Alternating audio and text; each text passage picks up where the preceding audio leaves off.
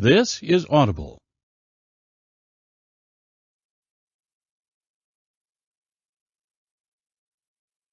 The 38 Letters from J D Rockefeller to his son. Perspectives, Ideology, and Wisdom. Written by J D Rockefeller. Narrated by Rick Font.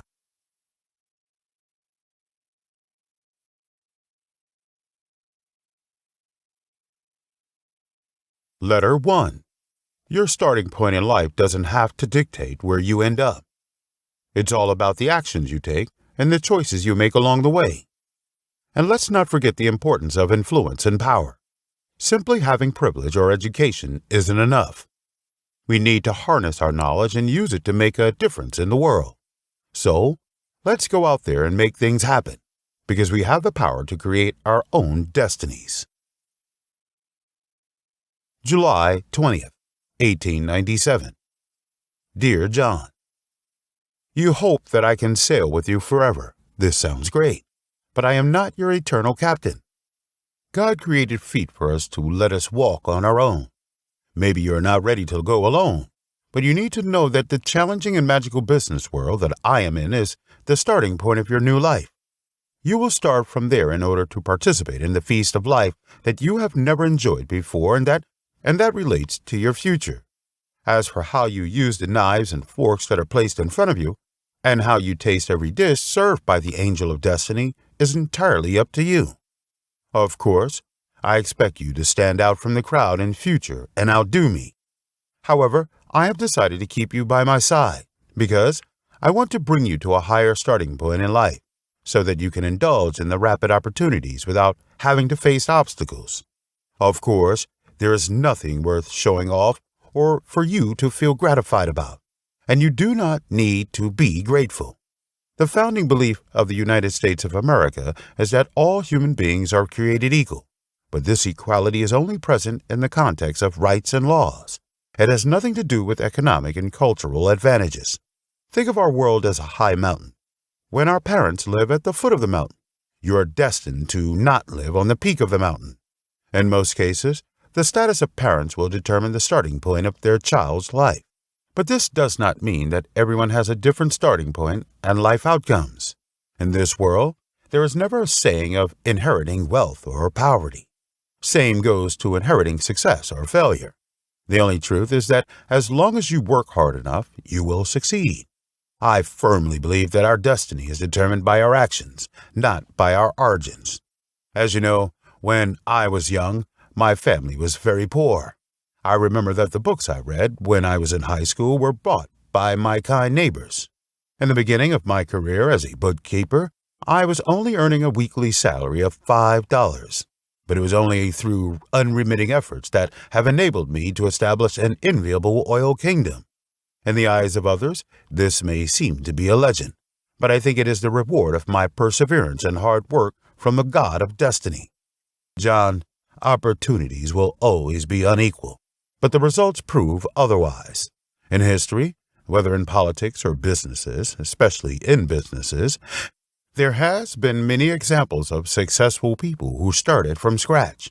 They have had only a few opportunities because of poverty, but they eventually achieved fame because of their past struggles. However, history has also been filled with examples of rich children who were privileged but have failed in life. According to a study that was conducted in Massachusetts on 17 wealthy people, it was revealed that none of their children left the world wealthy. A long time ago, there was a story in society that satirized the incompetence of rich children. It mentioned that in a small bar in Philadelphia, a guest was talking about a millionaire when he said, "He is a self-made millionaire." "Yeah," a smarter man next to him replied. "He inherited $20 million, but now he is only left with $1 million. This is a distressing story, but in our society today, the rich children are caught between advancing and retreating. Many of them are destined to be sympathetic and pitiful, and even go to hell. The glory and success of the family cannot guarantee the future of its children and grandchildren. I admit that the early advantage is really helpful, but it does not guarantee them a victory in the end. I have thought about this distressing problem for rich children more than once. I feel that once rich children begin taking advantage of their family's success, they will have little opportunity to learn and develop the skills needed for survival. People of poorer backgrounds will actively develop their creativity, abilities, while also cherishing and seizing various opportunities because they urgently need to rescue themselves. I have also observed that the kind of ambition of the rich children have often lacks the motivation and attributes the poor. Hence, they resort to praying for their own success. Therefore, when you and your sisters were very young, I deliberately concealed the fact that I was well off. I instilled many values such as frugality and personal struggle in you because I know that the quickest way to harm someone is to give them money. It can make people corrupt, depraved, arrogant, and cause them to lose their source of happiness. I cannot bury my beloved children with wealth and foolishly make you all into one that is incompetent and only depends on the success of their parents. A truly happy person is one who is able to enjoy his creation. Those of whom that are like sponges that only takes without giving will only lose happiness. I believe that there is not one person in the world that does not long for a happy and luxurious life. Yet not many people truly understand where it comes from. In my opinion, it does not come from wealthy blood, nor from a luxurious lifestyle, but from a luxurious character, the spirit of self-reliance. Only by looking at noble people who have won the respect of the world and exhibit charisma wherever they go, will we then know the worth of independence. John, every move of yours will be of concern to me. However, as compared to being concerned, I am more confident in you, and I believe in your excellent character, a character that is more valuable than any wealth in the world, that will help you pave a good future and lead a successful and fulfilling life. But you need to have these strengthened to believe that even though the starting point will affect the outcome, it does not determine it. Factors such as ability, attitude, character, ambition, method, experience, and luck play an extremely important role in life and the business world. Your life has just begun, but a battle of life is in front of you. I can deeply feel that you want to be the winner of this war, but you must know that everyone has the will to pursue victory, and only those who are determined and ready will win. My son, the privileged but powerless people are a waste, while the educated and unaffected people are a pile of worthless garbage. Find your own way, and God will help you. Love, your father.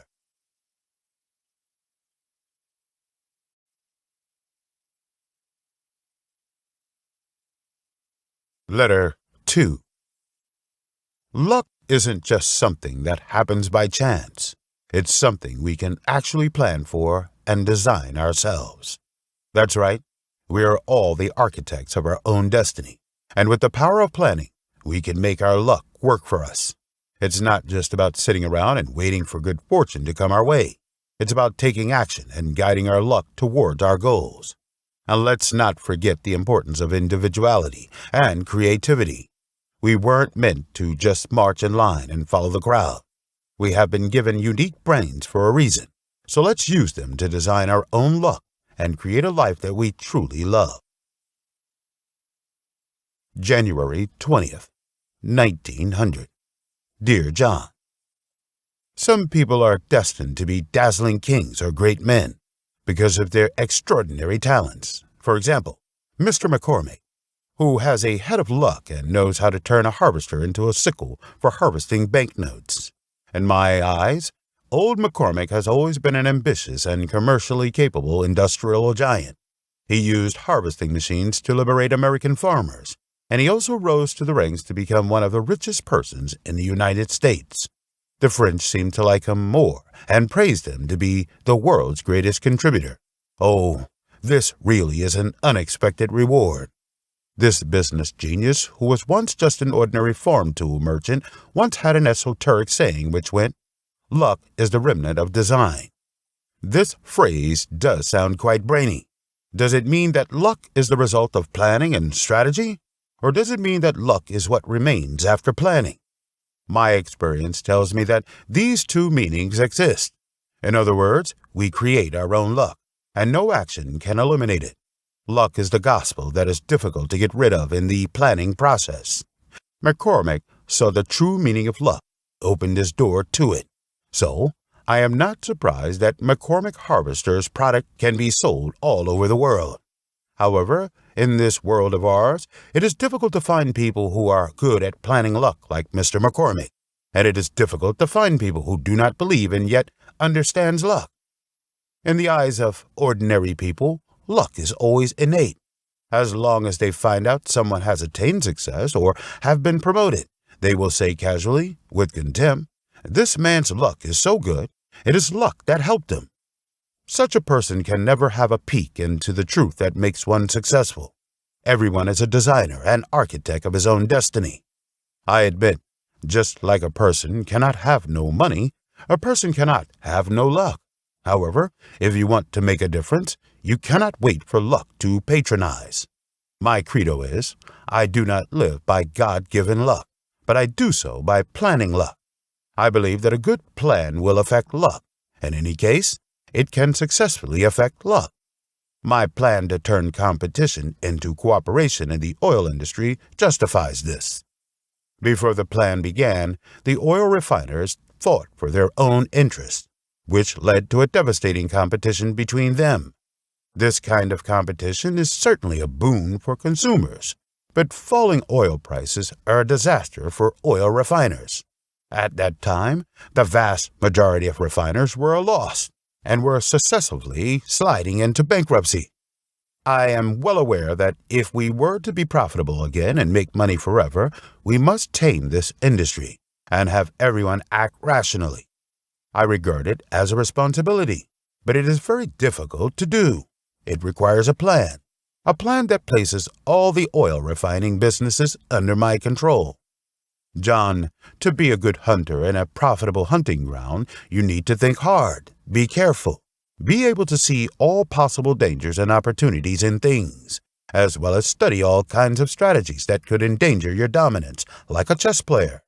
I thoroughly researched the situation and evaluated my strength. I decided to use the base camp of Cleveland as my first battlefield to launch a war in order to rule the oil industry.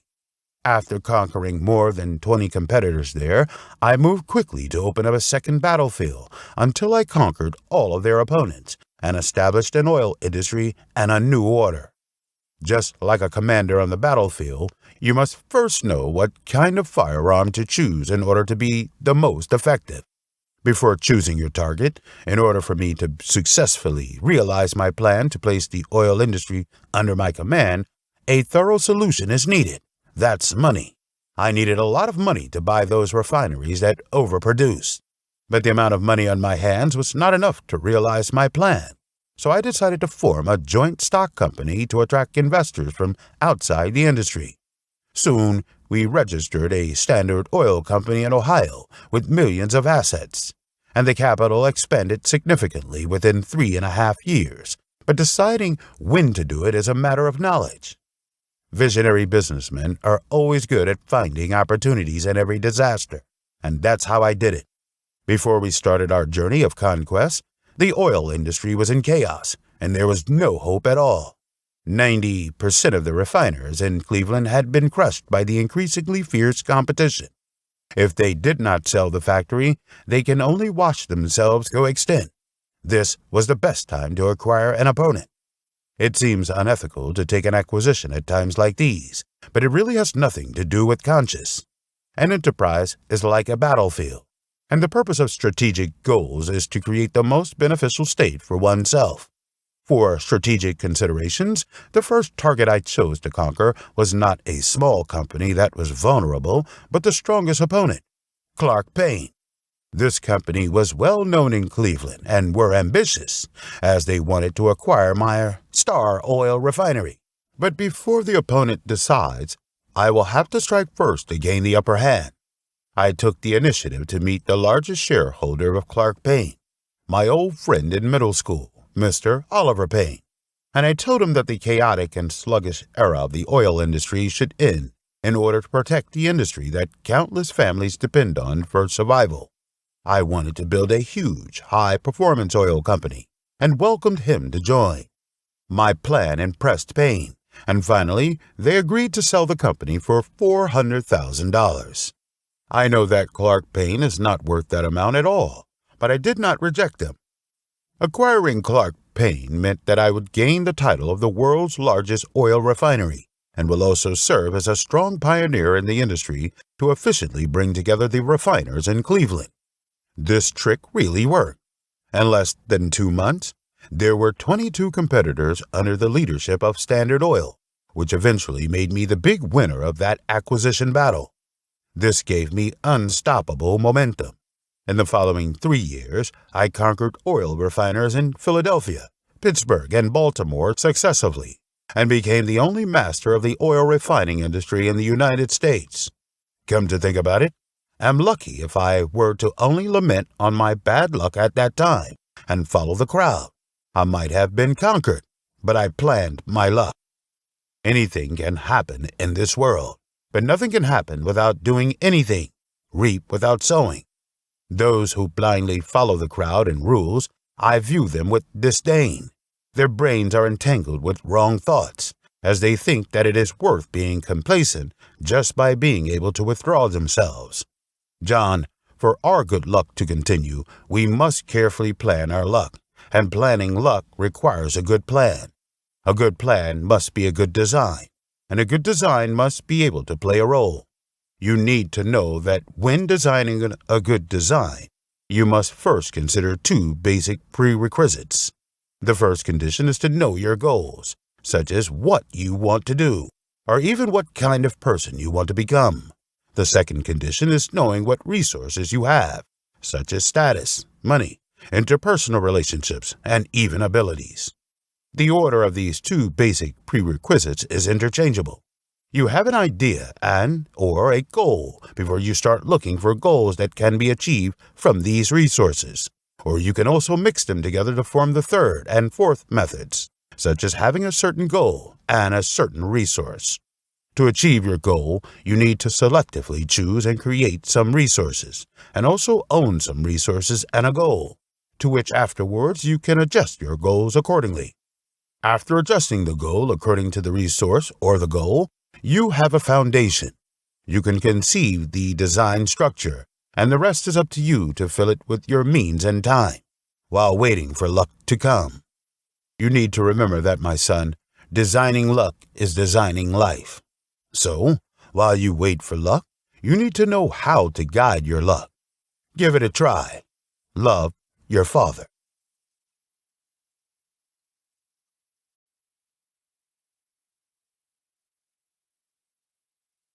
Letter 3. Heaven and Hell. It's important to remember that the true reward for our hard work is not the tangible benefits we receive, but rather the personal growth we experience along the way. How we perceive our work can have a profound impact on our lives. If we view it as a source of pleasure, life can feel like heaven. However, if we view it as a burden, life can feel like a never-ending hell. By having faith and persevering through difficult times, we can transform our struggles into a source of hope and inspiration. With determination, we can overcome any obstacle and achieve our dreams.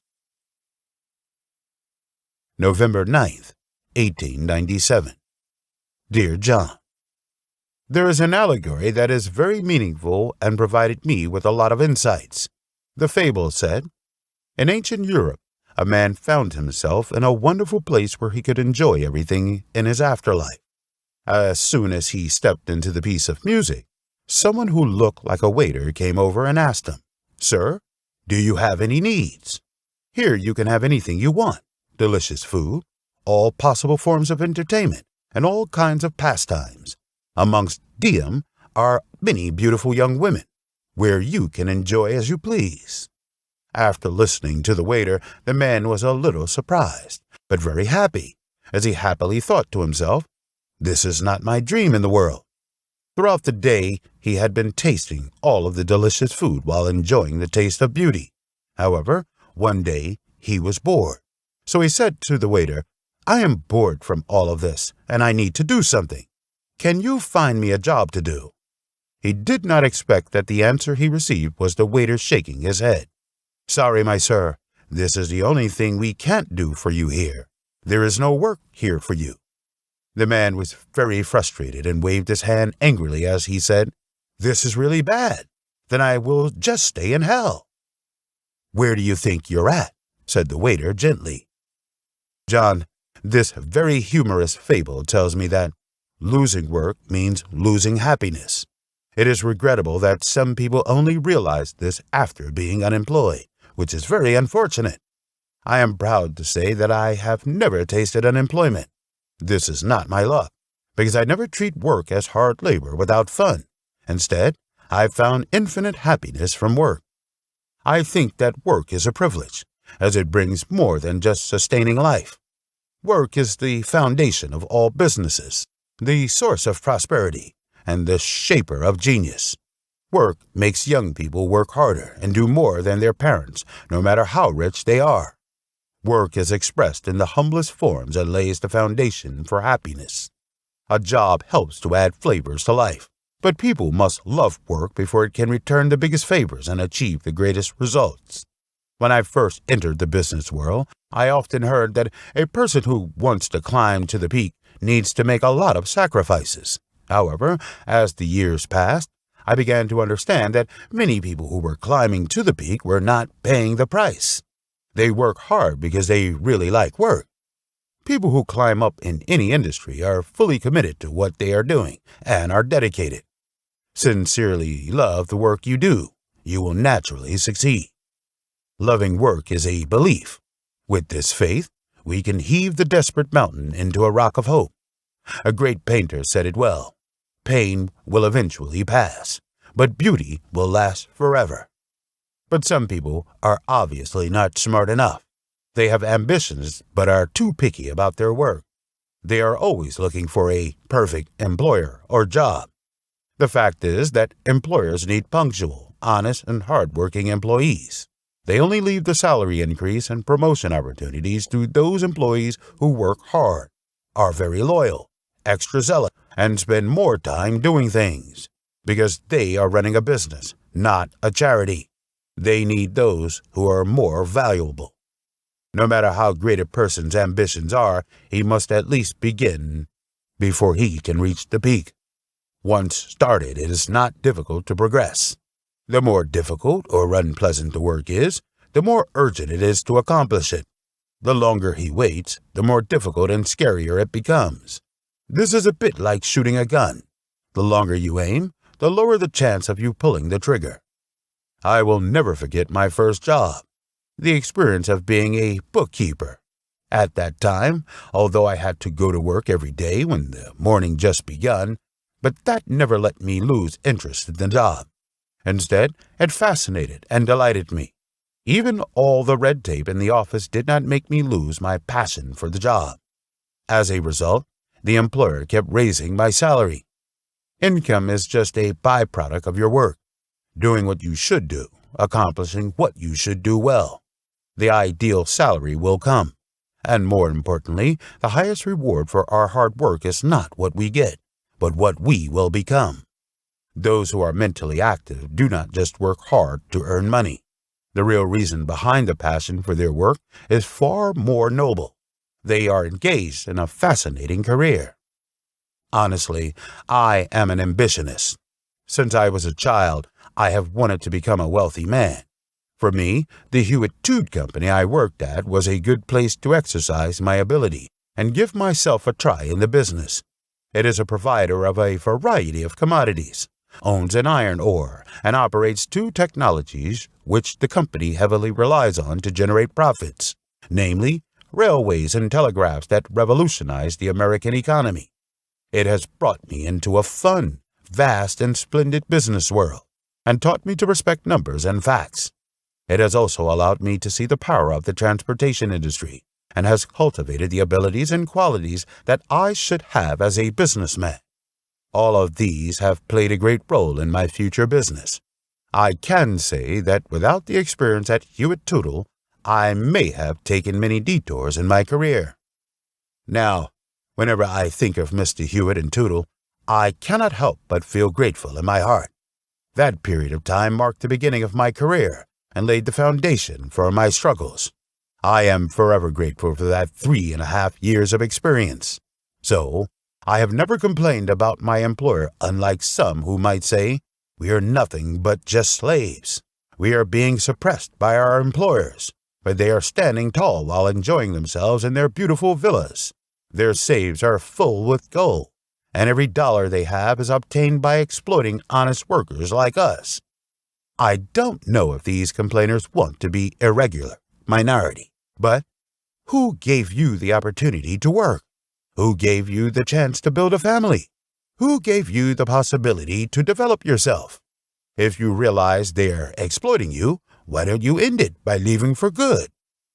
The workbench is a type of attitude. It determines whether we are happy or not.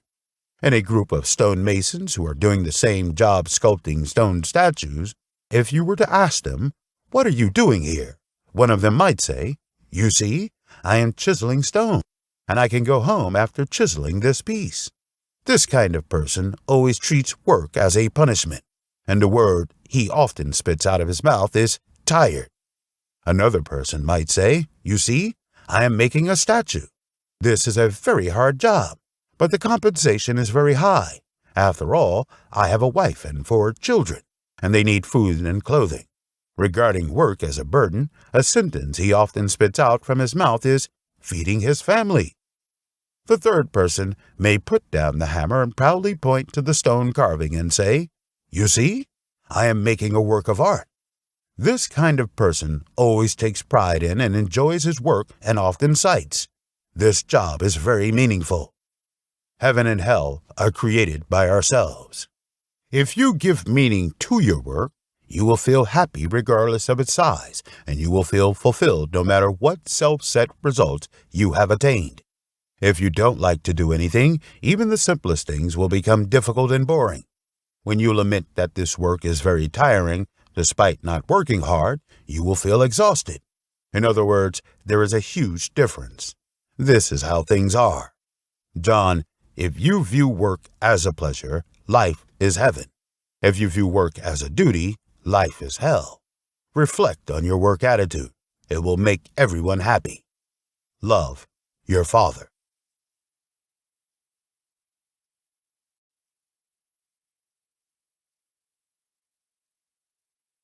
Letter 4. Do it now. Opportunity comes from taking action. You can't wait for opportunities to come to you. You have to go out and create them yourself. Don't be afraid to take risks and seize opportunities when they present themselves. Remember, bad habits can be our downfall and determine our success or failure. It's easy to fall into bad habits, but it's much harder to break them. So, strive to develop good habits and maintain them. It's one thing to come up with a great idea, but it's another thing entirely to put that idea into practice and make it a success.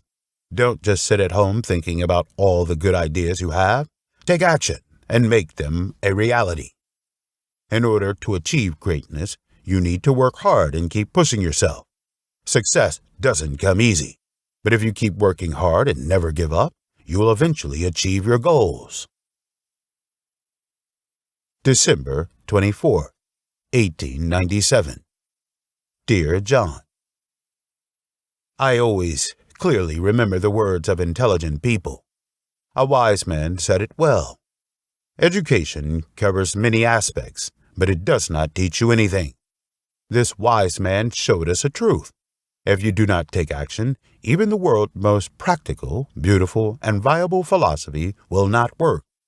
I have always believed that an opportunity comes from another opportunity, as even the best ideas have flaws. Even if it is a very ordinary plan, if it is actually implemented and developed, it will be much better than a good plan that is abandoned halfway, because the former will be carried out consistently, but the latter has already been given up. So, I said that there is no secret to success. To achieve positive results in life, it is of course good to have extraordinary wisdom and special talents. There is nothing wrong with it. As long as you are willing to take active actions, you will be closer to success. Unfortunately, many people have not remembered this biggest lesson, and as a result, they have resulted in mediocrity. If you look at the ordinary people, you will find that they are all living passively. They always say much more than they do, or even do nothing. But almost all of them are good at finding excuses. They will find various excuses to procrastinate until they finally prove that this matter should not be, unable to, or it is too late to be done. Compared to this kind of person, I seem to be much smarter and cunning. Mr. Gates touted me as an active and spontaneous individual. I am happy to hear this because I have lived up to it. Positive action is another positive attribute of mine. I never like to talk in vain, because I know that there is no result without action, and there is nothing in the world that is obtained just from thinking. As long as people are alive, they must consider taking action. Many people admit that knowledge without experience is useless. But what is even more frustrating is that even if there is knowledge and wisdom but no action, everything is still empty talk. Action and adequate preparation can actually be seen as two sides of an object. We need to live modesty. Too much preparation but no action at all will only waste time eventually. In other words, everything must be done with limits. We cannot fall into the trap of continuous deliberation and planning, but we must recognize the reality. No matter how detailed the plan is, we still cannot accurately predict the final outcome. Of course, I do not deny that planning is very important. It is the first step to achieving favorable results. But planning is not and cannot replace action. Just like playing golf. If you have not completed the first hole, you cannot progress to the second hole. Action solves everything. Without action, nothing will happen. We cannot buy foolproof insurance, but what we can do is make up our minds to fulfill our plan. People who lack action have a bad habit. They like to maintain the status quo and refuse to change. I think this is a bad habit that is deceptive and self-destructive, because everything is changing. Just as people will live and die, there is nothing constant. But because of one's inner fear, the fear of the unknown, many people resist change. Even if the status quo does not satisfy him, he dares not take a step forward. If you look at the people who should have succeeded in their careers but did not, you know that it's not hard to sympathize with them. Yes, everyone will be worried and scared when deciding on a huge event and will be faced with a dilemma. But the action group will use the determination to ignite the sparks in their soul, come up with various ways to fulfill their wishes, and gain the courage to overcome all kinds of difficulties. Many people who lack action are naive and like to sit and wait for things to happen naturally. They naively think that others will care about their affairs. In actual fact, other than yourself, others will not be very interested in them. People are only interested in their own things. For example, in a business, the higher our profit, the more we must take the initiative to act, because the success or failure has little to do with others. They will not care. At this time, we'd better push it. If we are lazy, retreating, and waiting for others to take the initiative to kickstart things, the results will be disappointing. Only by relying on oneself can a person then not let himself down and increase his chance to control his destiny. Smart people will only make things happen. The most frustrating thing in life is that there are too many things to do, but there is not enough time. As a result, just by thinking about the plans that are unable to be carried out, we'll only intimidate ourselves, and we end up not accomplishing anything. We must admit that with limited time, no one can complete everything. Smart people know that not all actions will produce good results, and only wise actions can bring meaningful results. So smart people will only learn from the work that has a positive effect in the future, and only concentrate on the work related that gives the greatest results. Hence, smart people always make the most valuable contribution and reap a lot of benefits. To eat an elephant, you need to eat one bit at a time. Same goes to when you are doing something. If you want to accomplish everything at one go, you will only let the opportunity slip away. My motto is, only takes unfair treatment for emergencies. Many people make themselves into a passive person. They want to wait until all conditions are perfect. That is, when the time is right, before taking action.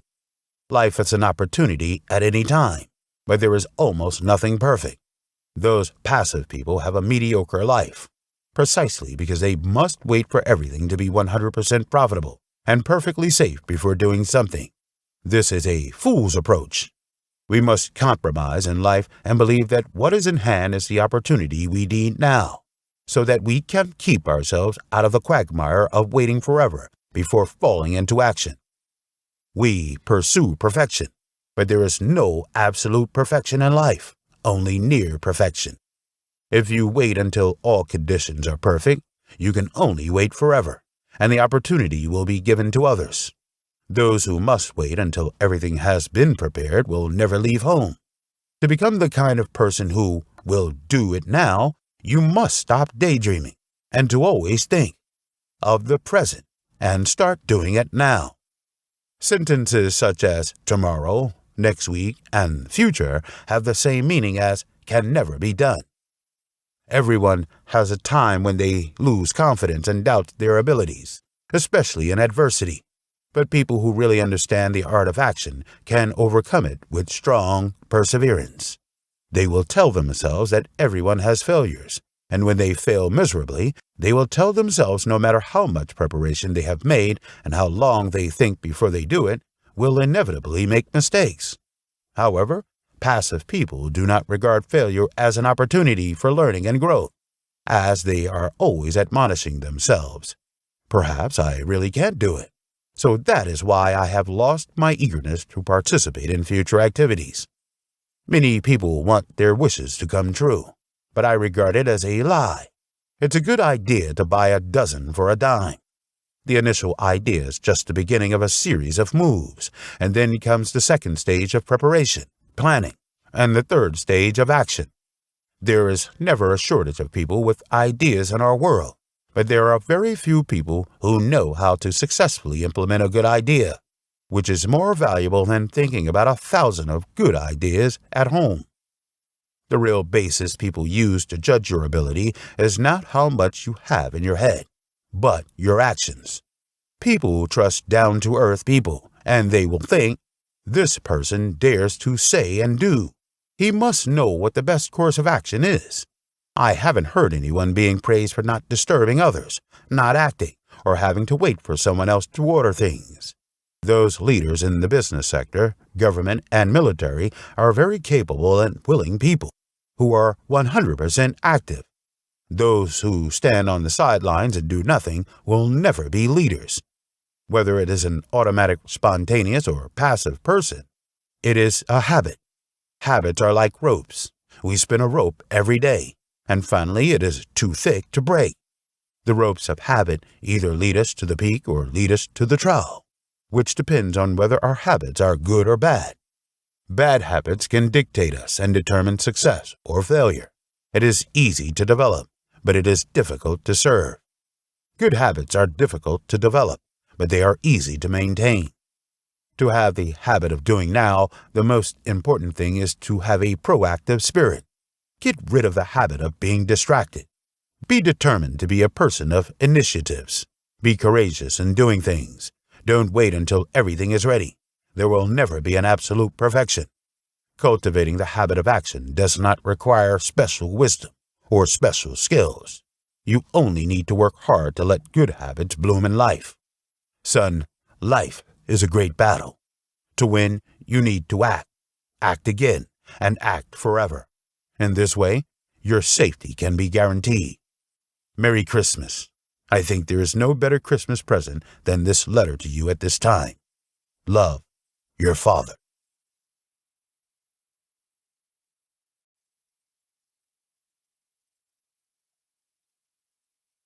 Letter 5. Be determined to compete. I do not go into war, but I destroy competitors. Life is full of ups and downs, and we may not always come out on top. However, even in defeat, it's important to maintain our dignity and lose gloriously. We should never rely on crutches to support us, but rather stand strong on our own 2 feet. Remember, There is no shame in admitting defeat, but there is in surrendering without a fight. We must be willing to stand up for what we believe in and fight for our dream, no matter how difficult the battle may seem. February 19, 1901. Dear John, I have bad news to tell you that Mr. Benson passed away last night. I am very sad. Mr. Benson is an old rival and one of my few admired opponents. I am deeply impressed by his outstanding talent, tenacious will, and grace. To this day, I still remember the joke he made with me after our alliance. He said, "Mr. Rockefeller, you are a brilliant predator who is not soft-hearted.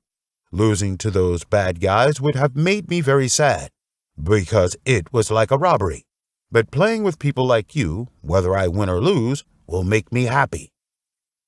At that time, I could not tell whether Mr. Benson was complimenting me or praising me. I told him, "Mr. Benson, if you can replace the predator with the conqueror, I think I will gladly accept it." He smiled. I admire the warriors who are still fighting bravely against their enemy. Mr. Benson is such a person. Before Benson became my enemy, I had just defeated the nation's largest railroad company, the Pennsylvania Railroad Company, and successfully subdued the nation's fourth and last large railroad company, Baltimore and Ohio Railroad Company. Just like that, together with my most loyal allies, the Erie Railroad Company and the New York Central Railroad Company, the four major railroad companies in the United States have all become tools for me to tame.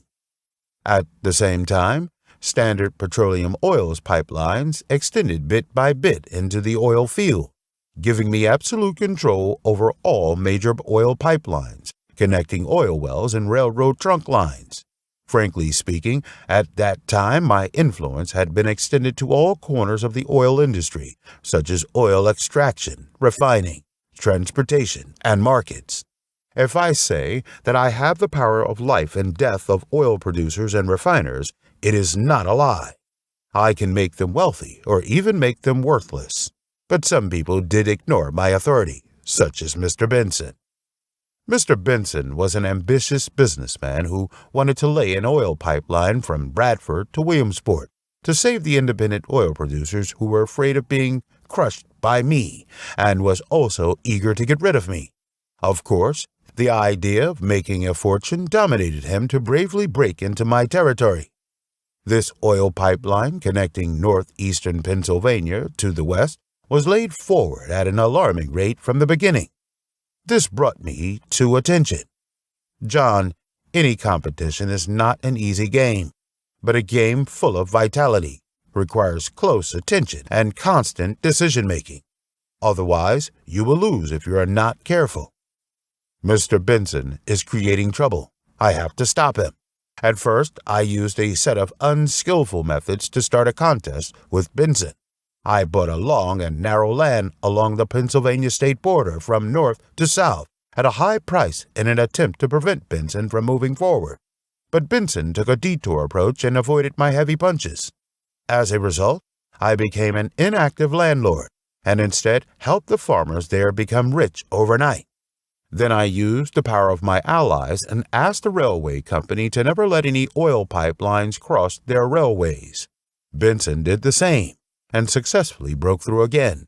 Finally, I wanted to use the power of the government to stop Benson, but without success, as I watched Benson become a hero.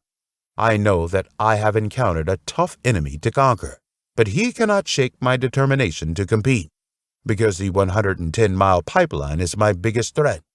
If I let the crude oil flow there unimpeded, they will also acquire the supply line to New York. Then, Benson will replace me as the new owner of the New York oil refining industry. Concurrently, I will also lose ownership over the Bradford oil field. This is something I cannot allow. Of course, I do not want to push them to the brink of desperation and trap them. My real goal is to get what I want without paying too high of a price. I can't let Benson come here and destroy the market that I built with all my efforts. This is my life's effort. So, when the Benson's company was about to start surging, I proposed to buy their stock. Unfortunately, they refused. This angered many people. Mr. O'Day, who was overseeing the company's pipeline transportation business, wanted to destroy it to punish those who did not know better. I despise such an evil idea, as only incompetent people will use such undesirable methods. I told O'Day, "Kill your stupid idea. I never thought I would lose, but even if I lose, the only thing I should do is to lose gloriously. If anyone can play tricks behind his back without being caught, he will almost certainly gain a competitive advantage. However, evil and unethical behavior is very dangerous. It will make him lose his dignity, and he may even go to jail. Any deceptive and unethical behavior cannot be sustained and cannot be a reliable corporate strategy. This only destroys the present situation, which will make the future increasingly difficult and even impossible to gain another opportunity. We must pay attention to rules, because rules can create relationships. Relationships will bring long-term businesses. Good transactions will create more transactions. Otherwise, we will end our good luck in advance. As far as my nature is concerned, I do not meet competition. I destroy competitors. But I do not need a bright victory. I want to win it good, thorough, and decent. Just as Benson was proud in enjoying his success, I launched a series of offensives that made him difficult to parry. I sent someone to place a large amount of orders to the storage tank producers, asking them to ensure production and deliver on time, so that they have no capacity to take care of other customers, including Benson. Without storage tanks, oil producers can only dump the crude oil that they produce into the wilderness. Instead of accepting the oil couldn't be shipped, Mr. Benson made a loud complaint.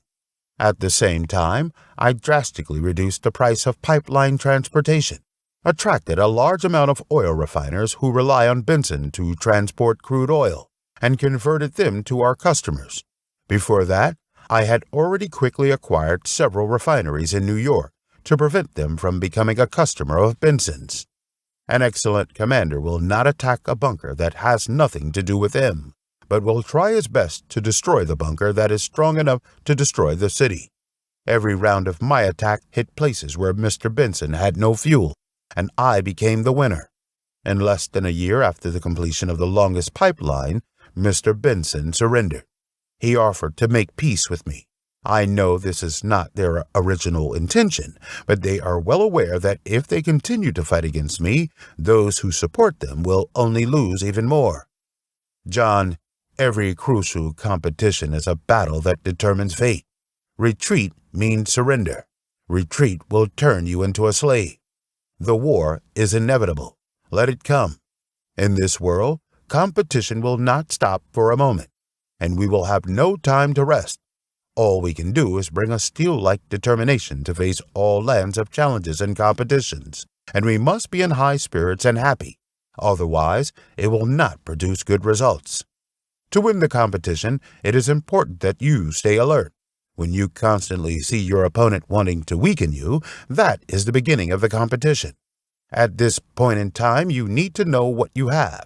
That kindness and tenderness may hurt you, but then you need to use all the resources to win the battle. Of course, to win the competition, courage is only one aspect of winning, and you also need to have strength. Crutches cannot replace strong and powerful feet. We must stand on our own feet and rely on ourselves. If your feet are not strong enough to support you, you should not give up and admit defeat, but should work hard to hone, strengthen, and develop your feet and let them exert their power. I think Mr. Benson, who is in heaven, will agree with me. Love, your father.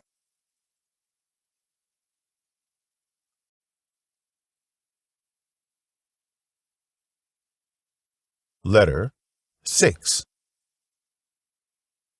The concept of borrowing money is viewed as a means to create opportunities for a prosperous future. Rather than focusing on potential losses, successful individuals approach competition with the mindset of identifying strategies to emerge victorious. Even when faced with seemingly insurmountable challenges, these individuals recognize the hidden potential for greater opportunities. April 18, 1899. Dear John, I can understand why using my money to go to the stock market makes you feel a little uneasy, because you want to win, but you are afraid to lose in that adventurous world, and the lost money is not yours, it is borrowed, and you still have to pay interest. This kind of unbearable feeling seemed to have been ruling me since the beginning of my entrepreneurship, and even after becoming more accomplished. So, every time before borrowing, I will ponder between prudence and adventure, as I struggle, even failing to fall asleep whilst laying on my bed and thinking of ways to repay the debts. It is often said that people who take risks often fail. But why doesn't this apply to idiots? After my fear of failure, I still manage to always get up and decide to borrow money again. In fact, in order to improve, I have no other ways to go but to borrow from the bank. Son, what is presented to us is often a great opportunity to solve tricky problems ingeniously. Borrowing money is not a bad thing. It won't make you bankrupt as long as you don't treat it like a life buoy when you only use it in times of crisis. But instead, treat it as a powerful tool. You can use it to create opportunities. Otherwise, you will fall into the quagmire of fear and failure, where fear will restrain you from attaining great achievements, and no success will be achieved in the end. Among the wealthy people I know or acquainted, there are very few people who rely on accumulating small bits of wealth day by day to eventually become who they are now. More people make money by borrowing money. The reason is not esoteric. Buying and selling $1 profit each is far less profitable than buying and selling $100. Whether it is to win wealth or to win in life, what good people think about in competition is not what they will lose, but what they should do to become a winner. Borrowing money is to create good luck. If you can borrow enough cash to mortgage a piece of land and allow myself to monopolize a larger area, then I will seize this opportunity without hesitation. When I was in Cleveland, I won the top position in the Cleveland oil refining industry for expansion. I owed many huge debts and even mortgaged my business. In the end, I succeeded and created shocking achievements. Son, life is a constant mortgage. We mortgage our youth for the future and mortgage our lives for happiness. Because if you dare not approach the bottom line, you lose. Wouldn't it be worthwhile to take the risk to attain success? When it comes to mortgages, I want to tell you that when I received a huge sum of money from a banker, not only was my business mortgaged, but also my honesty. I regard contracts as sacred things. I strictly abide by the contracts and never default on debts. I never forget to treat investors, bankers, customers, including competitors, with sincerity. When discussing issues with them, I always insist on telling the truth, never making things up or speaking ambiguously, as I firmly believe that lies will always eventually surface. The rewards of being honest are enormous. Before I walked out of Cleveland, the bankers who knew my character had rescued me from numerous crises that were hard to escape from. I clearly remember that one day, one of my oil refineries suddenly caught fire and I suffered heavy losses. Since the insurance company was unable to pay the insurance premium and I needed a sum of money to rebuild the enterprise, I had to make additional loans to the bank. Now, the thought of the bank loan that day made me excited. Originally, in the eyes of the bankers who lacked vision, the oil refining industry was already a high-risk industry. Providing funds to this industry was no less than gambling. Plus, my oil refinery was just destroyed. So some bank directors were hesitant on the additional loan and did not approve them. At this moment, one land soul, Mr. Stillman, asked a staff member to bring his own safe and waved at several other directors. Listen to me, gentlemen. Mr. Rockefeller and his partners are very well-accomplished people. If they want to lend more money, I urge you to lend them without hesitation. If you want to be more assured, take however much you need. I subdued the bankers with my honesty. Son, honesty is a method and a strategy because I paid with my own honesty. I have won the trust of bankers and more people, and because of it, I survived numerous difficult times and embarked on an expressway to success. Today, I no longer need to turn to any bank. I am my own bank, but I will always be grateful to the bankers who have helped me so much. Your future may be managing a business. You need to know that the purpose of running a business is to make money. Expanding an enterprise can make money, but mortgaging a company is also an important matter with regards to managing and using money. If you only focus on one function and ignore the other, you will face failure. In the worst case, it may cause a financial collapse, and in a better case, you may miss many opportunities. Managing and using money is different from the determination to make money, and it requires different beliefs. To manage and use money, you must be willing to manage the numbers yourself, and not just simply talk about management and strategy. God is shown in the details. If you neglect these details or detach from the details and authorize this miscellaneous task to others to do, it is equivalent to neglecting at least half of your important business responsibility. The details should never hinder enthusiasm. To be successful, you need to remember two things. One is tactics, and the other is strategy. Son, you are moving towards winning a great life. This has been your goal all the time. You need to be brave and do so continually. Love, your father.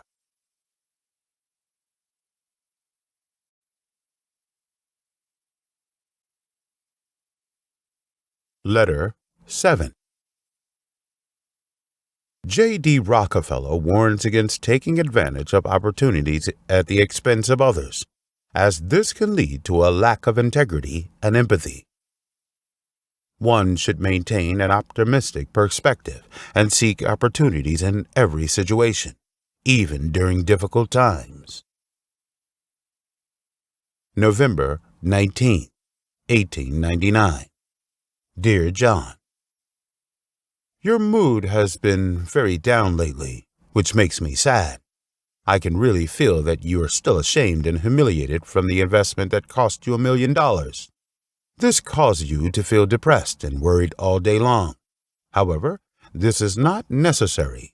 A failure does not show anything and will not put the label of incompetency on your forehead. Be happy, my son. You need to know that no one in this world leads a smooth life. On the contrary, they live side by side with failure. Perhaps it is because there are so many helpless failures in this world that the pursuit of excellence becomes fascinating. It still makes people chase after it, even at the expense of their life. Even so, failure still comes. Our fate is the same. It is just that, unlike some people, I take failure as a glass of spirits. It is bitter when you drink it, yet it gives you plenty of vitality. When I first stepped into the business world and prayed to the God to bless our new company, a catastrophic storm hit us. At that time, we signed a contract to buy a large amount of beans and were prepared to make a lot of money. But we did not expect that a sudden visit from frost would come and crush our sweet dreams. Half of the beans we got were destroyed, and some unscrupulous suppliers also added sand, small beans, and straw. This business was destined to fail, but I know that I cannot be depressed, let alone be immersed in failure. Otherwise, I will drift further away from my goals and dreams. There is no free lunch in the world, and it is even more impossible to maintain the status quo. If you stay still, you will regress. But to move forward, you must be willing to make decisions and take risks. After that business failed, I borrowed money from my father again, although I was not very reluctant to do so. Moreover, to make myself superior in managing my business, I told my partner, Mr. Clark, that we must promote ourselves and let our potential customers know through newspaper advertisements that we can provide large prepayments and can supply large amounts of agricultural products in advance. As a result, courage and diligence saved us. In that year, instead of being affected by the bean incident, we made a considerable net profit. Everyone hates failure. However, once avoiding failure becomes your motivation for doing things, you embark on a path of laziness and powerlessness. This is terrible, especially for such a disaster, because this heralds the possibility that people might lose the opportunities they might have. Son, opportunity is a scarce thing. People are prosperous and rich because of opportunity. Look at those poor people, and you will know that they are not incompetent or stupid, neither are they not hardworking. They are deprived from opportunities. You need to know that we live in a jungle where the weak are prey to the strong, where you either eat people or risk being eaten by someone else. Evading risk is almost a guarantee of bankruptcy. But when you take advantage of the opportunity, you are depriving others of the opportunity just to guarantee yourself. If you are afraid of failure, you will not dare to take risks and then lose the opportunities that are placed right in front of you. Therefore, my son, in order to avoid losing opportunities and retain your qualifications for competition, it is worthwhile to pay for our failures and setbacks. Failure is the beginning of the journey to a higher position. I can say that what I have achieved today was from climbing the spiral ladder of failure and then rose from there. I am a clever loser. I know to learn from failures, draw success factors from my experience through failure, and use innovative methods that I have never thought of before to start a new career. So, I want to say that failure is a good thing as long as it does not become a habit. My motto is, people always have to maintain their energy, remain strong and persistent, no matter what failures and setbacks they encounter. This is the only thing I can do. I myself can understand what I should do to make myself feel happy and what is worth my efforts. Fundamental expectations, like a broom in the hands of a cleaner, will sweep away all the trash that you face when on your way to success. Son, what are your fundamental expectations? As long as you don't throw it away, success will surely come. Optimistic people will see opportunity in suffering, and pessimistic people will see suffering and opportunity. Son, remember the formula of success that I believe in. Dream plus failure plus challenge equals success. Of course, failure has its lethal power. It can make people depressed, decadent, lose their fighting spirit and willpower. What matters is what you see failure as. The genius inventor, Mr. Thomas Edison, before illuminating Mr. Morgan's office with electric lights, conducted a total of more than 10,000 experiments. To him, failure is a test field for success. 10 years ago, a young reporter from the New York Sun interviewed him and asked, "Mr. Edison, your current invention has failed 10,000 times. What do you think of this?" Edison was very immune to the word failure. He said to the reporter in a wise manner, "Young man, your journey of life has just begun, so I tell you that will help you a lot in the future. I have not failed 10,000 times. I just invented 10,000 unworkable methods. The power of spirit is always so great. Son, if you declare spiritual mental bankruptcy, you will lose everything. You need to know that the career path is like a wave. If you step on the wave, the merits will follow. And if you make a mistake, you will be trapped in the shallows and sorrow for the rest of your life. Failure is a learning experience. You can either turn it into a tombstone or a stepping stone. There is no success without challenges. Do not stop because of a failure and overcome yourself. You are the biggest winner. I have great faith in you. Love, your father.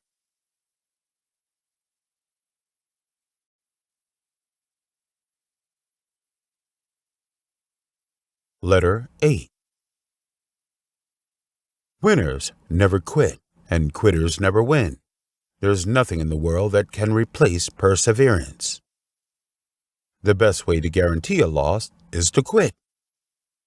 Too many people overestimate what they lack, but underestimate what they have. Too many people overvalue what they are not and undervalue what they are. February 12, 1909. Dear John, today is a great day. Today, the United States cherish a peculiar feeling of gratitude to commemorate the great and rare soul, the former President, Mr. Abraham Lincoln, who is worthy of God and mankind. I believe Lincoln deserves it. In my real memory, no one is greater than Lincoln. He has woven a successful and moving history of the United States. With his indomitable spirit, courage, and generosity, he liberated 4 million of the humblest black slaves and crushed 27 million locks that have been placed on the soul of people of color. This put an end to the sinful history of depraved, twisted, and narrow souls due to racial hatred. He avoided the disaster of the country's destruction and combined all different languages, religions, skin colors, and races into a brand new country. The United States became free because of him, and fortunately embarked on the broad road of integrity and justice. Lincoln was the greatest hero of the last century. Today, on this occasion of his centennial birthday, the whole country remembers what he has done for the United States, which is the best proof. However, when we reappear and appreciate his glorious cause, we should absorb and expand the special lessons of his life-persistent determination and courage. I think the best way for us to commemorate him is to imitate him and let his spirit of perseverance illuminate America. In my heart, Lincoln will always be the indomitable embodiment who was not frightened by difficulties. He was born impoverished and was driven out of his home. Life failed on his first time in business, and the second time he failed even worse, so it took him more than 10 years to pay off his debts. His road to politics was similarly bumpy. He lost his first campaign for state and lost his job. Fortunately, his second campaign was successful, but what followed was the loss of a loved one and failure to be elected as the state senator spokesperson. However, he was not discouraged. In the subsequent elections, he failed 6 times, but even after each defeat, he was still striving for the top until he was elected as the President of the United States. Everyone has gone through the vicissitudes of life and suffered mercilessly, but only a few people can be as resilient as Lincoln. After every failed campaign, Lincoln would motivate himself. This is just a slip-up, not as if I'm dead and unable to get up. These words held the power to overcome difficulties, and they were also the weapon that led Lincoln to fame. Lincoln's life wrote a great truth. Unless you give up, you will not be defeated. Success is a series of struggles. Almost all those great figures have suffered a series of merciless blows. Each of them almost surrendered, but they finally achieved brilliant results because of their persistence. For example, the great Greek orator Demosthenes, he was shy because he stuttered. After his father died, he left him a piece of land in hopes that he could live a prosperous life. However, the Greek law at the time stipulated that he must win the ownership of the land by debating in public before declaring his right to own the land. Unfortunately, because of his stuttering and shyness, he suffered a fiasco, and as a result, he lost that piece of land. But he was not knocked down. Instead, he worked hard to better himself. As a result, he created an unprecedented speech climax. History has overlooked the man who acquired his property, but for centuries, the whole of Europe has remembered a great name, Demosthenes. Too many people overestimate what they lack, but underestimate what they have, and lose the chance to become a winner. This is a tragedy. Lincoln's life was a great testimony of turning setbacks into victory. There is no lucky person who does not fail. It is important not to become a coward because of failure. If we do our best and still fail to achieve the goal, all we should do is to learn our lesson and strive to perform better next time. Frankly speaking, I have no intention to compare with President Lincoln, but I have some of his spirit. I hate it when my business fails and lose money. But what really concerns me is that I am afraid that in future business, I will be too cautious and become a coward. If that is the case, then my loss will be even greater. For ordinary people, failure is difficult to keep them on. while success is easy to continue. But this is an exception for Lincoln, for he will use all kinds of frustration and failure to drive him to the next level, because he has steel-like perseverance. He has a saying which was said well: "You can't sharpen your razor on a velvet." There is nothing in the world that can replace perseverance. Talent is not acceptable. Unprecedented talents abound, and geniuses who accomplish nothing is common. Education is also not acceptable. The world is full of people who are useless in learning. Only perseverance and determination will never be disadvantageous. As we continue to reach the peak, we must remember, each step of the ladder allows us enough time to step on, and then set foot to a higher level. It is not for us to rest. We are tired and discouraged on the way, but like a boxer said, you must fight another round to win. When encountering difficulties, we must fight another round. Everyone has unlimited potential inside, and unless we know where it is and insist on using it, it is worthless. Great opportunities do not seek external validation. However, we must work hard to grasp them. As the saying goes, strike while the iron's hot. It's really good. Perseverance and hard work are both important. Every no brings us closer and closer to a yes. Before dawn is always the darkest. This sentence is not a catchphrase. When we work hard and make use of our skills, a successful day will eventually come. Today, as we are grateful and praise President Lincoln, we must not forget to use his life's deeds to inspire ourselves. Even if we do so, our indomitable day has yet to come, and we are still a big winner, because we already have knowledge and know how to face life. That is greater success. Love, your father.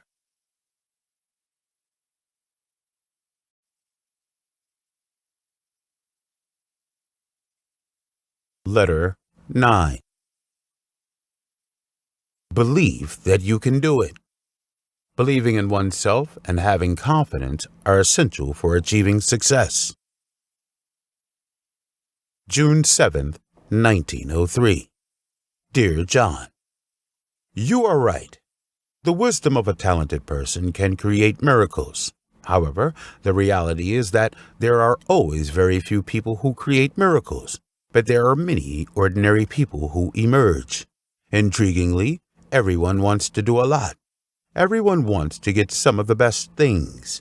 Everyone does not like to fawn on others and lead a mediocre life, and no one likes to think that she is a second-tier person, or feel that he is forced into this situation.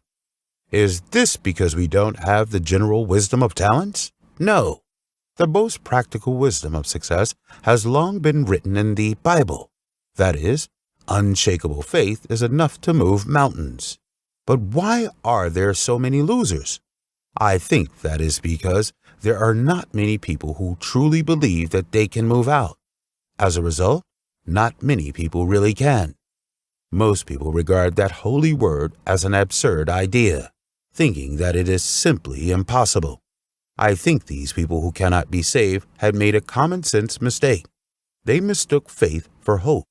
It is true that we cannot use hope to move a mountain, cannot rely on hope to win victory or make progress, nor can we rely on hope to have wealth and status. However, the power of faith can help us move a mountain. In other words, as long as we believe we can succeed. You may think that I am miraculous or mystifying the power of faith. No. Confidence produces the attitude of believing in, I can do it. And the attitude of believing in, I can do it, can produce the abilities, skills, and energy. Whenever you believe that I can do it, you will naturally come up with a how to solve method. And success is born once you successfully solve the problem. This is the process of confidence displaying its might. Everyone hopes that one day they can reach the highest level and enjoy the fruits of success that follows. However, most of them do not have the required confidence and determination. Hence, they cannot reach the top. It is also because they believe they cannot reach it. So they find a route to take where they cannot reach the top, and their actions always stay at the level of ordinary people. However, a few of my friends really believe that they will succeed one day. They carry out various tasks with the mentality of, I'm going to the top, and achieve their goals with strong confidence.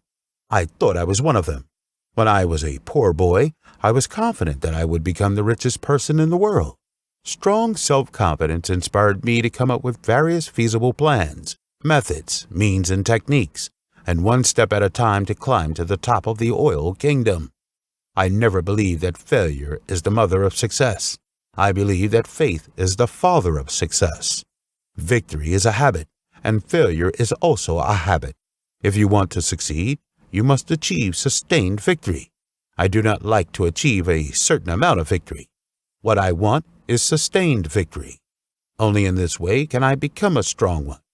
Confidence motivates me to succeed. Believing that there will be great results is the driving force behind all great careers, books, scripts, and new scientific knowledge. Believing in success is a basic and absolutely necessary element possessed by successful people, but the loser has graciously discarded these. I have talked to many people who have failed in their business and have heard countless reasons and excuses for failure. When these losers were speaking, they would often unwittingly say, "To be honest, I didn't think it would work. I felt uneasy before I started. In fact, it's not too surprising that this has failed." Adopting an attitude of, "I will give it a try, but I don't think there will be any results," will lead to failure in the end. Disbelief is a negative force. When you disagree or have doubts in your mind, you will come up with various reasons to support your disbelief. Suspicion, disbelief, the tendency to fail subconsciously, and the lack of desire to succeed are the main causes of failure. If you doubt it, you will fail. If you believe in victory, you will definitely succeed.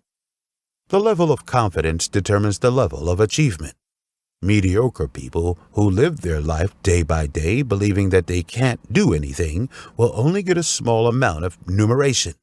They believe that they cannot do great things, so they really could not. They think that they are very unimportant, and everything they do is insignificant.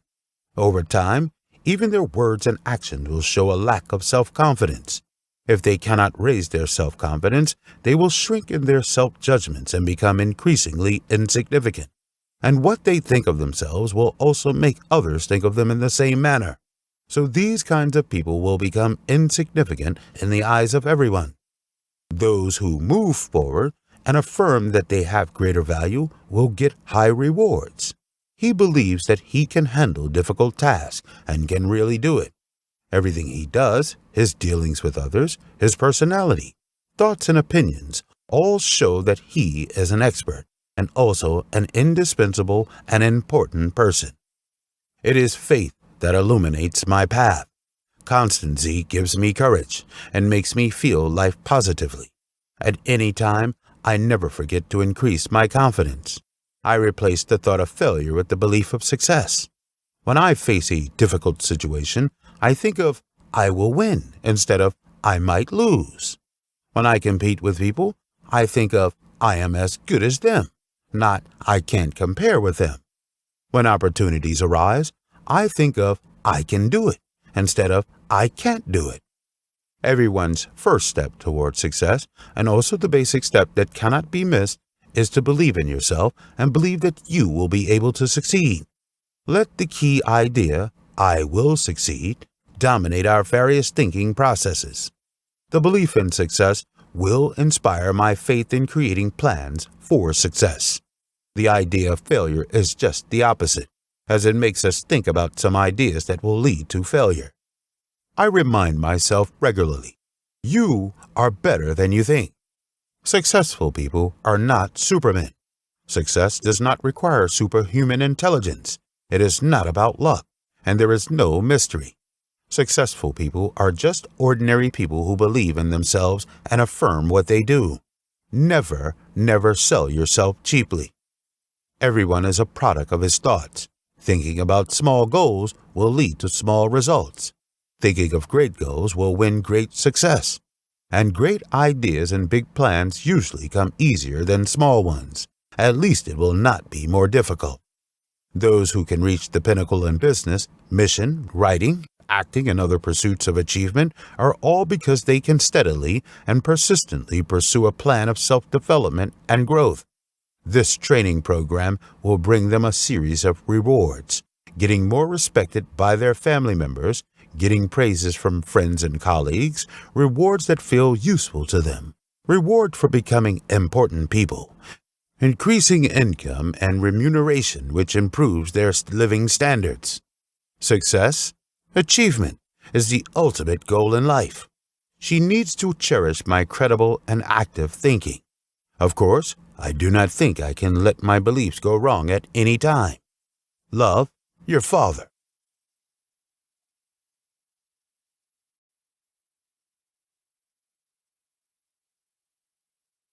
Letter 10. Being loyal to oneself is of utmost importance. While one may deceive an enemy, deceiving oneself is never an option. November 29th, 1899. Dear John, are you in a better mood? If not, I think you need to know something. You need to know that in this world, the vast majority of people are not immune to a special force that can easily peel off the cloak that wraps our humanity and expose us completely to the sun and just delineates us on the pure and dirty plates, so that all our defenses become pale and weak. No matter how clever we are, it is the test of our humanity, interest versus benefits. In other words, interest is the shadow that illuminates human nature. In front of it, all the essences related to mortality and ethics will be revealed and unobstructed. Maybe you think my words are a little absolute, but this is what my experience tells me. I am not a human historian. I don't know what explanation they will give to explain the nobility and ugliness of people, but my life course makes me firmly believe that interests seem to be invincible, and it can bring people, races, and countries who could have lived peacefully with one another together, and make people deceive each other. And those scams, traps of defamation, slander, and vilification, as well as cruel and merciless bloody battles and robber-style plunder, you will find the shadows that are chasing interest. In this sense, it is more accurate to say that we are slaves of interest rather than masters of our own souls. I can assert that in this world, apart from God, there is no one who does not pursue profit. From the moment you step into interpersonal relationships, a protracted life game for profit begins. In this game, everyone is your enemy, including yourself. You need to fight against your weaknesses and against all the evils that build happiness on your pain. Therefore, when I saw through all this, I always adhered to a principle. I can deceive the enemy, but I never deceive myself. Fighting back at the enemy who is shooting me will never disturb my conscience. Son, please don't get me wrong. I don't intend to paint our world with an oppressive and suffocating gray. In fact, I long for friendship, sincerity, kindness, and all the beautiful emotions that can nourish my soul, and I believe in them. It must exist. However, it is a pity that in the market of chasing fame and fortune, it is difficult for me to get this land of satisfaction, and I often encounter betrayal and deception. To this day, I can still clearly remember the experiences of being deceived several times, which is unforgettable. The most painful deceit I experienced occurred in Cleveland. At that time, the oil refining industry was almost unprofitable due to overproduction, and many oil refiners had fallen into bankruptcy. Also, Cleveland is far away from the oil field, which means that compared with those refineries in the oil field, we had to pay a premium for the long-distance transportation, which put ourselves in an unfair position. I am determined to change it. I want to acquire a large-scale refinery that is struggling on the death line, forming a joint force and a unified action so that everyone's wallet will bulge. I told those refinery owners who were on the verge of bankruptcy that we are at a disadvantage in Cleveland and what we must do to protect ourselves together. I think my plan is very good. Please think about it. If you are interested, we will be happy to discuss with you. Because of my kind wishes and strategic considerations, I bought many worthless factories. They are just like old rubbish, only worth throwing into the scrap iron pile. But some people are so evil, selfish, and ungrateful. After they got my money, they became enemies, unscrupulously tore up their agreement with me, made a comeback, bought equipment with money earned with my help, returned to their old business, and publicly blackmailed me, asking me to buy their factory. These people have asked me to be honest and buy their paralyzed factory. I did it. However, the results were distressing. At that moment, my mood was terrible, and I even blamed myself for being honest and kind. Otherwise, I would not be embarrassed and helpless. What is the most unacceptable is that in profit-making games, today's friends will become tomorrow's enemies. This situation often happens, and my 2 church members have deceived me many times without restraining. For the sake of God, I do not want to count their sins, but I can tell you, I was shocked when I knew that I had been deceived by them. I do not understand why people who pray with me and swear religiously will want to abandon their pride, indulgence, and greed. How can they be so despicable? After all kinds of deceptions and lies, I told myself helplessly, you can only believe in yourself, and only in this way you will not be deceived. I know this kind of slightly hostile mentality is not good, but there are too many deceptions in this world, and guarding ourselves is an indispensable survival skill. Dealing with bastards will make you smart. Those evil teachers taught me a lot. If anyone wants to deceive me now, I guess it will be more difficult than crossing the Grand Canyon, because those demons helped me establish a set of rules for dealing with people. I think this set of rules will help you. I only show my feelings when the situation is only beneficial to myself. I can let my opponent teach me, but I will never teach my opponent, no matter how much I know about it. Think twice about everything, no matter how others may urge. Do not act without making a full consideration. I have my own truth, only responsible for myself. Be careful of those who ask me to treat them sincerely. They want to reap benefits from me. I know that deception is only a strategy in a profit-making game and cannot solve the problem. But I also know that games for profit are played day and night, so I must be vigilant from morning to night and understand. In this game, everyone is the enemy, because everyone takes care of their own interest first, whether or not it's good for others.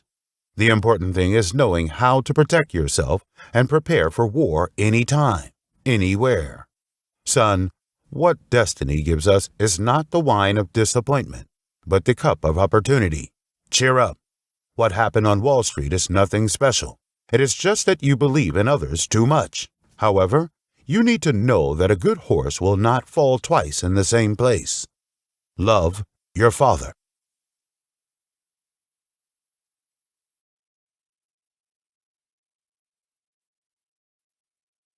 Letter 11. Greed is necessary. It's important to prioritizing oneself and taking control of one's own destiny. Prioritizing oneself is key, and creating one's own destiny is a must. May 6, 1918. Dear John, ignore those who say I am greedy. For many years, I have been enjoying this praise that seems not so wonderful to others, greed. This special tribute to me first appeared when my career was in full swing, when Rockefeller's name was no longer just a symbol of a person, but a symbol of wealth and a huge business empire. I remember that many people and many newspapers joined the ranks of praising me, but this kind of praise did not make my heart beat faster, even though I know that it is nothing more than to discredit me. And it is nothing more than to add a filthy lucre to the business empire I have created. But I know that there is a kind of power hidden in human nature, one that grows in places lacking ability and will. That is jealousy. When you surpass them, they will hate you, accuse you of using derogatory words, fabricate lies to slander you, and at the same time, they will be very arrogant in front of you. In my opinion, that is not arrogance. It is just weakness. What's interesting is that when you are far inferior to them and your life is unbearable, they will laugh at you again for being incompetent, stupid, and even belittle you to the point that you have no human dignity. My son, this is human nature. God did not give me a mission to change human nature, and I did not take the time to stop those people from wanting to praise me for being greedy. All I can do is to keep those who are jealous of me jealous, although I know that if I let them take away all the wealth that I have created, they will also take away their praise for me. But I can't. I believe that unless there is some magic, no one can. A gentleman will never argue with the ignorant, and I certainly will not argue with those who praised my greed. But I cannot refrain from despising their ignorance. Looking back calmly at history and examining the footprints of mankind, we can conclude that no society is not built on greed. Those who want to slander me, seemingly as if they are mortal watchmen, which one of them would not want to monopolize what they have? Who does not want to control all the good things? Who does not want to control everything that everyone needs? There are always many hypocritical people. There is no one who is not greedy. If you have an olive, you will want to have an entire olive tree. I have been living in the world for nearly 80 years. I have seen people who cannot eat steak, but I have never seen anyone who is not greedy, especially in the business world. There is only one word printed on the back of utilitarianism and money worship. That is greed. I believe that people who are not greedy in the future will still be rare on earth. Who will stop the pursuit and possession of beautiful things? Mr. Archibald said that I am a racehorse that could smell the finish line. But as soon as that happened, I would start sprinting. I know this is a bit flattering, but in my heart, I really reserved a place for greed. When I was in business school, one of my teachers said a phrase that I will never forget. It can be said to have changed my destiny. He said, "There is nothing wrong with being greedy. I think being greedy is a good thing. Everyone can be greedy. From the beginning of greed, there will be hope." When my teacher shouted this extremely provocative and irritating remark from the forum, the students in the audience were in an uproar. As long as you think about the meaning of greedy, you will know that this word completely violates the moral concept that most people have learned since childhood. This moral concept is integrated into religion, society, ethics, politics, and law. The role of the ruler will undoubtedly put a dirty mark on this word. But when I stepped into the society and embarked on the journey of creating wealth, I deeply realized that the classes I took was really worth it. My teacher's proposition was quite insightful. As those evolutionists told us, nature is not a benevolent and selfless place, but a place where the strong are kings and the fittest live. So is our so-called civilized society. If you are not greedy, you may just be eaten by others. After all, there are not many delicious desserts. If you want to create wealth and achievements and an extraordinary life, then I feel that you cannot forget about greed is a good thing. Greed is necessary. The subtext of greed is that I want more and monopolize it. Who has never made me cry in my heart? Politicians will say, I want to be in power, and I want to be the governor before being the president. Business people will say, I want to make money. I want to make more money. Parents will say that I hope my son can achieve something and live a prosperous and happy life forever, and so on. Only when limited by morality, dignity, and face value can people tightly cover up greed and make greed a taboo. In fact, as long as the world that wants to chase fame and fortune is not destroyed, as long as happiness does not become as easy to get as air, human beings cannot stop being greedy.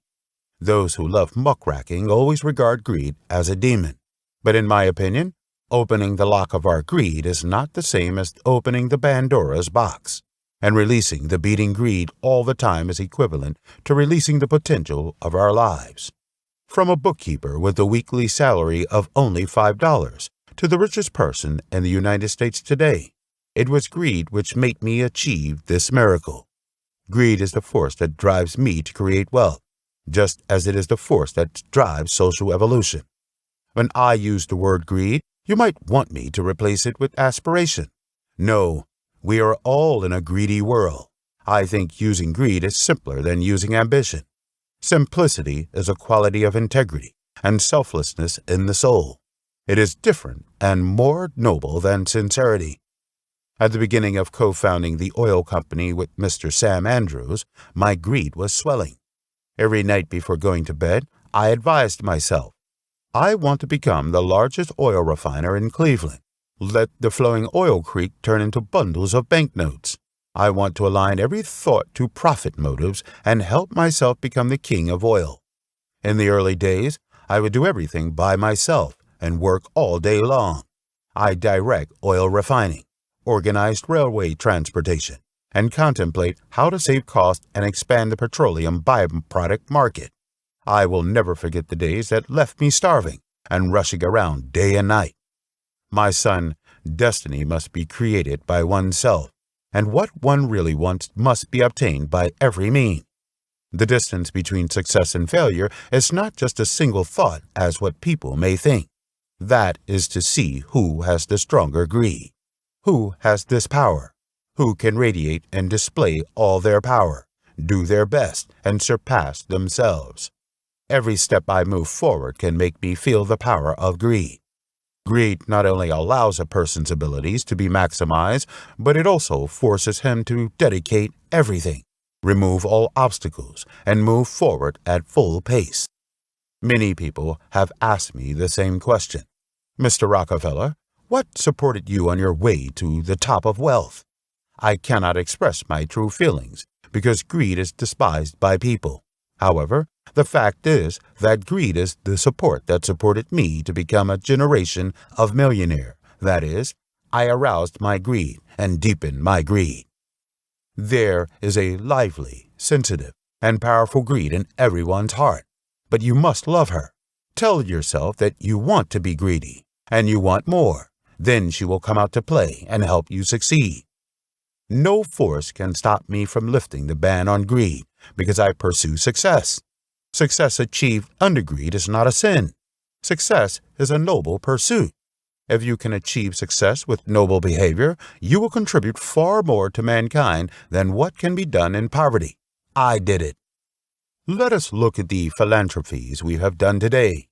Investing huge wealth in education, medicine, churches, and those in need is definitely not a place for me to do charity on a whim.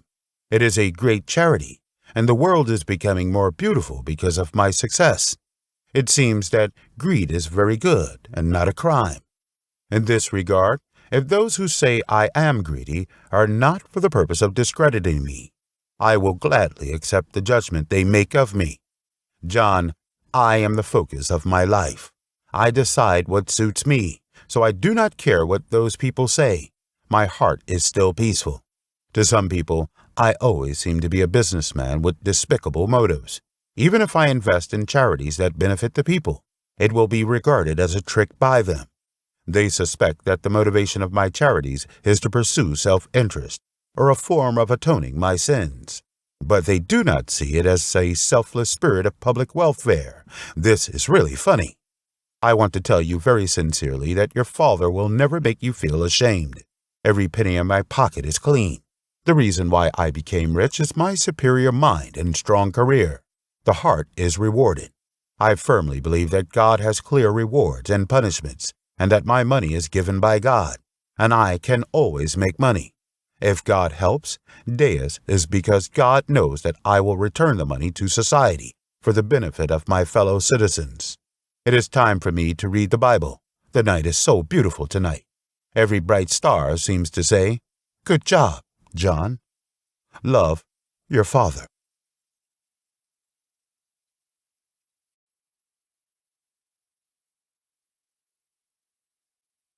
Letter 12. Good people may end up in hell, and arrogance can lead to downfall.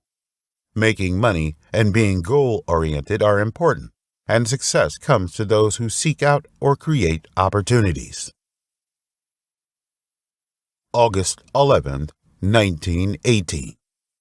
Dear John, today, on my way to play golf, I encountered a challenge that I have not met in a long time. A young man arrogant overtook my car in his fashionable Chevrolet. He provoked this old man's competitive nature, and in the end, he could only look at the back of my car. This made me very happy, just like when I defeated my opponent in the business. John, eagerness is my nature that never wears off, so I say that those who condemn my endless greed are wrong. In fact, I do not like money. What I like is making money. What I like is the good feeling of victory. Of course, the feeling when others lose sometimes touches my compassion, but doing business is a harsh competition. There is nothing more ruthless than the determination to force others out, but you can only avoid the tragic fate of defeat by finding ways to defeat your opponent. This is the case when there is competition. It is undeniable that if you want to succeed, you often must sacrifice others. However, if you pursue victory and hope to win, you must resist the idea of sympathizing with others. You cannot just want to be a good person. You can't retain your strength. You can't evade or delay letting your opponent out. You know, hell is full of good people, and the pain of failure is part of the business war. We are all strangling our opponents. Without the determination to compete and fight to the end, we only have the qualifications to be losers. Frankly speaking, I do not like competition, but I try to compete. Whenever I encounter a strong opponent, the competitiveness in my heart will burn, and when it extinguishes, what I gain is victory and happiness. Mr. Potts once brought me this kind of pleasure, and he was great. The war with Mr. Potts was due to a mistake of mine, a mistake made out of kindness. In the 1870s, oil was concentrated in a small area in northwestern Pennsylvania. If an oil pipeline network has built there to connect all the oil wells, I only needed one valve to control the entire oil region, thus completely dominating the industry. But I am worried that using pipelines for long-distance transportation will cause anxiety and fear to the railway companies that I work with. Therefore, in order to protect their interests, I did not launch any plans to lay oil pipelines, especially because they have helped me before. However, the Pennsylvania Railroad Company, which had tricked yet still made compromises with me, was ambitious. They tried to replace me and put the oil refining industry under their control. They merged the two largest oil pipelines in the oil area into their own railway network to get our neck stuck. And the person responsible for accomplishing this mission is Mr. Potts, president of Empire Transportation Company, a subsidiary of Pennsylvania Railroad Company. Sitting and watching the opponent, even if the strength of the potential opponent increases, it will weaken one's own strength and even subvert one's position. I am not that stupid. My belief is to reach the goal before others. I quickly set up the U.S. Transportation Company with the shrewd and capable Mr. O'Day and launched a self-defense counterattack with the Empire Transportation Company. Thank God our efforts paid off. Within a year, we controlled 40% of the oil transportation business in the oil region and suppressed Mr. Potts' attack. But this is just the beginning of my contest with Mr. Potts. The people who can get ahead in this world are those who know how to find their ideal environment. If they cannot do it, they will create it themselves. 2 years later, a new oil field was discovered in Bradford, Pennsylvania. Mr. O'Day quickly led his people to the place that aroused the dream of millions of people to make a fortune and pave the oil pipeline to the new oil well day and night. But all the guys in the oil field were crazy and unrestrained. They could not wait to collect all the oil overnight, and then left with joy on their faces. Therefore, no matter how hard Mr. O'Day and others work, they cannot meet the needs of transportation and storage of oil. I did not want to see the hard-working oil producers dig their own graves and destroy themselves. I asked Mr. O'Day to warn oil producers that their extraction capacity had far exceeded our transportation capacity. They must reduce production. Otherwise, the black gold that comes out will become worthless black soil. But no one accepted our kindness and advice, and no one appreciated our efforts, and instead denounced us, saying that we did not want to procure their oil. Just as when the oil producers in Bradford were at the peak of their emotions, Mr. Potts started taking action. He first led a series of demonstrations at our oil refineries in New York, Philadelphia, and Pittsburgh to acquire our competitors' refineries. Then he began to seize the site in Bradford and laid oil pipelines to transport Bradford's crude oil to his own refinery. I admire Mr. Potts's courage, and I was more than willing to accept the challenge he sought to shake my dominance in the oil refining industry. But I must drive him out of the oil refining industry. I first met up with the owner of the Pennsylvania Railroad Company, Mr. Scott. I told him bluntly that Mr. Potts was a poacher and he was breaking into our territory. We must stop him. But Mr. Scott was very stubborn and determined to allow Potts' thieving to continue. I had no choice but to challenge this powerful enemy. First, we terminated all business dealings with Pennsylvania Railroad Company. I instructed our subordinates to transfer the transportation business to the two major railway companies. Draft have always firmly supported us. Asked them to reduce freight rates, compete with Pennsylvania Railroad Company, weaken its power, and at the same time order all refineries in Pittsburgh that depend on the Empire Company for transportation to close. Subsequently, they instructed all its own refineries that were in competition with the Empire Company to sell refined oil at prices far lower than them. Pennsylvania Railroad Company is the largest transportation company in the United States. Mr. Scott held large power when it comes to transportation. They were proud that they have never been conquered. But under my three-dimensional oppressive style of play, they could only surrender. To fight against me, they reluctantly gave our competitors huge discounts. In other words, they paid others even when serving them. Then they resorted to an unpopular move, cutting employee and cutting wages. Scott and Potts did not expect that this would soon lead to punishment. In order to vent their dissatisfaction, the angry workers burned hundreds of tankers and locomotives in a fire, forcing them to ask the Wall Street Bank for an emergency loan. As a result, not only did the shareholders of Pennsylvania Railroad Company not get any dividends, but the stock price plummeted. As a result of their duel with me, their pockets were getting cleaner. Mr. Potts is indeed a soldier. In the smoke of life and death, he has spelt out the rank of colonel.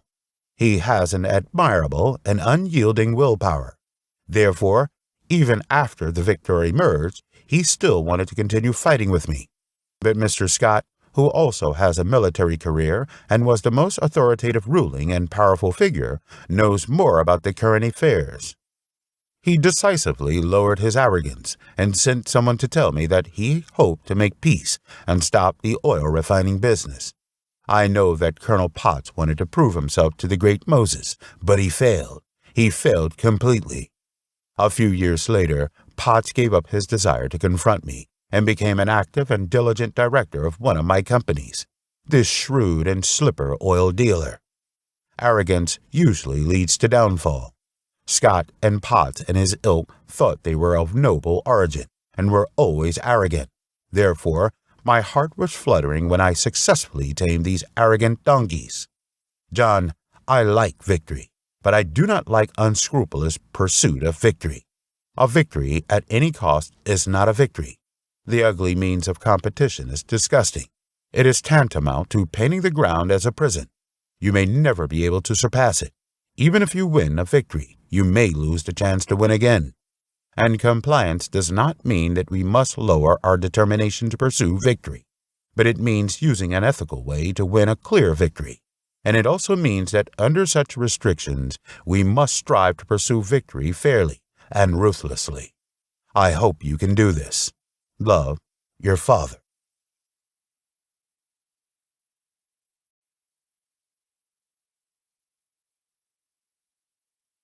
Letter 13. There are no free rewards in life, and work is necessary to achieve success. Maintaining dignity, both in life and in death, is critical to a fulfilling existence. March 17, 1911. Dear John, I have noticed the news that accused me of being stingy, saying that I do not donate enough. It is nothing. I have been scolded enough by reporters who do not know me, and I am used to their ignorance and harshness.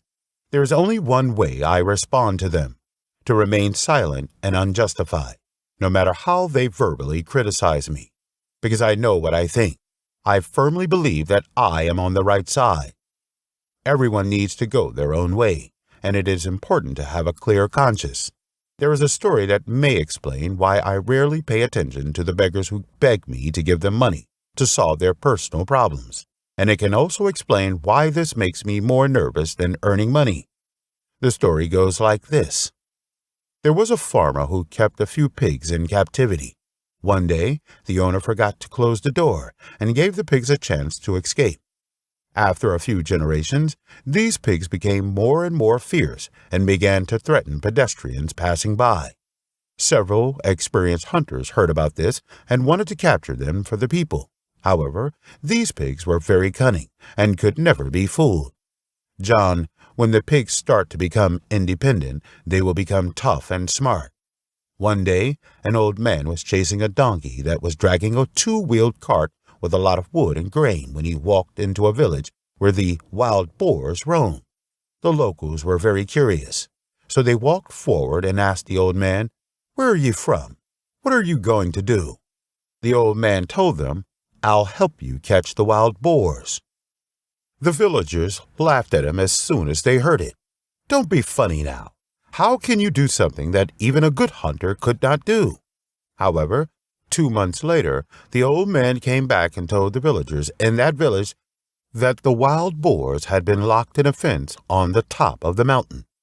The villagers were surprised again and asked the old man, "Really? Unbelievable. How did you catch them?"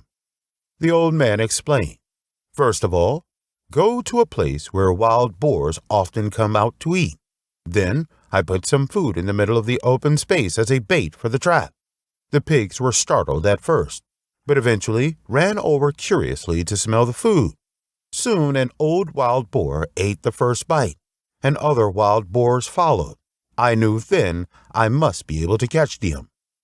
The next day, I added a little more food and planted a plank a few feet away. The boar temporarily frightened them off like a ghost, but the free lunch was tempting, so they soon ran back to continue eating. At the time, the wild boar did not know that they were going to be mine. After that, all I have to do is to plant a few more boards around the grain every day until my trap is complete. Then I dug a hole and erected the first corner pile.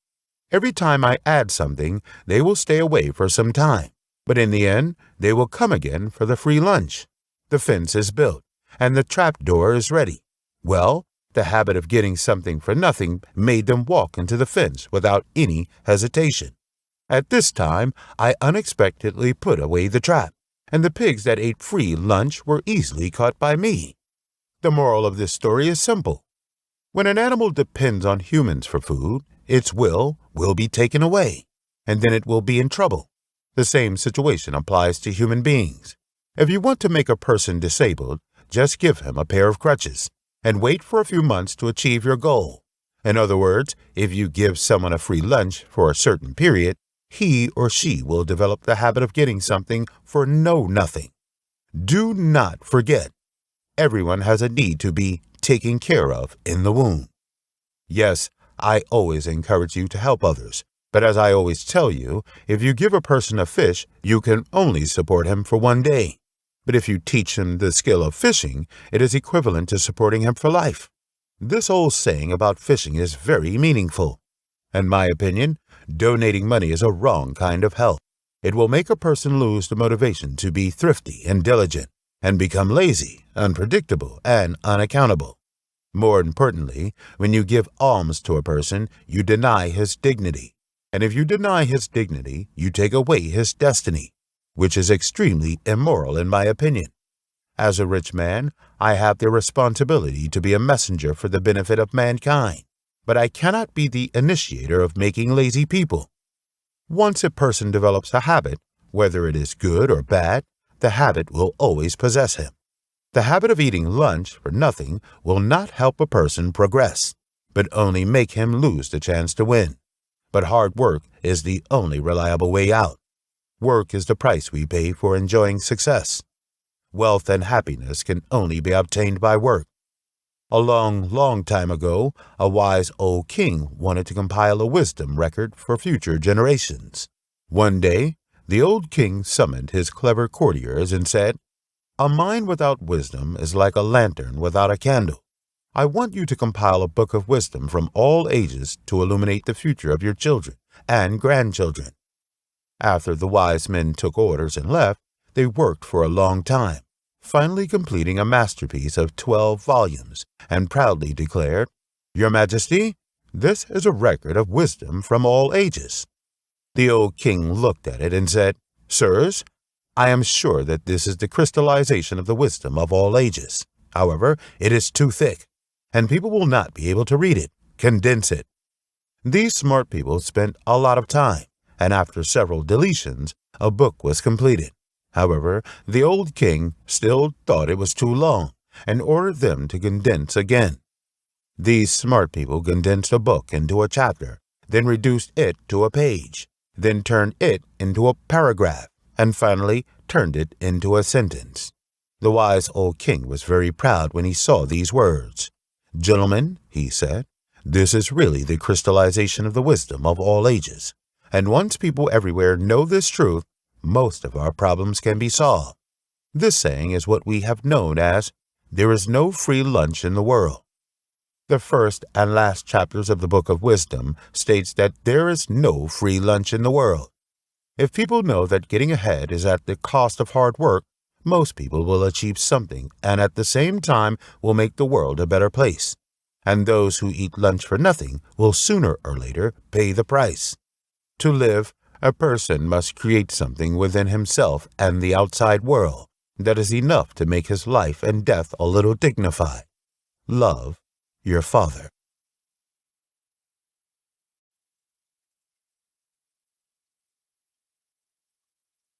Letter 14.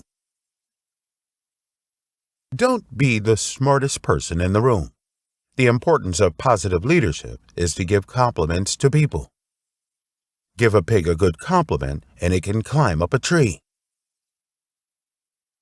October 9, 1890. Dear John, tomorrow I will go back to my hometown, Cleveland, to deal with some of our family's own affairs.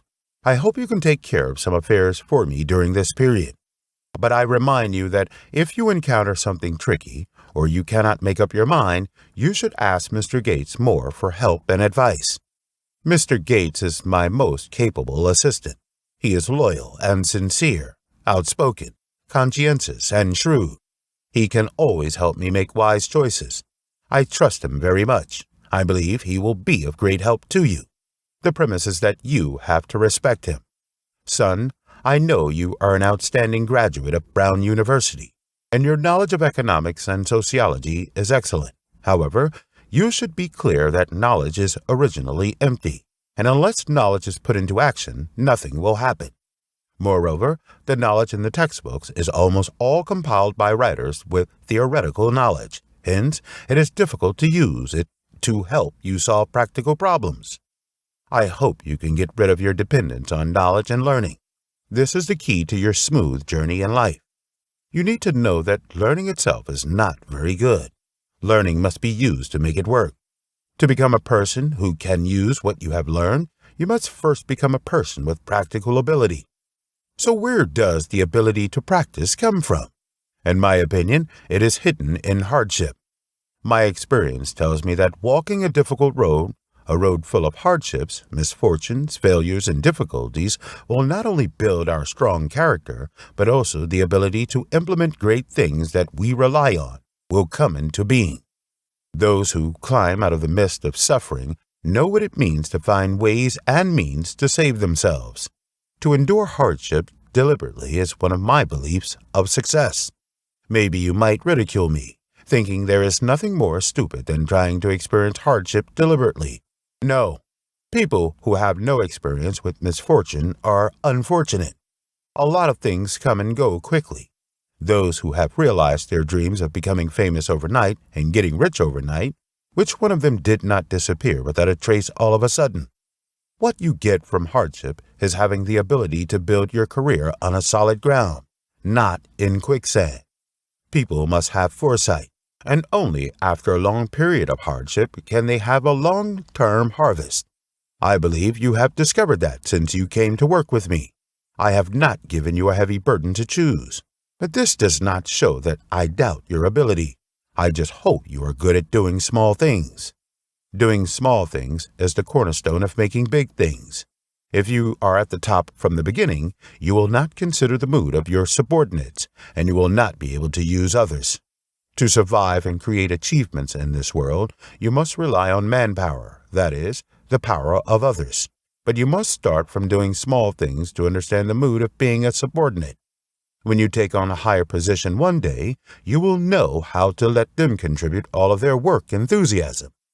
Son, there are only two kinds of smart people in the world.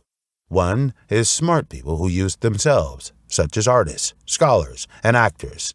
The other is smart people who use others, such as managers and leaders. The latter needs a special ability, the ability to grasp the heart.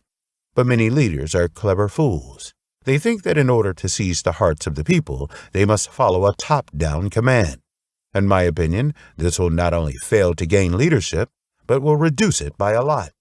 You know, everyone is very sensitive to being underestimated, and being underestimated will lose energy. Such leaders will only incapacitate subordinates. If a pig is well praised, it can climb the tree. Managers, leaders, or people who are good at driving others have always been magnanimous, and they know the art of admiring others and praising others. This means they have to give emotionally. Leaders who give their deep feelings will eventually win and gain more respect from subordinates. People without knowledge are ultimately useless, but those with knowledge are likely to become slaves of knowledge.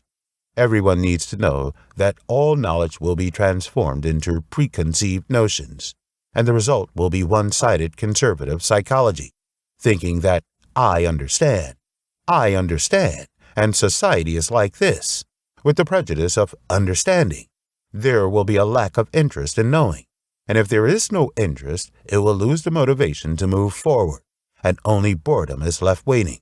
Therefore, not understanding will lead to success. However, under the control of self-esteem and sense of honor, many knowledgeable people always find it difficult to don't understand, as if asking others for advice, saying that they don't understand is a shameful thing, and even regard ignorance as a sin. This is trying to be smart, and they will never understand this great motto. Every opportunity that we don't understand will become a turning point in our lives. A person who is smart is a fool, and a person who knows how to play a fool is really smart. If smartness is regarded as a criterion for reaping benefits, then I am obviously not a fool. To this day, I can clearly remember a scene of pretending to be stupid. At that time, I was thinking about how to raise $15,000, and I was thinking about it when I walked on the street. Interestingly speaking, just as my mind was flashing with the idea of borrowing money, a banker blocked my way. He whispered from the carriage, "Do you want to spend $50,000, Mr. Rockefeller?" Am I lucky? I did not believe my ears even a slightest bit, but at that moment I did not show even the slightest eagerness. I looked at the other person's face and told him slowly, "That's it. Can you give me 24 hours to think about it?" As a result, signed a loan contract with him on the terms that were the most favorable to me. Playing stupid brings you many benefits.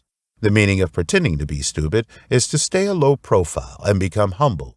In other words, to hide your cleverness. The smarter the person, the more necessary it is for them to play stupid, because as the saying goes, the more mature the rice, the more they sag. Son, only after having hobbies can you then do it with ease. Now, start to love acting like a fool. I expect that in the days when I am not around, it will be no easy task for you to face everything alone. But this is nothing. Let me wait before talking is the motto I always follow in business. I always have a habit of thinking before making a decision. I always think and judge calmly. But once I make a decision, I will implement it without hesitation. I believe you can do it too. Love, your father.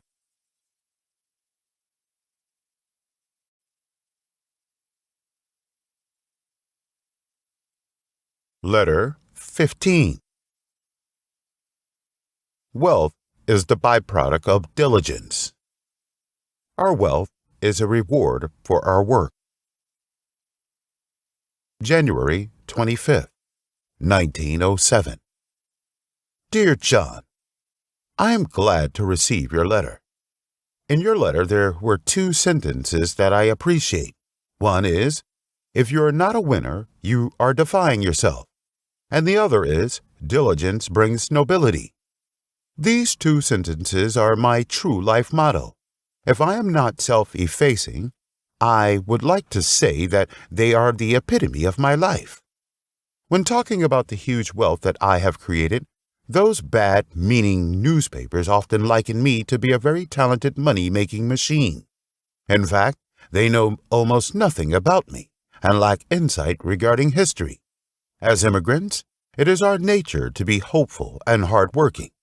When I was a child, my mother implanted the virtues of frugality, independence, diligence, trustworthiness, and unremitting entrepreneurial spirit into my bones. I sincerely believe in these virtues and regard them as great success creeds. To this day, these great beliefs still flow in my blood, and all of this formed a ladder for me to climb up and sent me to the top of the mountain of wealth. Of course, the Civil War that changed the fates and life of the American people has benefited me a lot. To be honest, it has made me a business giant that is amazing and daunting in the business world. Yes, the Civil War gave the people unprecedented business opportunities. It turned me into a rich man ahead of time.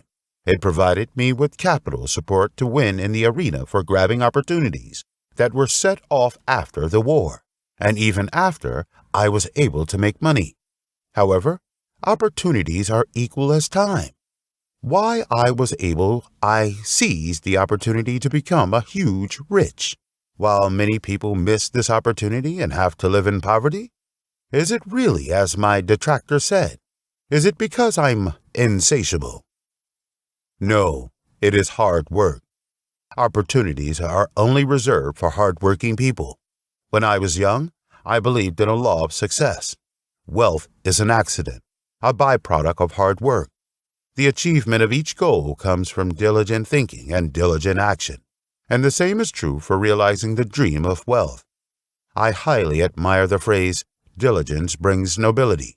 It is a motto that I forever will respect, whether in the past or present, whether in North America, where we are based, or in the Far East. Those nobles who enjoy status, dignity, glory, and wealth have a never-ending heart and a pair of strong arms.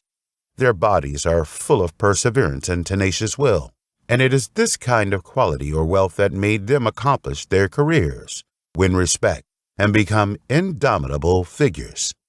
John, in this infinitely changing world, there are no permanent nobles and no permanent poor. As you know, when I was young, I wore ragged clothes, and my family was so poor that I had to rely on good-hearted people. But today I have a huge wealth empire, and I have poured huge wealth into charity.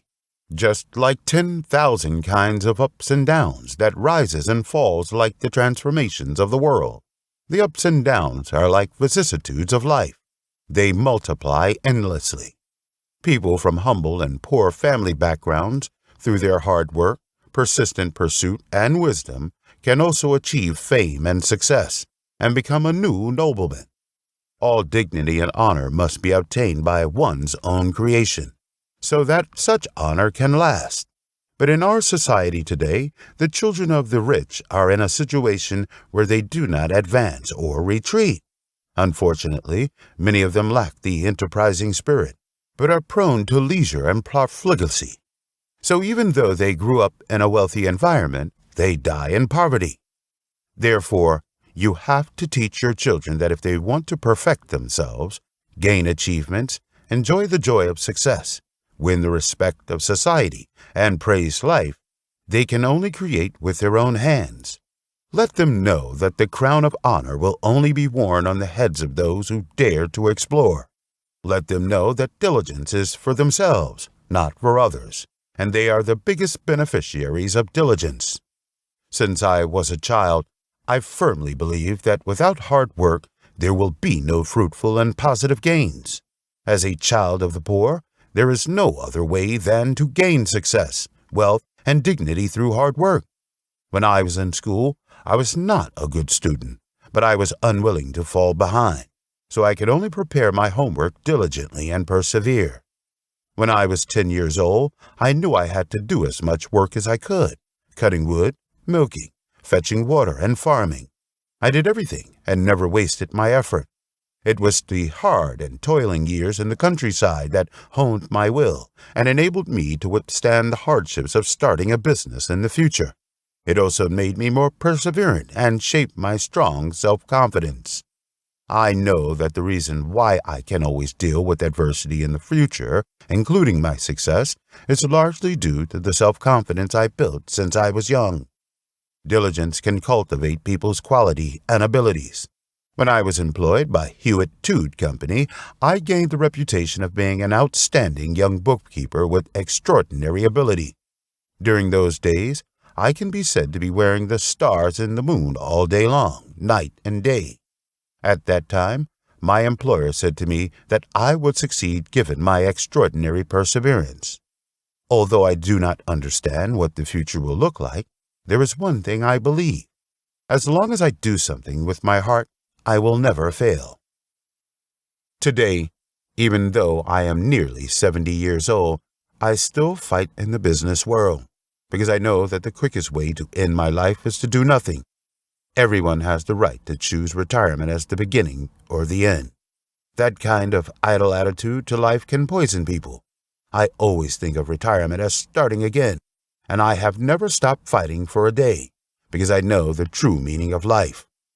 John, my prominence today, the huge wealth is only the result of me putting way more strength and creativity than others.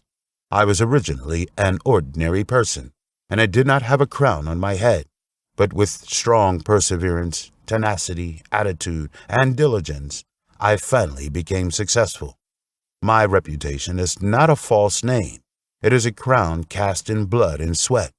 A little bit of jealousy and shallow ignorance are all unfair to me. Our wealth is a reward for our hard work. Let us strengthen our convictions, identify our goals, and continue our efforts with faith in God's will, my son. Love your father.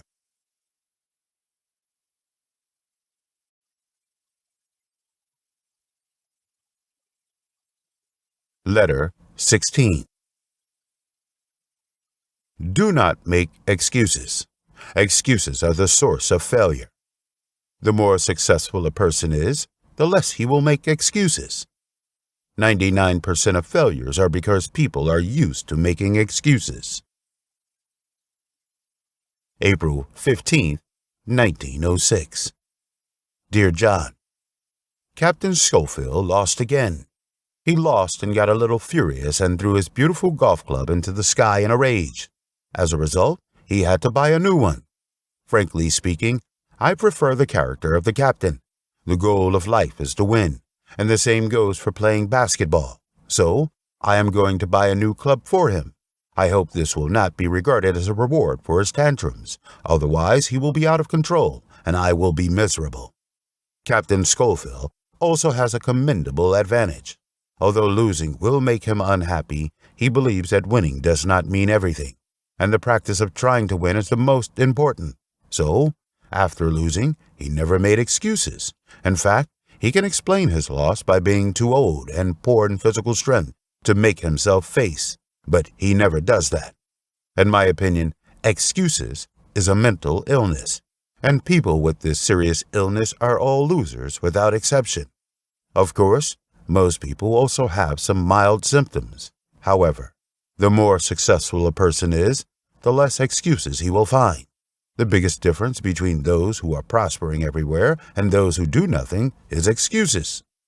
Just pay attention, and you will find that those who have not done anything or plan to do something often have a basket of straw hats to explain. Why he could not achieve it, why he did not do it, why he could not do it, why is he not the right person. The first action that the loser takes to settle the later events is to find various reasons for his failure. I despise those who are good at making excuses, because it is the behavior of the weak. But I also sympathize with them, because excuses are the cause of failure. Once a loser finds a good excuse, he will hold on to it, and then always use this excuse to explain to himself and others why he can no longer do it, why he cannot succeed. At first, he still knows how much his excuses are lies, but after repeated usage, he will become more and more convinced that it is completely true, and believe that this excuse was the real reason for his failure. And as a result, his brain begins to be lazy and rigid, and the motivation to work hard to win in any way will be reduced to zero. But they never want to admit that they are a person who loves making excuses. Occasionally, I have seen someone stand up and say, "I succeeded by my own efforts." So far, I have not seen any man or woman dare to stand up and say, "I am the one who made myself fail." The losers have a set of excuses for themselves.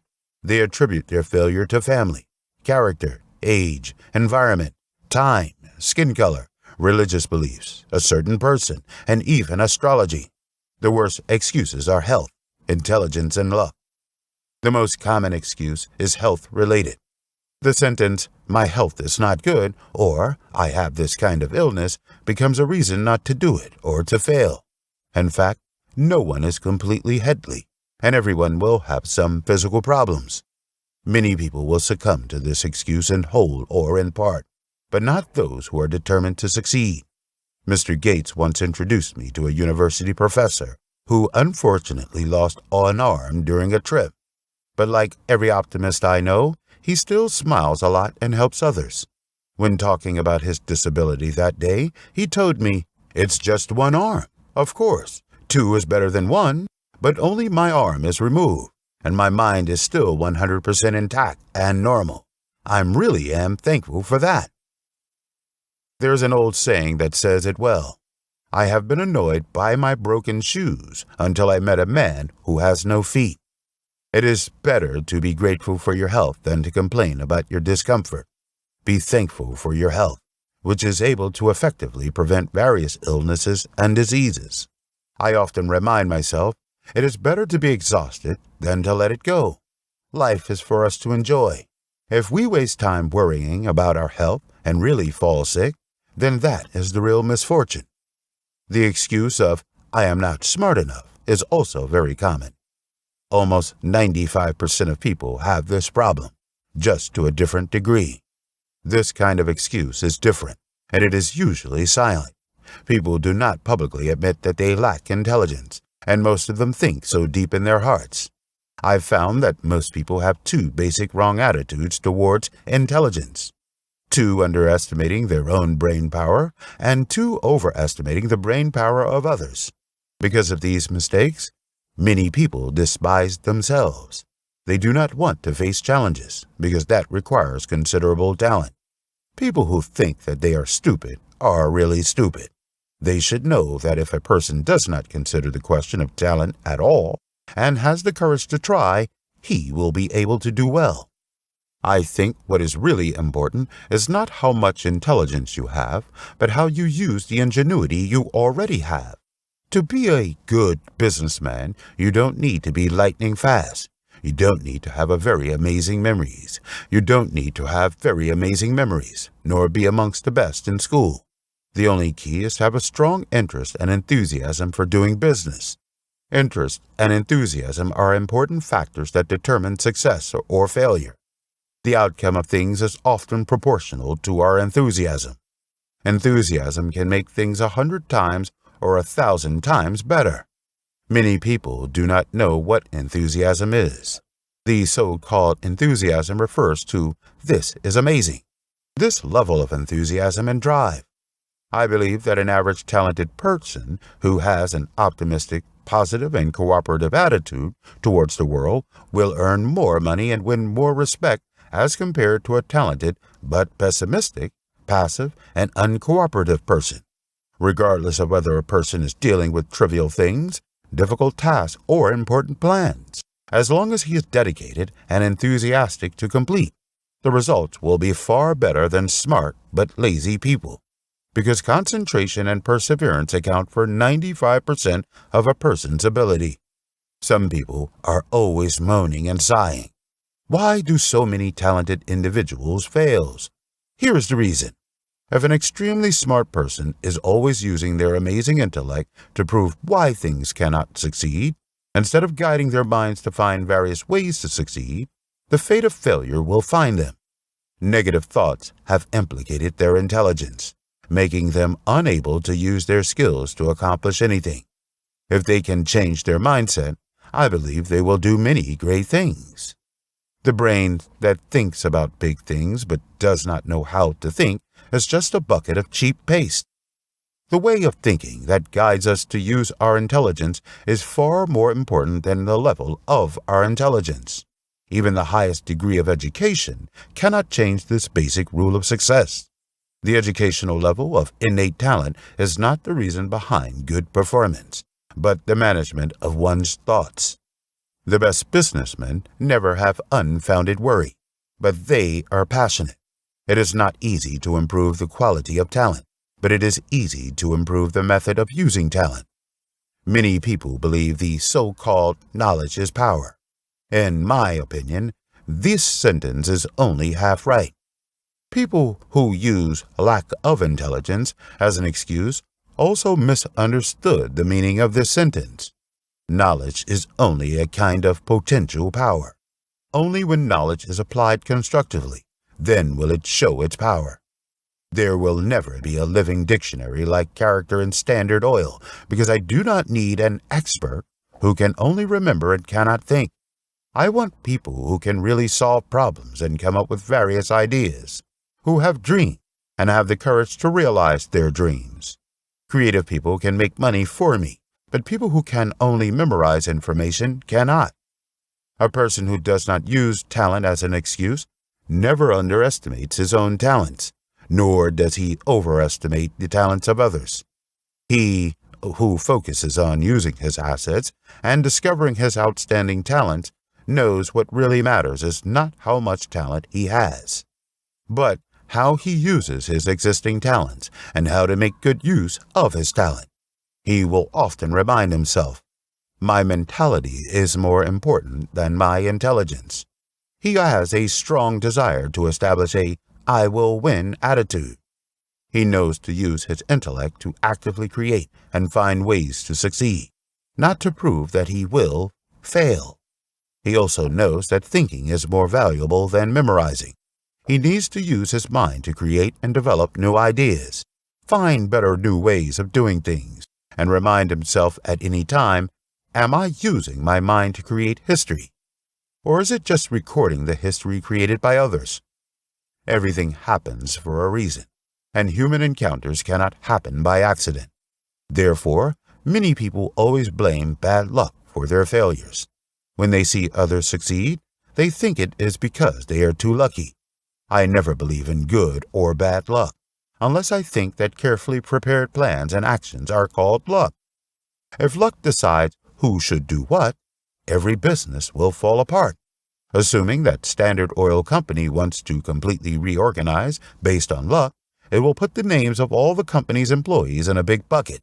The first name drawn is the president. The second is the vice president, and so on. Isn't it ridiculous? But this is the function of luck. I never succumb to luck. I believe in the law of cause and effect. Look at the people who seem to be lucky, and you will find that it is not luck, but preparation, planning, and positive thinking that bring them beauty. If you look at those people with bad luck, you will find that there are clear reasons behind them. Successful people can face setbacks, learn from failures, and create new opportunities. The mediocre people are often discouraged. One cannot succeed by luck, but they can by paying the price of hard work. I do not want to rely on luck to win or any other good things in life, so I concentrate on developing myself and cultivating the various qualities that make myself a winner. Excuses keep most people out of the door to success.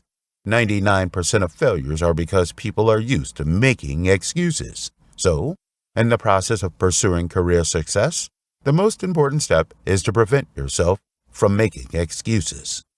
Love your father.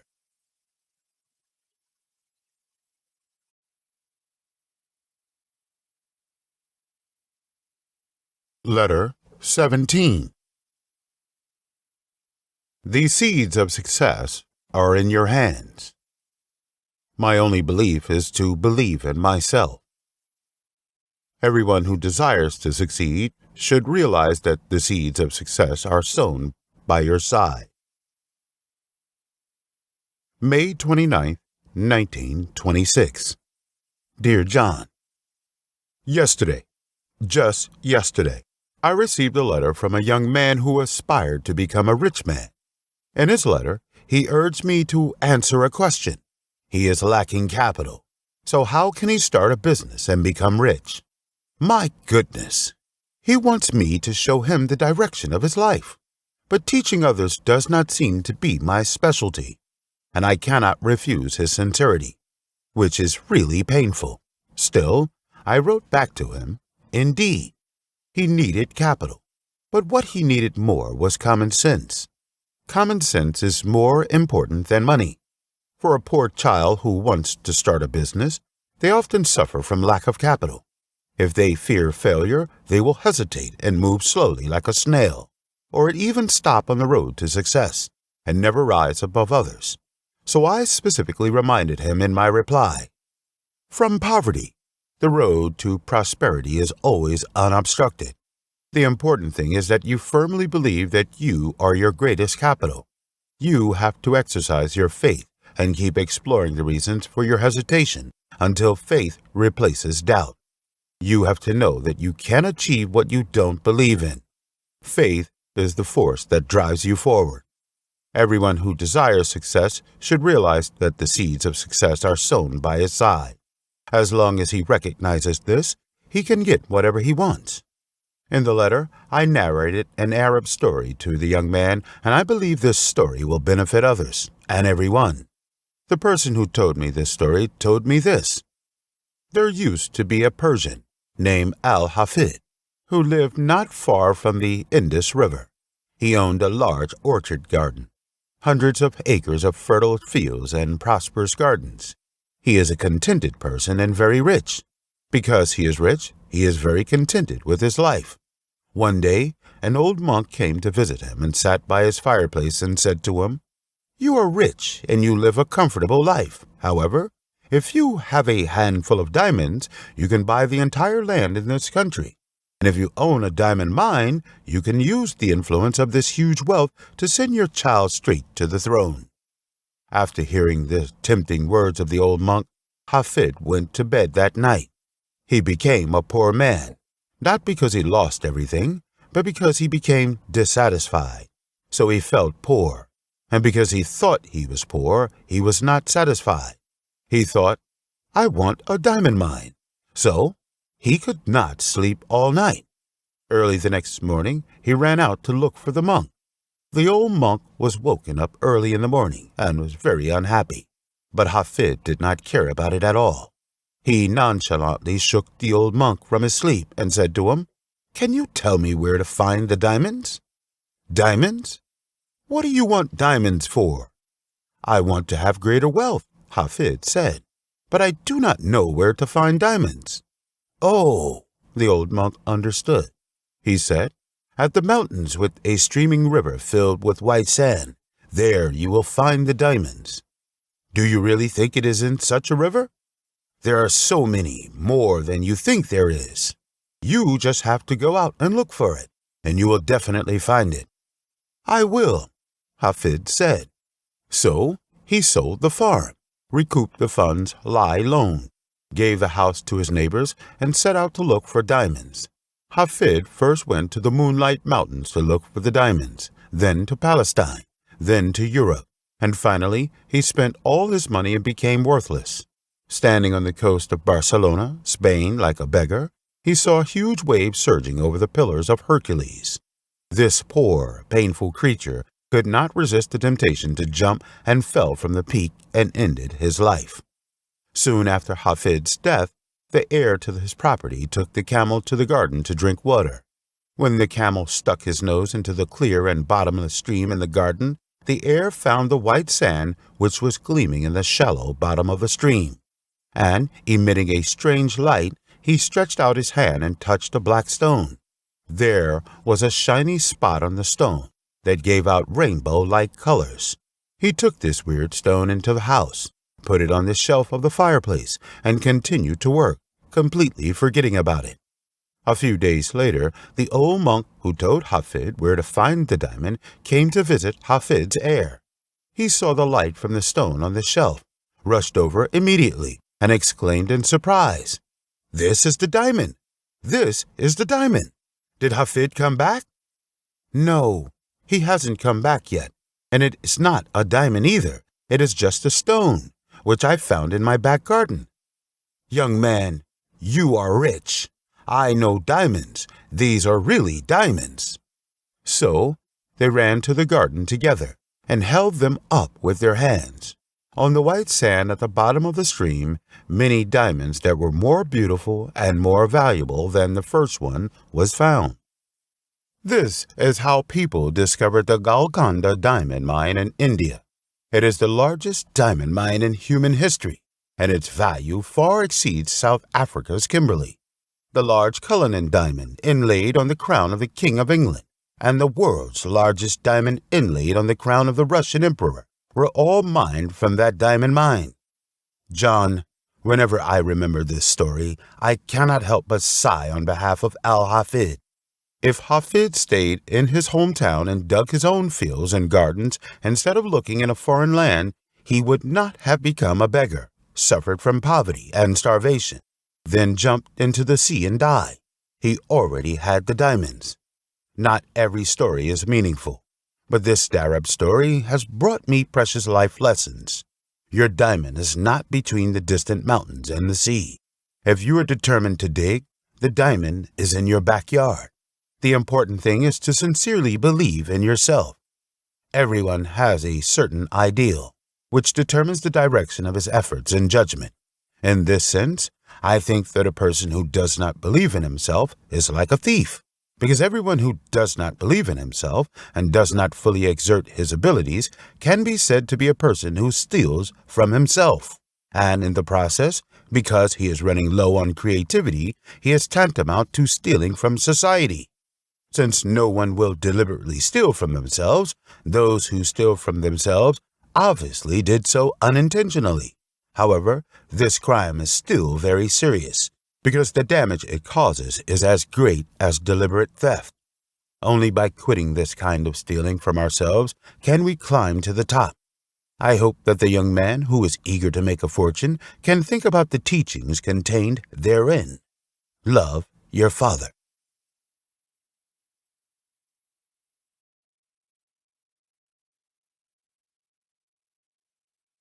Letter 18.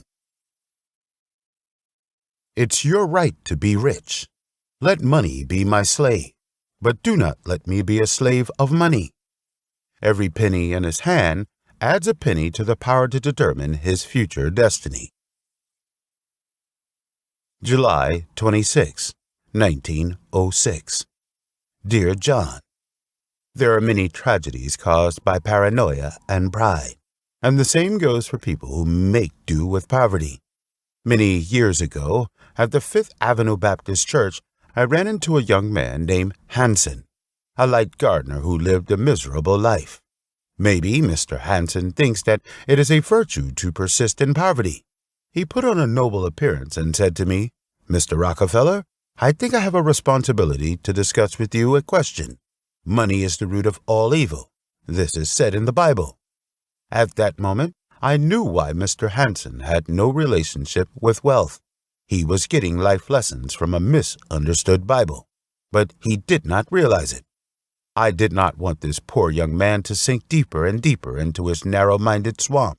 I told him, "Young man, I have been nurtured by various Christian maxims since I was a child, and used this as my code of conduct. It is the same with you. But my memory seems to be better than you. You forgot. There is a word in front of that sentence, love. Loving money is the root of all evil." "What did you say?" Hansen's mouth was wide open, as if to swallow a whale. I really hope he has such a big appetite for money.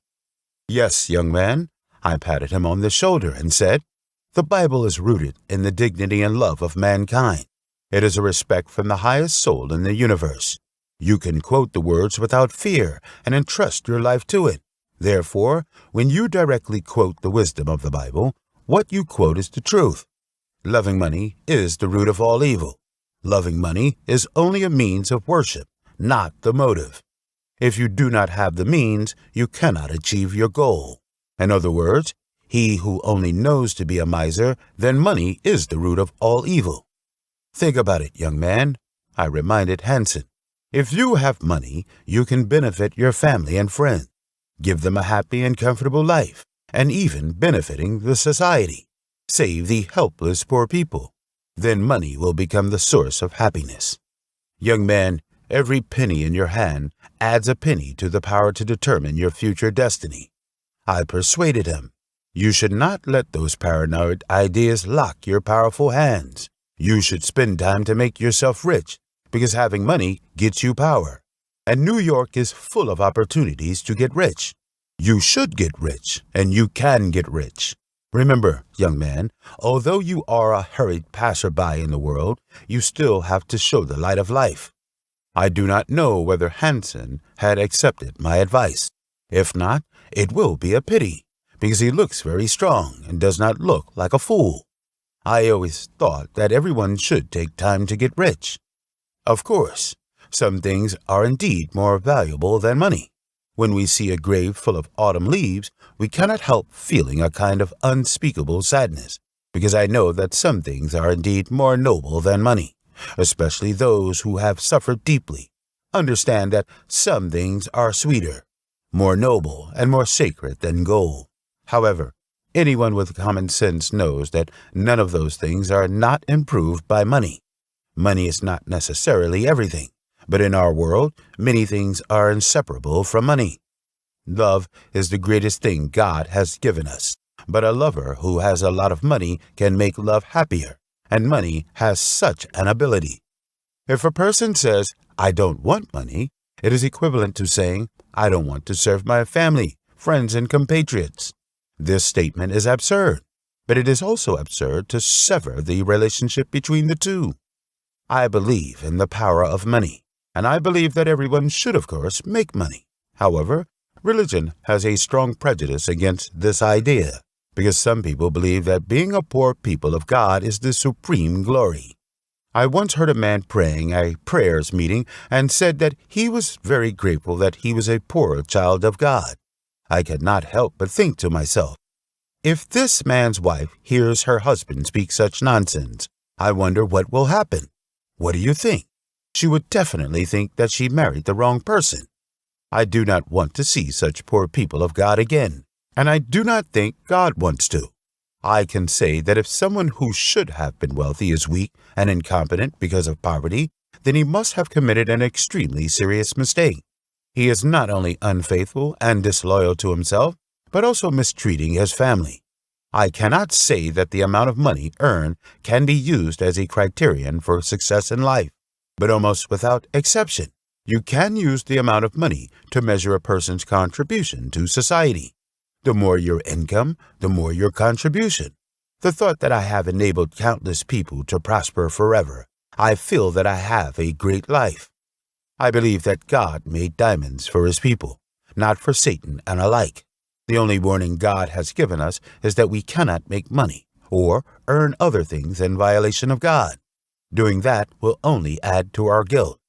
To get a lot of money is understandable, as long as we get it in a proper way, instead of letting money drag our noses away. Some people have no money because they do not understand money. They think that money is cold and hard. In fact, money is neither cold nor hard. It is soft and warm. It makes us feel good, and its color and luster match the colors we wear.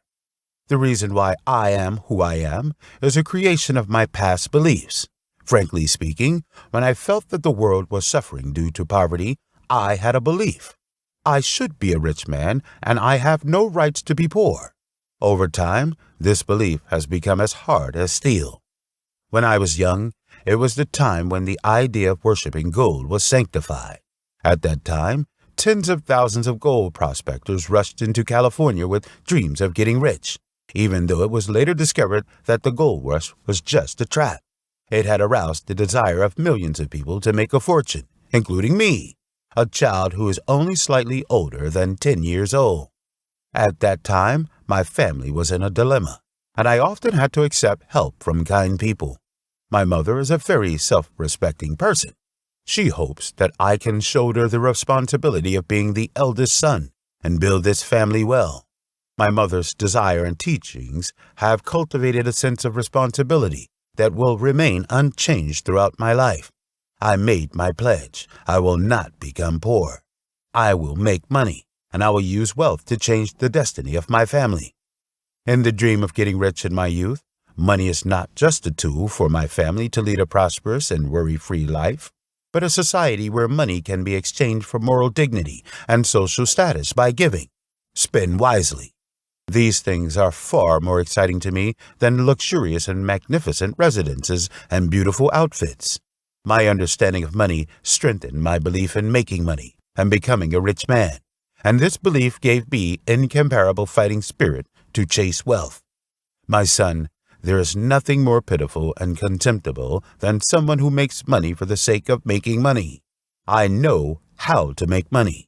Let money be my slave, but do not let me be a slave of money. This is how I did it. Love your father.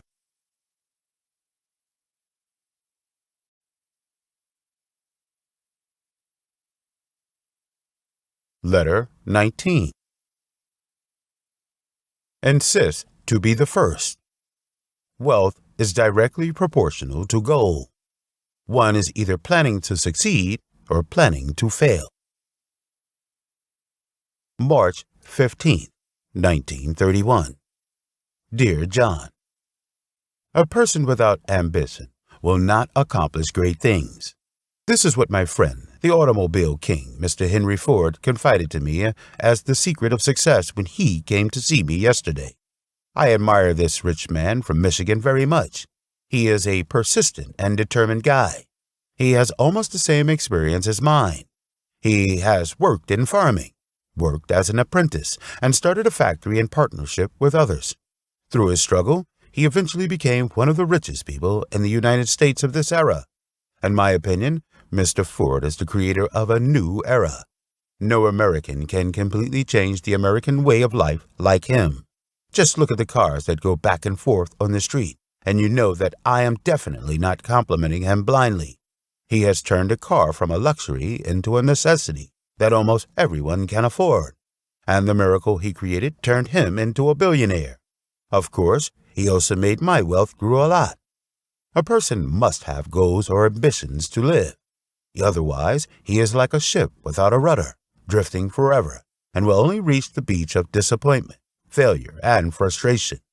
Mr. Ford's ambition exceeds his height, and he wants to create a world where everyone can enjoy cars.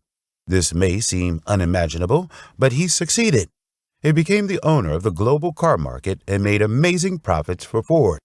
In the words of this guy, it's not making cars, it's printing money. It is not difficult for me to imagine why Mr. Ford is in a good mood with his wealthy pockets and the reputation of automobile king. The achievements that Ford created prove one of my life credos. Wealth is proportional to goals. If you have big ambitions and big goals, your mountain of wealth will rise to the sky. If you just want to pass by, then you will end up in the rat race, or even nothing.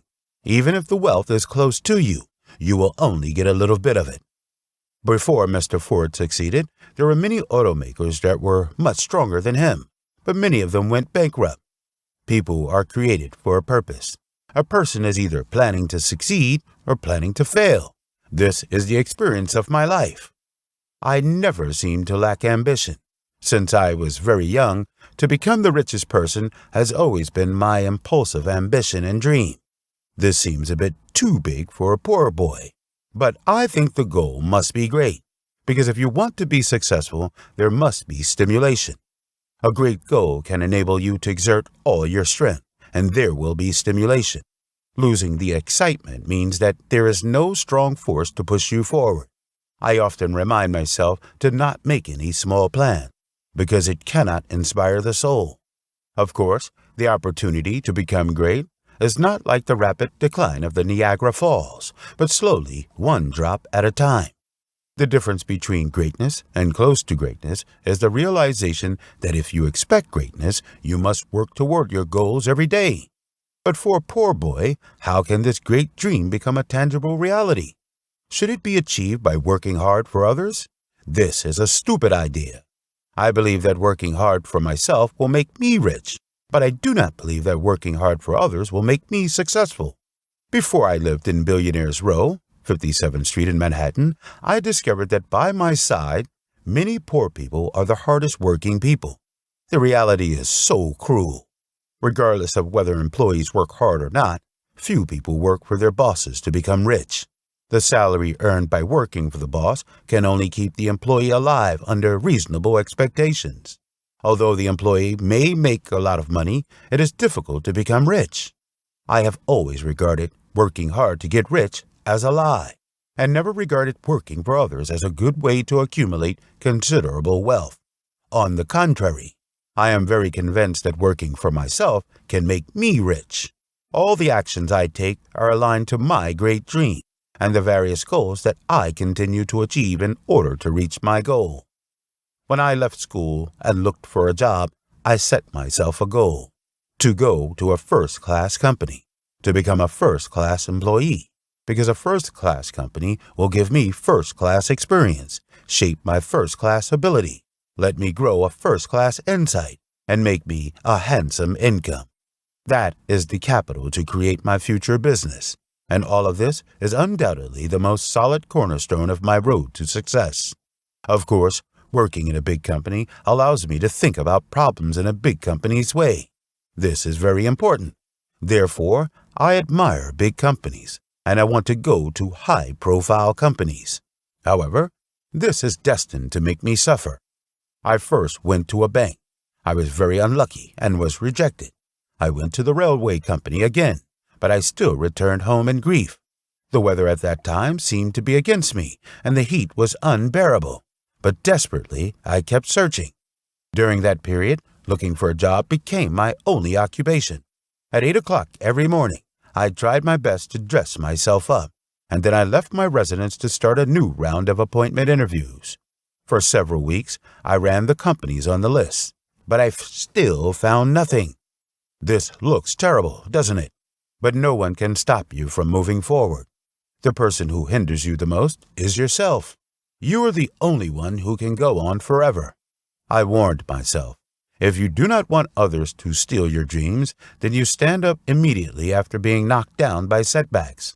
I was not frustrated or discouraged, but continuous setbacks strengthened my determination. I started from scratch again, running one by one, and a few companies even let me run 2 or 3 times. God never abandoned me. This indomitable job-hunting journey finally ended in one afternoon 6 weeks later.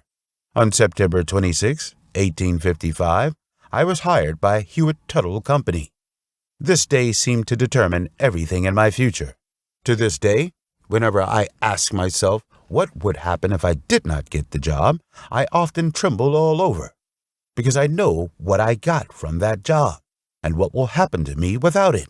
Therefore, I have celebrated September 26 as a rebirth birthday all my life, and I have more emotions for this day than my birthday. At this point, I am moved by myself. Humans function like a bicycle. Unless you move up and forward towards the target, you will stagger and fall. 3 years later, I left the Fluid Tuttle Company with abilities and self-confidence beyond ordinary people and co-founded Clark Rockefeller with Mr. Clark and started the history of working for myself. Stupidly hard work may still get nothing after all the hard work. But if you think of working hard for your boss as a ladder to serve yourself one day, it is undoubtedly the beginning of wealth creation. The feeling of being your own boss is so great it is beyond words. Of course, I cannot always be immersed in the pride of being amongst the trade agents at the age of 18. I warned myself, your future depends on the days that pass by. Your end goal in life is to be the richest man in the United States. Where are you? It is still far, far away. You must continue to work hard for yourself. Being the richest person is the basis for my efforts and the strength to spur myself. In the past few decades, I have always been a believer in the pursuit of excellence. The one sentence I most often motivates myself with is, for me, second place is no different from last place. If you understand it, you will think that it is not surprising that I rule the oil industry as the indisputable king. Each of us lives in hope, but I live more in the achievement of my goals. My goal in life is to be the number one. This is also the life plan that I try to make and abide by. All my efforts and actions are loyal to my life goals and life rules. God gave us smart minds and strong muscles, not to make us losers, but to make us great winners. 20 years ago today, the federal court disbanded our happy family. But whenever I think of the achievements I have created, I get excited. A great life is the process of conquering excellence. We must move forward to this goal, not be afraid of pain, be resolute, and be prepared to fall on the long road. Love your father.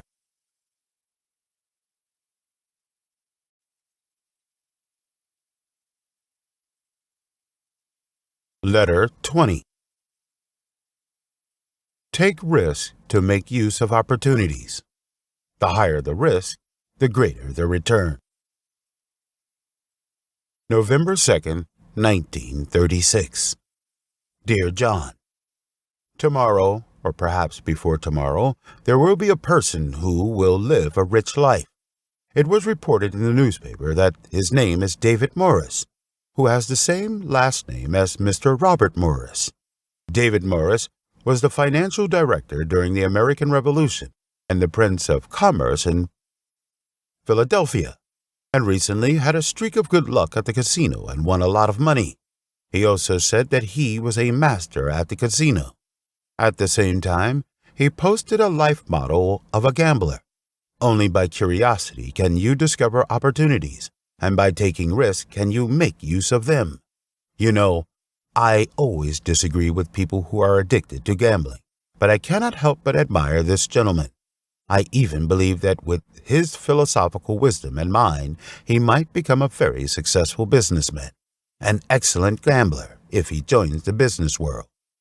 I make such an appreciative assumption, not to say that good gamblers will become good businessmen. In fact, I hate those who treat the industry as casinos, but I do not disagree with the adventurous spirit because I know a rule. The higher the risk, the greater the return. For everyone, sailing in the business sea is the greatest adventure that life can provide him. The trajectory of my life is a rich adventure. If I were to find out which adventure was most decisive and the most relevant to my future, it would be entering the oil industry. Before investing in the oil industry, our own bank, Agricultural Product Agency Sales, was doing a good job, and I was fully expected to become a big middleman if we were to continue. But all this were changed by Mr. Andrews, an expert in lighting. He told me, John, when kerosene burns, the light is brighter than any lighting oil. It will definitely replace other lighting oils. Think about it. Well, John, how big of a market will that be? If we can step foot into it, what will it be like? The more things I have, the greater the power. The opportunity is here. Letting it go is not just about money, but it also weakens your power in the arena of getting rich. I told Andrews, I do. We invested $4,000, which was a lot of money for us, and started an oil refining business. When the money is invested, I did not think about failure. Although at that time, while oil made many millionaires, it also turned more people into paupers. I plunged into the oil refining industry and worked hard.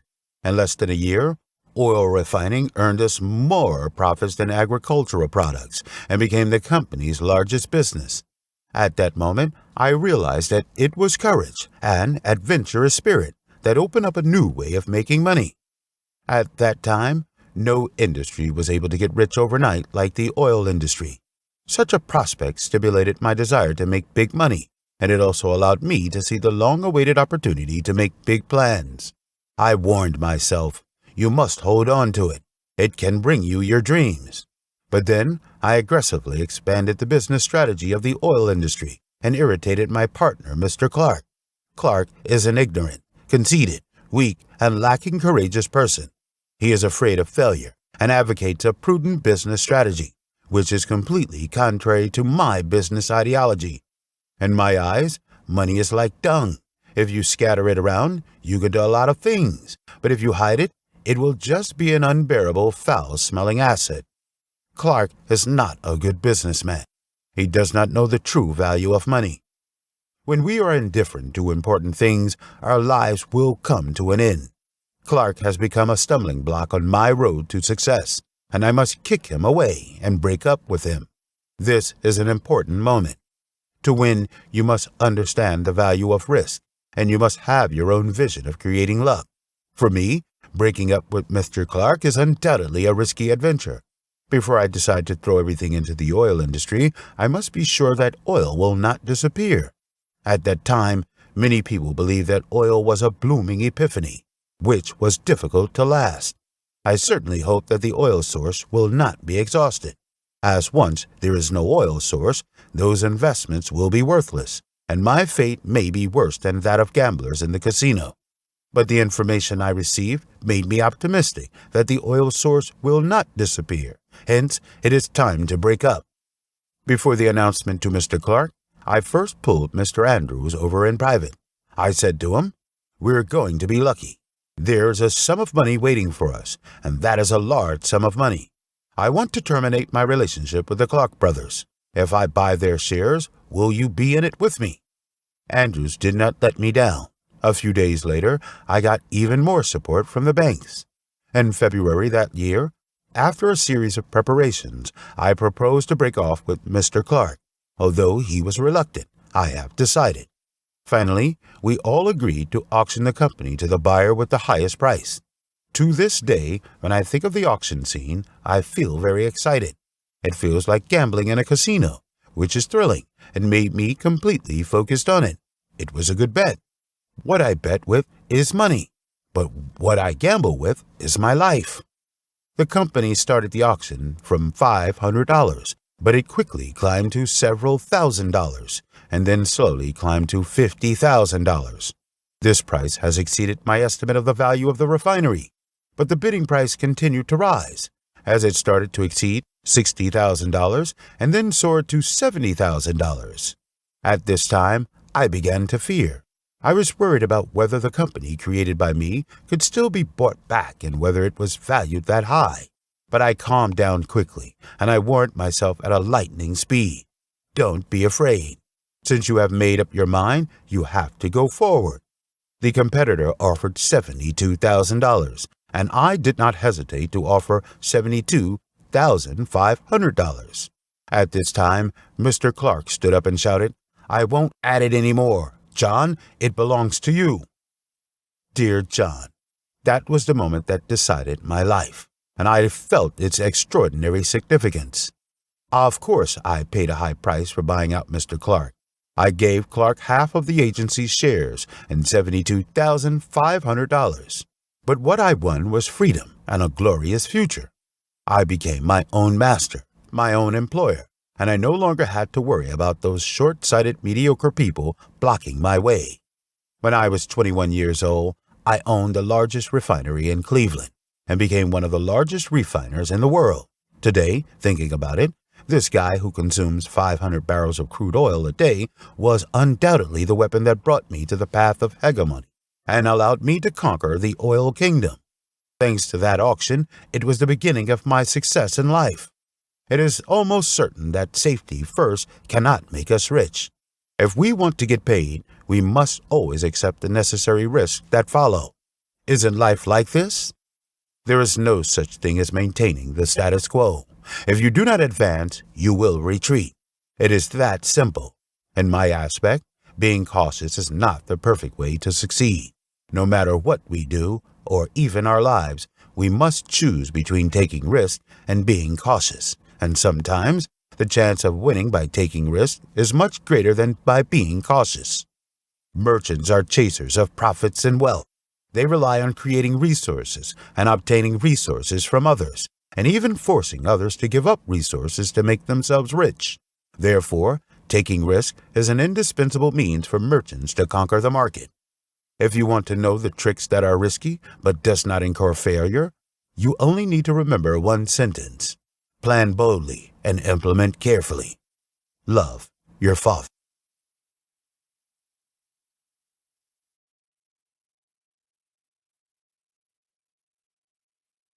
Letter 21. Insult is a kind of motivator. Never let your own personal prejudices hinder your success. You believing and being in harmony with yourself will make yourself the most faithful companion. February 27, 1901.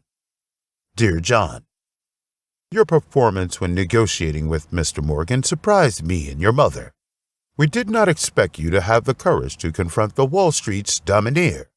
Moreover, you dealt with him with calamity, eloquence, well-mannered, and still have complete control over your opponent. Thank God for allowing us to have such an outstanding child like you. You told me in a letter that Mr. Morgan treated you rudely and intentionally wanted to insult you. I think you are tight. In fact, you wanted to retaliate on the behalf of me and be humiliated instead.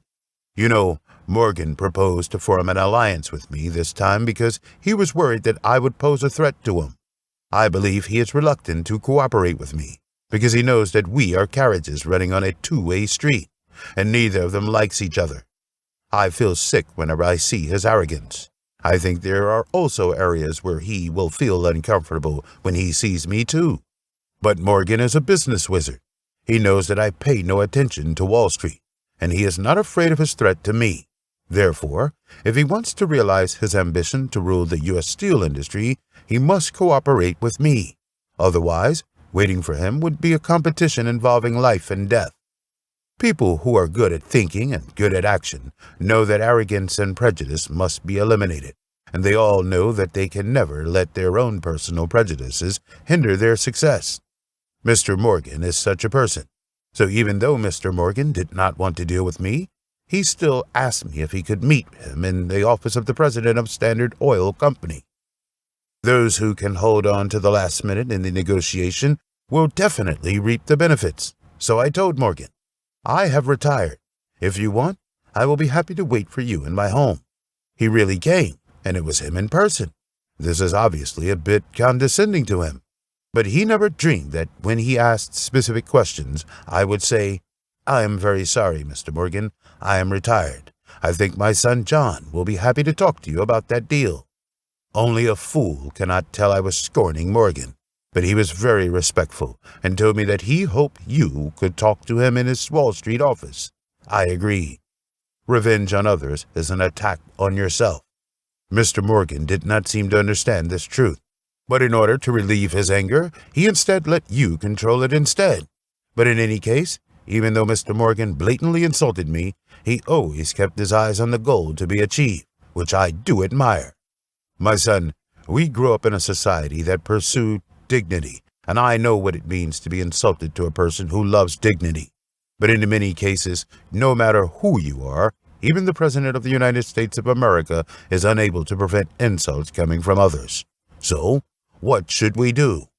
Do we fight back in rage and defend your dignity? Or is it to be tolerant and generous? Or do you respond in other ways? As you may remember, I have always cherished a group photo of my middle school classmates. I am not in the photo, only children from wealthy families. Decades have passed, but I still treasure it, and especially the scene in the photo. It was one afternoon, and the weather was good. The teacher told us that a photographer came to take pictures of the students in class. I have taken pictures, but very few. For a child from a poor family, taking pictures is a luxury. As soon as the photographer appeared, I imagined how I wanted to be photographed, to smile more, be more natural, act handsomely, and even started to imagine as if I was going home to report a piece of good news to my mother. "Mom, I took a picture." "Yes, the photographer took my photo. Great." I stared at the photographer, who was bent with excitement in my eyes, hoping that he would pull me into the view of the camera soon. But I was disappointed. The photographer seemed to be an aesthetic. He straightened up, pointed at me, and said to my teacher, "Can you ask that student to leave his seat? His clothes are really too shabby." I was a weak student and had to obey the teacher's orders. I can't fight. I can only stand up silently and let the well-dressed students create a beautiful scenery. At that point, I felt my face hot, but I was not angry, and neither did I pity myself, nor did I lament at my parents for not dressing me more properly. In fact, they did their best for me to get a good education. Looking at the adjusting the camera scene, I clenched my fist in my heart and swore to myself, "One day, you will become the richest person in the world." What is the point of having a photographer take a picture of you, when the world's most famous painter paints you a portrait would then be considered a pride of its own? My son, my vow at that time has become a reality. In my eyes, the meaning of the word insult has changed. It is no longer a sharp blade that strips me off dignity, but a powerful driving force, like overwhelming mountain, urging me to move ahead and pursue all good things. If the photographer inspired a poor boy to become the richest man in the world, it does not seem like he went overboard. Everyone enjoys applause and praises. It is either affirming our achievements or affirming our quality, ethics, and morality. When we are attacked, insulted, or suffered from another's malice, I think the reason we are being insulted is because of our poor ability. This ability may be related to our character or the way we are doing things. In short, it does not constitute respect for others. So I want to say that humiliation is not a bad thing. If you are a person who knows how to reflect calmly, you might think that humiliation is a measure of ability. That is what I did.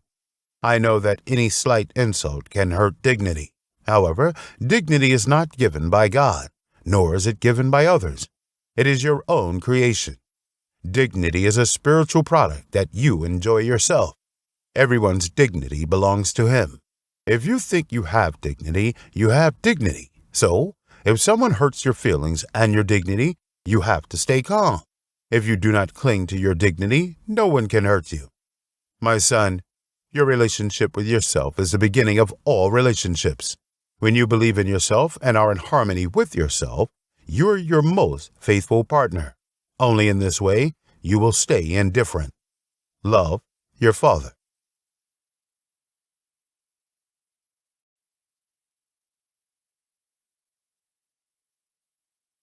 Letter 22.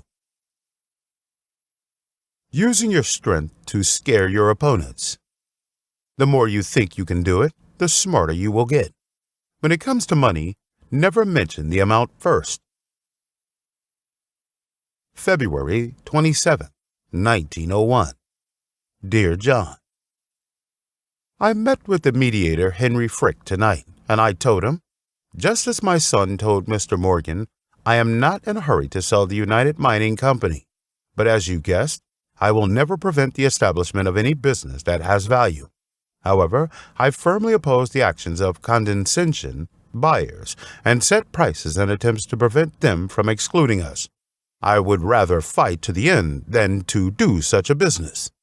I asked Mr. Frick to tell Mr. Morgan he is wrong. John, it seems that you have to continue dealing with Mr. Morgan, even though you hate him. So, I want to give you some suggestions to let the invincible guy know what the evil results of doing things his own. Son, many people make the same mistake. They do not know what they are doing. In fact, no matter which industry you are engaged in, such as oil refinery, real estate, steel business, or being a president or employee, You are all engaged in one industry. That is, dealing with people. Negotiation is even more so. It is not the business that is at war with you, but the people. Therefore, a true understanding of yourself and your opponents are the prerequisites for ensuring that you win a big victory in a match. You need to know that preparation is part of the psychology of the game, and you must know yourself and the enemy. If you want to have a substantial advantage, you must know, first, the overall environment. What is the market situation and what is the business situation? Second, your resources. What are your strengths and weaknesses, and what capital do you have? Third, the opponent's resources. What are the opponent's assets, and where are his strengths and weaknesses? In any competition, one of the important factors in planning a grand strategy is to understand the strengths of the opponent. Fourth, your goal and attitude. The motto of the god of sun, Apollo, is only a short sentence. You know yourself. You need to know what you're doing, what goals you have, and how determined you are to achieve them. Like a winner, I still doubt my own strengths and weaknesses in spirit and attitude. John, you have to remember my saying. The more you think you can do it, the brighter you will become, and a positive attitude will create success. Fifth, the opponent's goals and attitudes. Try to judge the opponent's goals, and it is also important to try to penetrate the opponent's heart and understand his thoughts and feelings. There is no doubt that the last one, predicting and understanding your opponent, is the most difficult to put to use, but you have to strive to achieve it. Most of those great military generals have a habit. They always try their best to understand the opponent's character and habits in order to judge the opponent's possible moves and direction of action. In all competitive activities, it is always useful to be able to understand the opponent and the competitor, because then you can predict the opponent's movements. Proactively and anticipatory measures are almost always more effective and more powerful than passive reactions. As the saying goes, prevention is better than cure. In some cases, your competitors may be people you know well. Then you have to take advantage of this. If you understand that you is a very cautious person, perhaps you better be careful yourself. If you feel that he is always impulsive, perhaps this is suggesting you to be bold. Otherwise, you may be driven to a corner by them. However, you do not have to be familiar with your opponents to understand them. As long as you can see the details, you can find many valuable things at the negotiating table. People who are good at negotiating should be able to observe everything. You do not even have to wait until your first step to get to know your opponent. What we say may reveal or conceal our own thoughts, but our choices almost always reveal our inner secrets, thoughts. The first choice everyone makes is also the first revelation. In a negotiation, you must understand what you are saying. If you can really control everything, you should be able to control what you are saying and bring yourself benefits.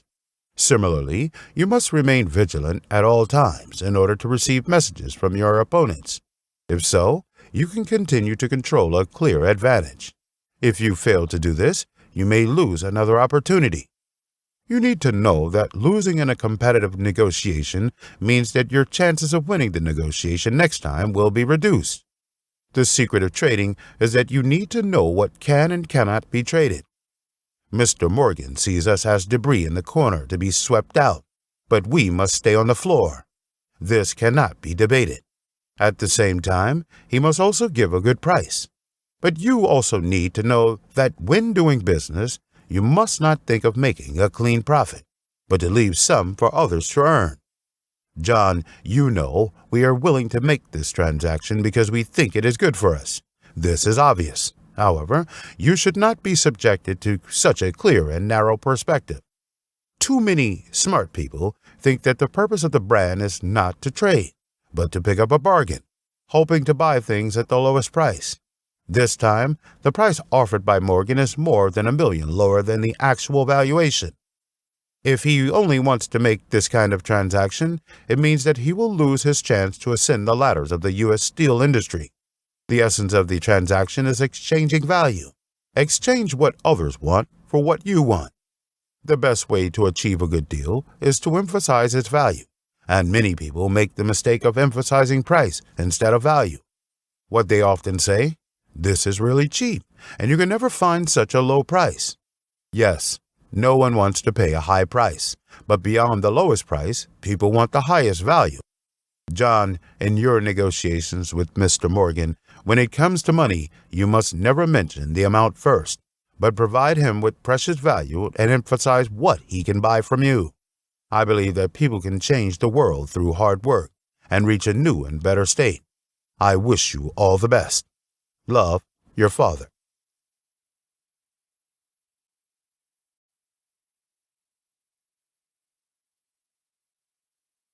Letter 23. There must be a spirit of cooperation. Treat others the way you wish to be treated. May 16, 1901. Dear John, you and Mr. Morgan finally shook hands. This is the greatest handshake in American economic history. I believe the future generations will remember this great moment generously because, as the Wall Street Journal said, it holds the meaning of a super battleship built by Wall Street tycoons and oil tycoons has set sail. It will be unstoppable and will never sink. John, do you know what this is called? This is the power of cooperation. Cooperation in the eyes of those with arrogance, it may be a weak or shameful thing, but in my opinion, cooperation is always a smart choice, provided that it is beneficial to me. Now, I would like you to know of a fact. If it is not God who gave me what I have accomplished today, I would like to attribute it to the support from three powers. The first power comes from following the rules, which allows the enterprise to operate continuously. The second force comes from cruel and ruthless competition.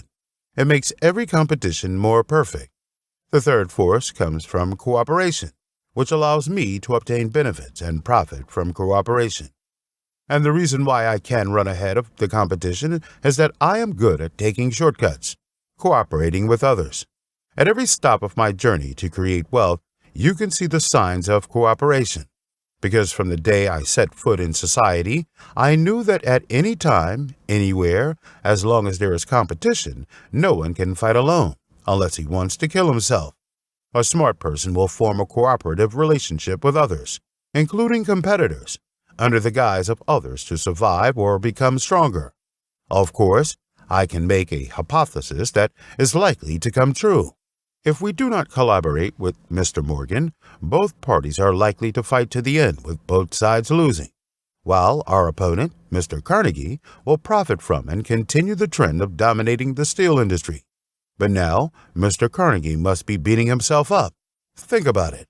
Who can be calm when his opponent cannibalizes his territory, unless he is a dead man lying in the grave? Cooperation can suppress or eliminate the opponent and achieve the goal of making oneself stride towards their goal. In other words, cooperation is not necessarily the pursuit of victory. Unfortunately, only a few people understand the marvel within it. However, cooperation is not the same as friendship, love, and marriage. The purpose of cooperation is not to gain emotions, but to gain benefits and an advantage. We should know that success depends on the support and cooperation of others. There is a gap between our ideals and ourselves, and we must bridge this gap. In order to fill this gap, we must rely on the support and cooperation of others. Of course, I will never refuse to establish friendships with business partners. I believe that friendship built on business is far better than business built on friendship. For example, my collaboration with Mr. Henry Flagler. Henry is my eternal confidant and best assistant. By forming an alliance with him, he not only provided me with investment, but also wisdom and spiritual support. Like me, Henry was never complacent and ambitious. It was his dream to become the master of the oil industry. Until now, I still remember the scene when we first started cooperating. At that time, except for eating and sleeping, we were almost inseparable. We would pretty much do everything together, thinking together, going and leaving work together, making plans together, motivating each other, and sharing the same determination. During that time, just like spending a honeymoon, it will always be a happy memory for me. Now, decades later, we're still as close as brothers, and I will not sell this emotion for much money. Therefore, I insist that you call him Uncle Henry instead of Mr. Henry. I never try to buy and sell friendship because friendship cannot be bought with money. Behind every friendship requires genuine support. The reason why Henry and I have cooperation and eternal friendship is not only because we are conspirators in pursuit of interest, but more important, we are all self-disciplined people, and we all know the value of treating others the way you want to be treated starts from now. Do not do unto others as you would that they should do unto you. It is not only my code of conduct, but also my wise attitude towards cooperation. Therefore, I never bully weak opponents with money. I prefer to talk to them, and I am unwilling to take a domineering posture to suppress them. Otherwise, I may ruin our cooperation and stop the goal in the middle. Of course, when I meet an arrogant and rude person, I cannot forget to humiliate them. For example, I once taught Mr. Vanderbilt, the owner of the New York Central Railroad, a lesson. Vanderbilt was born a nobleman, made military exploits in the Civil War, and enjoyed the title of general. However, he regarded the honors he received on the battlefield as an indispensable capital in his life, and he thought that he held the power of transportation, so he could treat us as part-timers. Once, Henry went up to him to talk about transportation, but who knew that this arrogant guy said, "Young man, you want to talk to me? Your rank seems lower." Henry has never been insulted like this, but at that moment, his good upbringing helped me. Phi did not lose his mind, but when he returned to the office, his beautiful penholder suffered and fell to pieces. I quickly comforted him. "Henry, forget what the dog Piss said. I will definitely return you your dignity." Later, Vanderbilt was anxious to do business with us and asked us to negotiate with him. I sent someone to tell him, "Yes, but you have to come to our office to talk." As a result, this general, who was accustomed to others flattering and pleasing him, could not only condescend to meet a young man who was more than 40 years younger than him, and at the same time succumb to the conditions put forward by the two young men. I think at that moment, General Vanderbilt must have understood this truth. Be nice to others when you climb up, because you will meet them when you go downhill. I hate treating people with a rude attitude, and I know that being patient and gentle to subordinates and colleagues are helpful in achieving goals. I know that you can buy talents with money, but it will not buy people's hearts. But when you show respect when you pay, they will serve you faithfully. This is where I can build an efficient management team. But I do not want to make wrong judgments because of this, thinking that cooperation will make me a good person. No, cooperation is not a question of being a good person, but a question of benefits and interest. No alliance is permanent, and cooperation is just a profitable tactic. When the environment changes, the tactics will change accordingly. Otherwise, you will lose. The reality is harsh. You have to be tougher, but obviously you also have to be a good person. John, the essence of life is struggle and competition.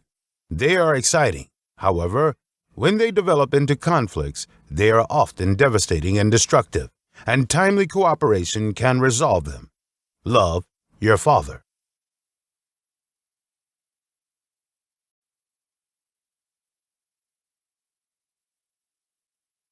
Letter 24.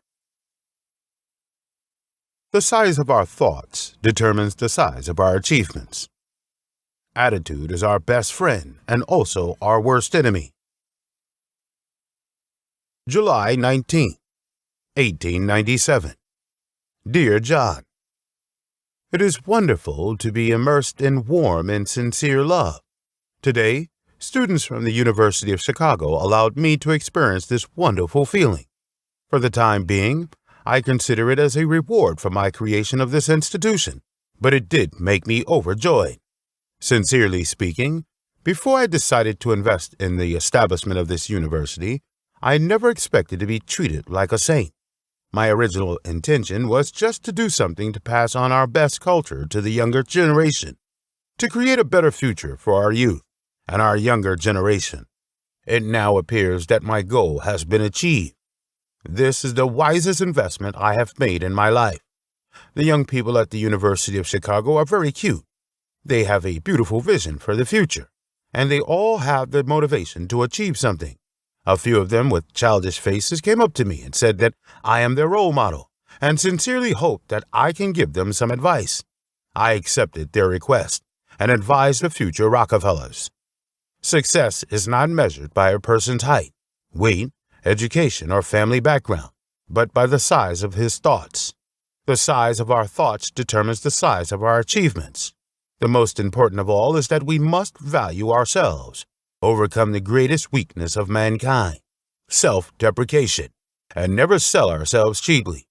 You are greater than you think, so you should expand your thinking to the extent to your fullest potential, and never underestimate yourself.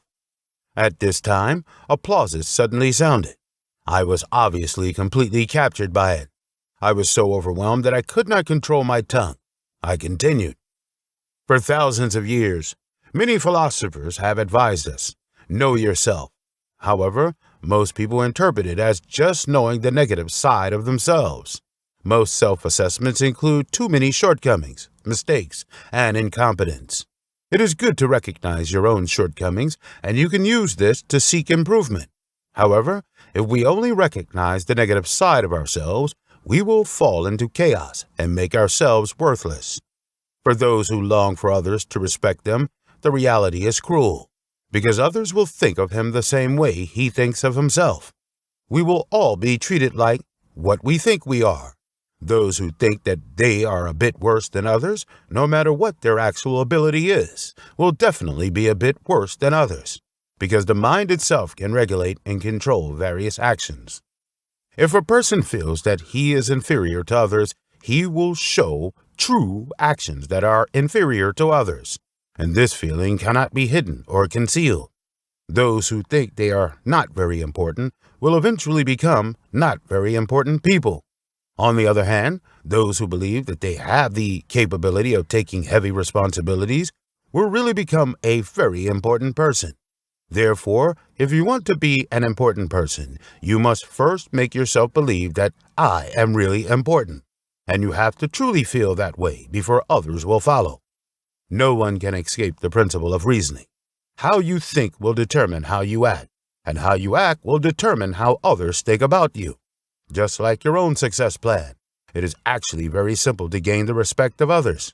In order to be respected by others, you must first feel that you are indeed worthy of respect. And the more you respect yourself, the more others will respect you. Please think about it. Do you respect those who wander in the dilapidated streets? Of course not. Why? Because those rascals do not value themselves at all. They will only let their inferiority corrode their souls and eventually give up on themselves. A person's self-esteem is the core of his personality. What land of person you think you are will make you become that person. Everyone, no matter where he lives, whether he is unknown or prominent, civilized or barbaric, young or old, has a strong desire to become an important person. Please think carefully about everyone around you, your neighbors, yourself, your teachers, your classmates, your friends. Who does not have a strong desire to hold a lot of power? All of them do. And the desire is the strongest and most urgent goal that is being pursued by mankind. However, why do people often turn this achievable goal into an unachievable dream? In my opinion, it is due to attitude. Attitude is the materialization of each of our thoughts and spiritual factors, and it determines our choices and actions. In this sense, attitude is our best friend and also our worst enemy.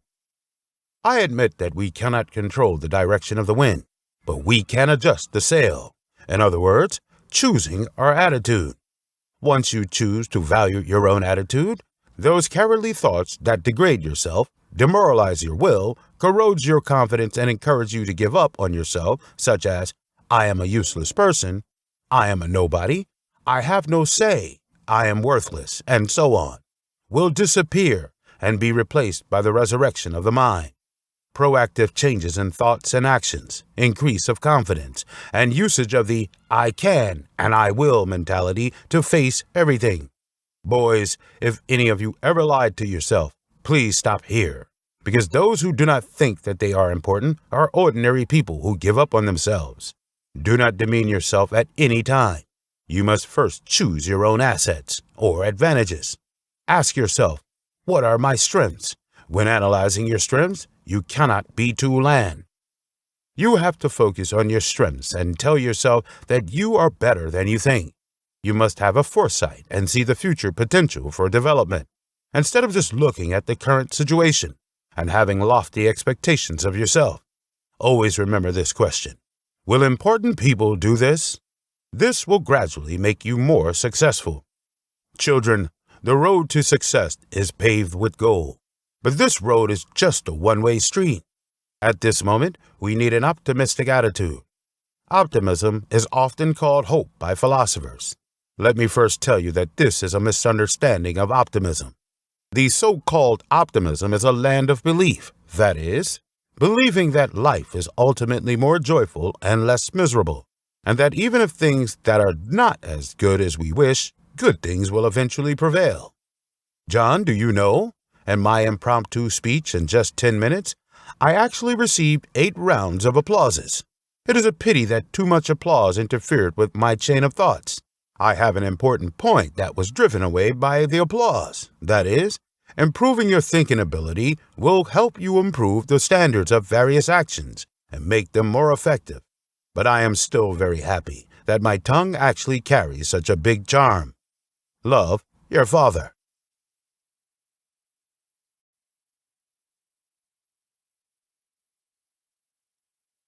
Letter 25. Have every penny brings you benefits. Make every penny's worth. Do not take the first step without thinking about the last step. June 21st, 1914. Dear John, Mr. Charles left us forever, which makes me sad. As a faithful citizen of God, Mr. Charles has always been a very kind and rich man. He is willing to do good and constantly uses the money he earns to help those compatriots suffering in poverty.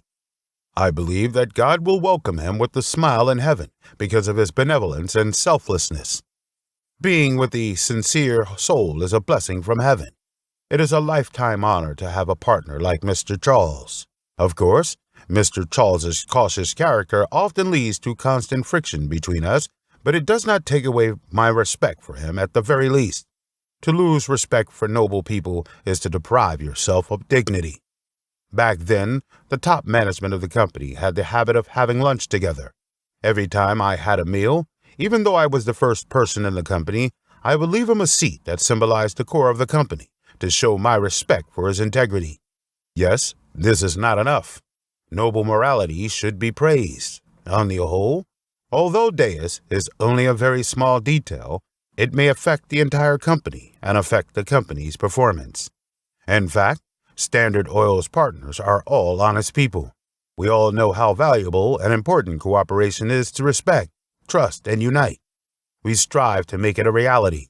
Therefore, even if there is a disagreement, we will only speak up and talk about the matter, not scheme against one another or make false claims. I believe that in such a pure atmosphere, even if someone has improper thoughts, he will leave them at home. But this is just one of the reasons why Standard Oil is so powerful that it awes its opponents. While sincere cooperation is regarded as the most important factor in our lives, in this regard, Mr. Charles exemplified his practice. As the leader of the company, I sincerely advocated this during a board meeting. We are a family. We share the honor and disgrace, and our strong palms hold up our common cause. Therefore, I suggest to everyone, please do not say what I should do, but say what we should do. Don't forget, we are partners, and whatever we do is for the benefit of all of us. My speech infected Mr. Charles, and he was the first to respond to me. Gentlemen, I understand. What John meant was that we are more important than me. We are a family. That is right. It should be we. At that moment, I saw our great future because we began to be loyal to us.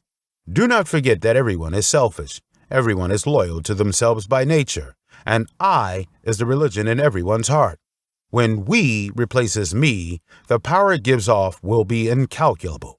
The reason why I can achieve great success is because I manage everyone first, every single one of them. Mr. Charles and I share a common belief, and we are both devout Christians. I like Mr. Charles's favorite motto, treasure time and money. I always thought it was a motto that embodies great wisdom.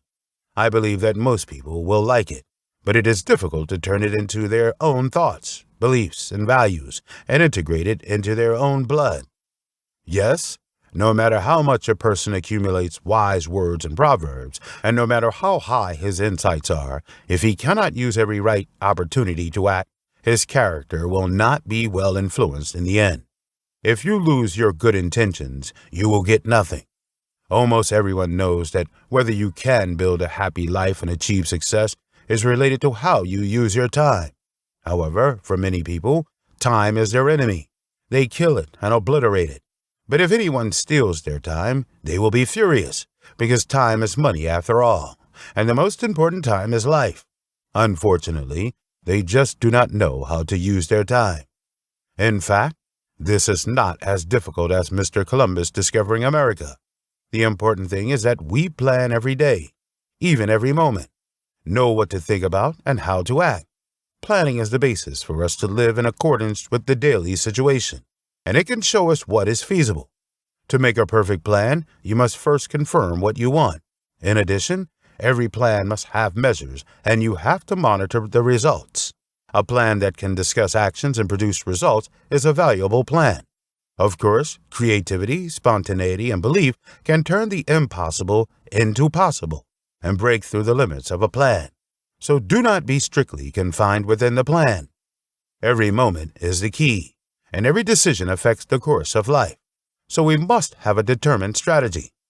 Resolution should not be made too hastily when encountering important problems. If you do not think about the last step, never take the first step. Believe that there is always time to think about the problem and act, and you need to have patience to allow maturity of the plan. But once a decision is made, it must be implemented faithfully like a fighter. Making money will not make you bankrupt. It is Mr. Charles' Bible for getting rich. At a luncheon, Mr. Charles publicized his philosophy of making money. That day, he inspired each of us with passion like a motivational speaker would. He told us all, there are two kinds of people in the world that will never be rich. First, people who like to live a glamorous life, like flies staring at a stinky meat. They are very interested in luxury goods. They spend so much that they do their best to have exquisite costumes, expensive cars, luxurious houses, and highly sought-after art. This kind of life is indeed fascinating, but it lacks rationality, and they lack such vigilance.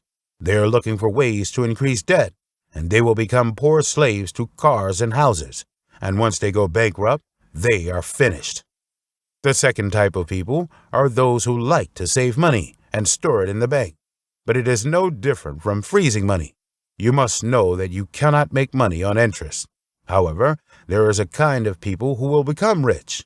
For example, everyone here. We do not look for ways to spend money, but look for ways to cultivate and manage various investments, because we know that wealth can be used to produce more money. We will use the money to invest and create more wealth, but we also need to know that every penny can bring benefits. This is just like John's usual business principle. Make every penny's worth. Mr. Charles's speech drew enthusiastic applause.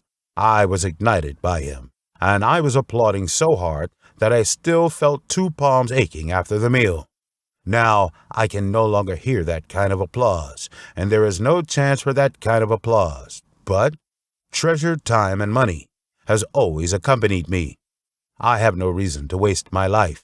Wasting my life is tantamount to ruining myself. There is no greater tragedy in the world than ruining myself. I do not regard ease and pleasure as the purpose of life, because I call them the ideal of a pigsty. Love your father.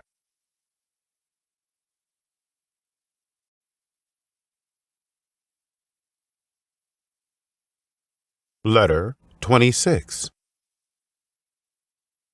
Patience is a strategy. Impulse is always our worst enemy.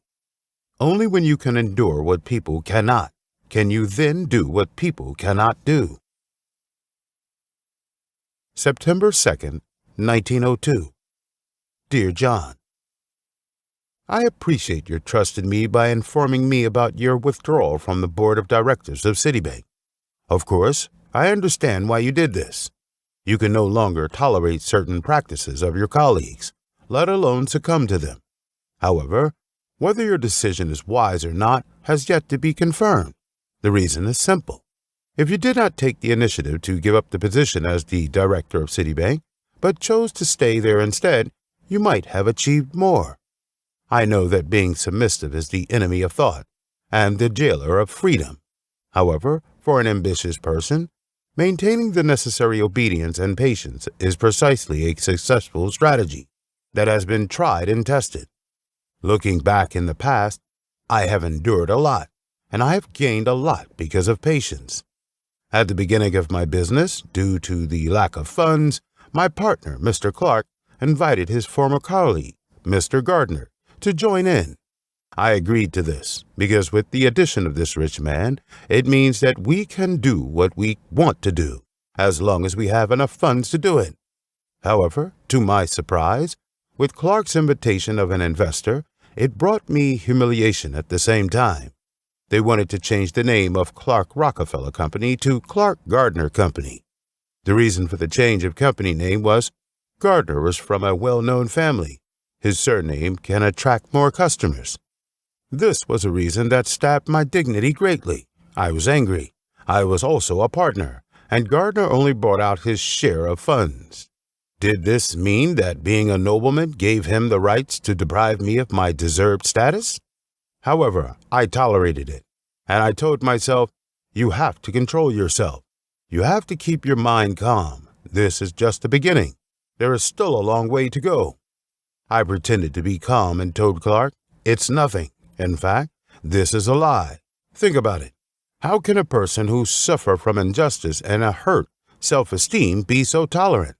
However, I used rationality to extinguish the burning anger in my heart because I knew it would bring me benefits.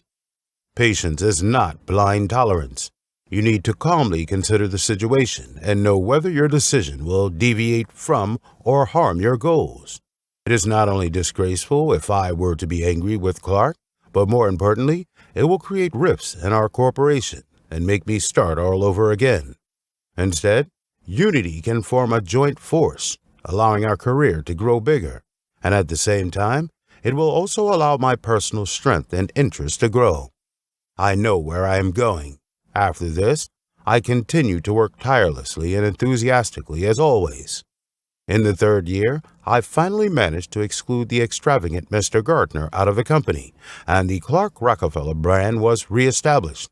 At that time, people began to respect me as Mr. Rockefeller, and I became a rich man. In my eyes, patience does not mean swallowing anger, neither is it humbling. Patience is a strategy, and it also trains your character. What it nurtures is a competitive heart. This is what I learned during my cooperation with Mr. Clark. I admire equality and hate commanding orders from high ground. However, Mr. Clark always puts on a pretentious posture in front of me, which makes me very disgusted. He never seemed to pay attention to me, but only regarded me as a short-sighted little clerk, and even belittled me for my inability to do nothing but bookkeeping and money management. Without him, I would be worthless. This is a blatant provocation, but I pretended to turn a deaf ear. I know that respecting myself is more important than anything else. However, I have been at war with him in my heart. I have told myself over and over again, surpass him. Your strength will be the biggest humiliation to him, just like giving him the loudest slap across his face. As you know, the Clark Rockefeller Company has forever become a history. The Rockefeller Andrews Company replaced it, and I got on the express train to become a billionaire. Only by being able to endure what people cannot bear can you do what people cannot do. Impulse is our worst enemy at any time.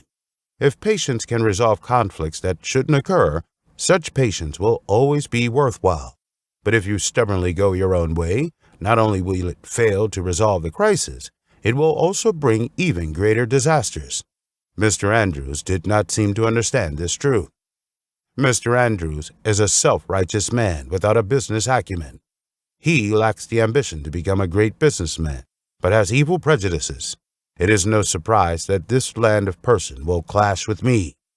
The conflict that led us to part ways was due to the company's dividends to shareholders.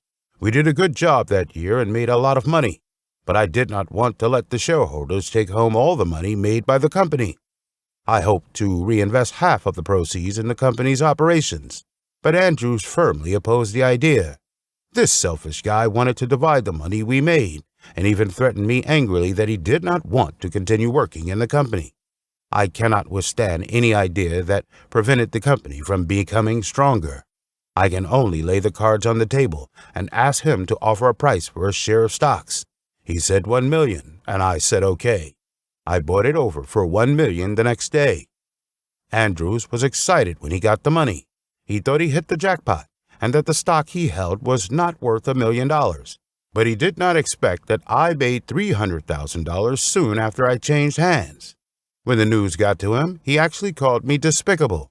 I did not want to earn a sordid reputation just because of the $300,000, so I sent someone to tell him that he could get it back at the original price. But Andrews, who was annoyed, rejected my kindness.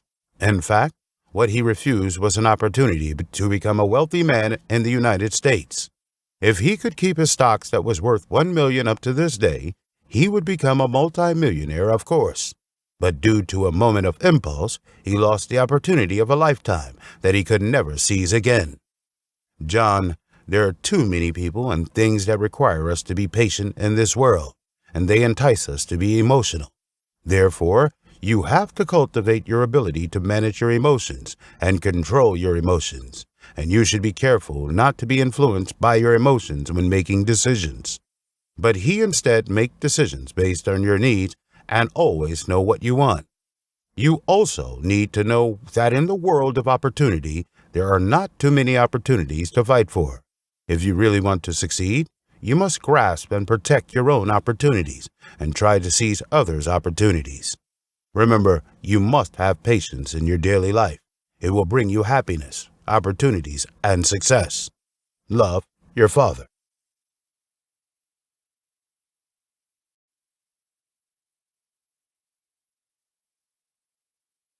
Letter 27. God of luck favors the brave. October 7, 1898. Dear John, a few days ago, your sister happily told me that she plunged into luck and said that the stocks in her hand are like slaves of her, who listen to her orders and help her rake in a lot of money. I think your sister may be happy and crazy now, but I don't want her to be overwhelmed by the money. I told her to be careful as luck might throw her into the field of failure. Almost every successful person is warning the world. You cannot live by luck, especially when building a career. Interestingly, most people believe in luck, and I think they are mistaking chances to be luck. No opportunity means no luck. John, think about the lucky guys you know. You can almost be sure that they are not gentle, courteous, and frugal people, and can almost be certain that they always exude the brilliance of self-confidence and the attitude of everything, and even appear very bold. There is a problem of chicken and egg. It is because of luck that the lucky ones show confidence and boldness, or is their luck the result of self-confidence and boldness? My answer is the latter. The God of luck favors the brave is a model that I have respected throughout my life. Victory does not necessarily belong to the strong. People who are highly vigilant, energetic, brave, and fearless will also win. Of course, some people believe that cautiousness is better than bravery, but bravery and boldness are more compelling, more popular, and more attractive than cautiousness, and cowardice cannot be compared to this. I have never seen people who do not appreciate confident and decisive people. Everyone is a supporter of confident and decisive people. We expect such people to be leaders. The reason why we are attracted to them is that they are very attractive. Therefore, Brave people are often more successful, and it is easier for them to take on roles as leaders, presidents, and commanders. Those who are promoted quickly belong to this land of person. Experience tells me that people who are bold and decisive can complete the best deal, attract the support of others, and form the most powerful alliance. Those who are timid and hesitant can hardly reap such benefits. Not only that, bold methods are also beneficial to them. People with confidence will turn their expectations into success. They will design all plans to pursue success in accordance with their expectations. Of course, this does not guarantee absolute success, but it can naturally launch a vision for success. In other words, if you feel that you are a winner, you will behave like a winner.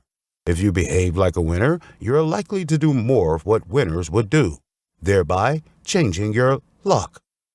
A true brave man is not an arrogant man, let alone a foolish man. The brave knows to use prediction and judgment, plan every step, and make every decision. This approach is just like what the military strategists say. It will increase your strength.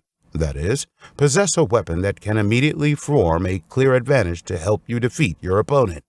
This reminds me of the bold decision to buy the Lima oil field more than 10 years ago.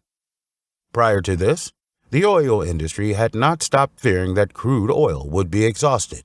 Even my assistants began to fear that they would not be able to profit from oil in the long run, hence quietly selling the company stock, while some people even suggested that the company should exit the oil industry early and switch to other more stable industries.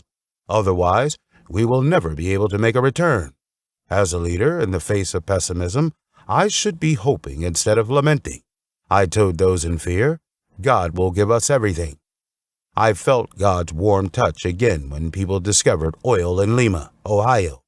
It's just that Lima's oil exudes a smell that cannot be removed by conventional methods, which deeply shook the confidence of many people who wanted to make a lot of money there. But I was strongly confident in Lima oil field. I could foresee that once we monopolized Lima, we will have a powerful force over the oil market. The opportunity is here. If you let it slip away quietly, Rockefeller's name will be associated with pigs. I solemnly told the directors of the company, this is a once-in-a-lifetime opportunity, and it's time for us to invest our money in Lima. It was a pity that my opinion was opposed by the timid. Imposing on others is not in line with my personality. I was hoping that through peaceful discussions, everyone could finally agree with my opinions. It was a long and fruitless wait. I was worried. We have built a giant oil refinery on a global scale. It was like a hungry baby who was greedy for its mother's milk. It needed to eat a steady stream of crude oil. But the oil fields in Pennsylvania were dying, and so were the other small oil fields. Production has begun to cut, and in the long run, we will have to rely on Russian crude oil. It was almost certain that the Russians will use their control over oil fields to weaken our power, even defeat us completely, and drive us out of the European market. However, once we have Lima's oil resources, we will continue to be winners. Cannot wait any longer. It is time for me to act. As I expected, conservatives still said no on the board, but I surrendered in the name of the opposition in a way that surprised them. I said, gentlemen, if we do not want our huge ship to sink, we must guarantee our crude oil supply. Now, the oil hidden in Lima is beckoning to us, and it will bring us dazzling wealth. For the sake of God, please do not say that there is no market for the smelly liquid. I believe that everything God has given us has its value. I believe that science will clear our doubts. So, I decided to use my own money to make this investment and take the risk for 2 years. If it succeeds in 2 years, the company can return the money to me. If it fails, I will bear all the losses myself. My determination and sincerity touched my biggest opponent, Mr. Pratt, as tears welled up in his eyes and excitedly said to me, John, my heart is captured by you. Since you think we should do this, let's do it together. If you can take the risk, so can I. The cooperative spirit of facing victories and losses together is also a spiritual pillar for our growth. We succeeded. We made every effort to invest huge sums of money in Lima, and the rewards were even greater. We control the largest crude oil production base in the United States in our own hands. The success in Lima intensified our vitality and allowed us to dominate other unprecedented acquisition in the oil industry. As a result, like we expected, we became the most feared superfleet in the oil field and achieved unshakable dominance. John, attitude helps create luck, and luck is in your choice. If you do it right 51% of the time, then you will become a hero. This is my deepest experience with luck. Love your father.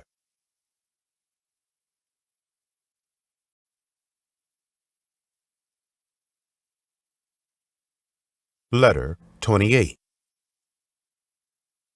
Only sincerely believing in yourself will find you a way. It is impossible to find the best way to do anything. The best way to find the best idea is to have lots of ideas. December 4th, 1903. Dear John, I do not agree with your point of view of letting Roger take on the heavy responsibility and face the music alone. In fact, with regards to this, I have worked hard, but the result was quite disappointing. My principle of employing people is that those who are entrusted with important tasks are those who can find ways to do things better. But Rogers is obviously not qualified because he is a lazy person. Before I started working with Roger, I tested him with a question. I said, Mr. Roger, what do you think the government can do to abolish all prisons in 30 years? He was confused when he heard it and suspected that he had heard it wrong. After a while of silence, he began to refute me. Dear Rockefeller, sir, do you mean to release all the murderers, robbers, and rapists? Do you know the consequences of doing this? If that's the case, we will not have peace. In any way, there must be a prison. I wanted to smash Roger's monolithic head, and I reminded him, Roger, you only said the reasons why the prisons cannot be abolished. Now, try to believe that the prison can be abolished. Assuming it can be abolished, how should we proceed? This is too hard for me, Mr. Rockefeller. I can't believe it, and it's hard for me to find a way to abolish it. This is Roger's method. No way. I cannot imagine how he will use all his talents to actively react when he is given a heavy responsibility, or when an opportunity or crisis hit. I do not trust Roger. He will only turn hope into hopelessness. Finding out a way to do things better is the guarantee of being able to complete anything. This does not require superhuman wisdom. The important thing is to believe that things can be done, and to have this belief. When we believe that something is impossible to do, our brain will find various reasons for us not to do it. However, when we really believe that something can be done, our brain will help us find various ways. Believing that something can be done will provide us with creative solutions and bring out our various creative abilities. On the contrary, not believing that things can be done successfully is tantamount to shutting down our wisdom and creative problem solving, which will not only hinder our creative ability, but will also destroy our ideals. The so-called aspirational element turns out to be the foundation of creation and achievement, but that is it. I hate my subordinates saying, impossible. Impossible is a term for failure. Once a person is dominated by the idea of it is impossible, he can produce a series of ideas to prove that he is right. Roger made this mistake. He is a traditional thinker, and his mind is numb. His reason is, this has been practiced for 100 years, so it must be a good way. It must be kept as it is, so why risk it? Change? In fact, it can often be achieved only through thinking about the reasons diligently. Ordinary people always hate progress. People believe that it is impossible to find the best way to do anything. The best way is to have as many creative ideas. Nothing grows on ice and snow. If we let traditional ideas freeze our hearts, new ideas will grow out of nowhere. Traditional ideas are the number one enemy of creative planning. Traditional ideas will freeze our hearts and hinder us from developing the creative abilities we really need. Roger made such a mistake. Pi should be willing to accept all kinds of ideas and discard the dregs of thought such as unfeasible, unable, useless, that's stupid, etc. He should also have an experimental spirit to be brave enough to try new things, which will expand his abilities and prepare him for greater responsibilities. At the same time, he must take the initiative to move forward, instead of thinking, this is usually the way I do this, so here I also want to use this method. But instead, think of, is there any way to do better than our usual method? It is impossible for various plans to achieve absolute perfection, which means that all things can be improved endlessly. I know this well, so I often look for better methods. I do not ask myself, can I do better? I know I can do it, so I ask, how can I do better? The best way to find the perfect idea is to have many ideas. I will continue to set higher standards for myself and others, and constantly seek various ways to improve efficiency, get more rewards at a lower cost, and do more things with less energy, because I know that the greatest success is those who have the attitude that I can do things better.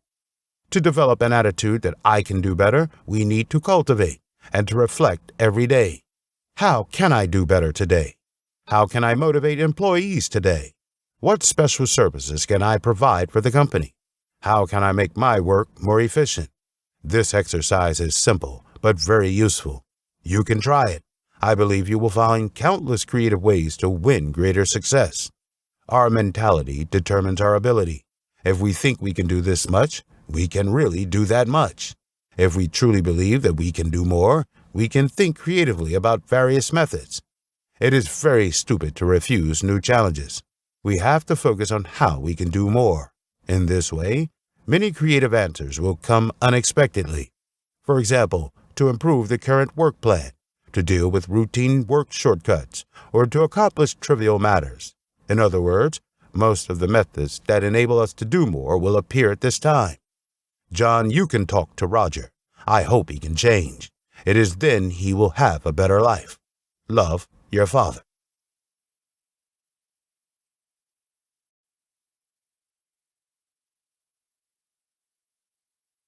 Letter 29. The ending is the beginning. Most people fail, not because they make mistakes, but because they are not fully committed. August 31st, 1908. Dear John, Mr. Andrew Carnegie accepted an interview with reporters again. I have never figured out why he always likes to appear in the newspapers. I guess he must be suffering from armenophobia, lest people ignore his existence.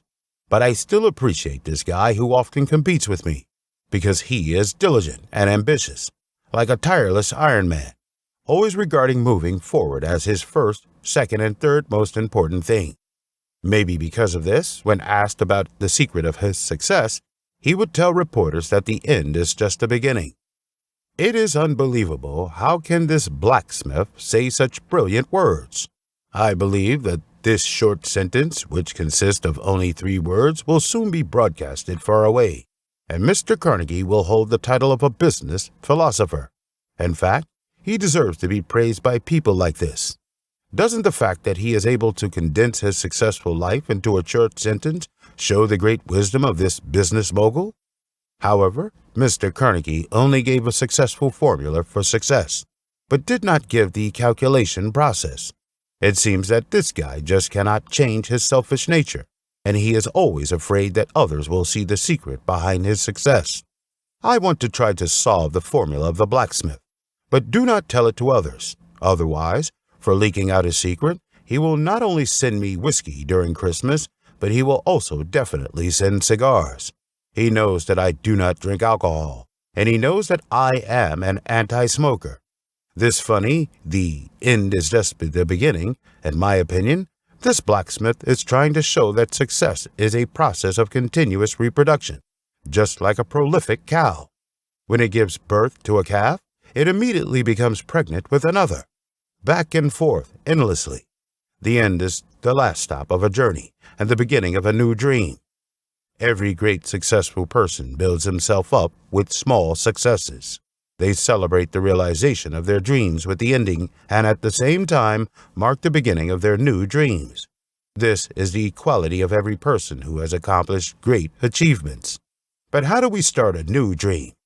Mr. Carnegie had forgotten to talk about it, and this is precisely the key in determining whether we can expect a smooth journey to the last stop, and it is also the key to starting the next new dream. In fact, the answer is very simple. That is, from the beginning, you have to do everything possible in order to get an advantage. My experience tells me that there are 3 strategies that give me an advantage. The first strategy: make up your mind from the beginning and pay attention to the competition and the resources of competitors. This means that I have to pay attention to what my competitors and I have, and it also means that I have to understand the fundamentals of reducing opportunities. When starting a new business, you should not take preliminary actions until you understand the overall situation. The first step to success is to understand where and how many resources are needed to achieve your goal. From the very beginning, I tried to predict what opportunities would appear, and when it appeared, I would pounce on it like a lion. And I also know that it is better to be a good enemy. Many people always like to pursue the best things that comes up and give up the good thing. This is not a smart strategy, because good always beats bad. The reality is that ideal opportunities rarely come to the door, but there are often many unsatisfactory ones. However, although good opportunities have shortcomings, they are definitely far better than no opportunities at all. The second strategy: research and review the opponent's situation, and then make good use of this knowledge to form your advantages. Understanding the strengths, weaknesses, style of doing things, and personality traits of my opponent always gives me an advantage in the competition. Of course, I also need to know who I am. I used this strategy to make Mr. Carnegie the inventor of "the end is just the beginning. Concede defeat." Mr. Carnegie is a well-deserved steel magnet, and challenging him is like challenging death. But his weakness can help his opponent a lot. He is stubborn. Maybe his wallet is too big. He always likes to look down and underestimate others. He did not pay any attention to me, stupidly thinking that the oil industry was where I belonged. And he stubbornly believed that only stupid people would go to the mining line, because he thought ore was inexhaustible and its price was too low. Therefore, when I invested in the mining industry, he always ridiculed me, saying that I knew nothing about the steel industry and was the most failed investor in the United States. In fact, Carnegie is a man who only sees the mountainside but not the top of the mountain. He does not know that price is not sacred. The important thing is value. If he can't control the mining industry, his proud steel mills can only be moved to become a pile of scrap iron. When others do not regard you as an opponent, it is when you earn the most capital for future competition. Therefore, from the beginning, I was confident that I will invest boldly and fully. Impulse is better than prudence. Soon, the proud blacksmith discovered that the man who was known as the worst investor in the world now has control over the ironing mining industry and became the largest iron ore producer in the United States, gaining a dominant position and wanting to fight with him. He could not be at ease and begged to make peace.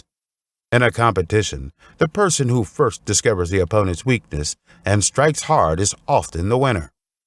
The third strategy: you must have the right mindset. From the beginning, you must make up your mind to pursue victory, which means that you must act positively and ruthlessly under moral constraints, because this attitude comes directly from cruel and ruthless goals. Since you are determined to pursue victory, you must go all out.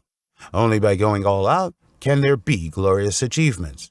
This is especially true when the competition begins. To put it nicely, this is an effort to gain an early advantage, hoping to establish an exclusive position. But to put it bluntly, putting an effort is equal to depriving others of a chance. At the same time, we have to be positive and brave, and have the courage to swallow whales. I believe that talented competitors are always born by the warriors. This is a time-honored law. At the beginning of every new dream, the most important thing is the determination to pursue victory. Not having the right attitude of wanting to pursue victory makes factors such as paying attention to the situation of the competition and understanding the opponent redundant. Gaining knowledge, maintaining control, and evaluating competition are what builds your confidence and will assist you in achieving the highest goal of victory. Look at those who fail, and you will find that most people fail not because they make mistakes, but because they are not fully committed. And the same goes for companies. John, do not forget Mr. Carnegie's famous saying, "The end is just the beginning." And of course, my 3 strategies. Oh, I am not rescuing a planner who does not need to be rescued. Love your father.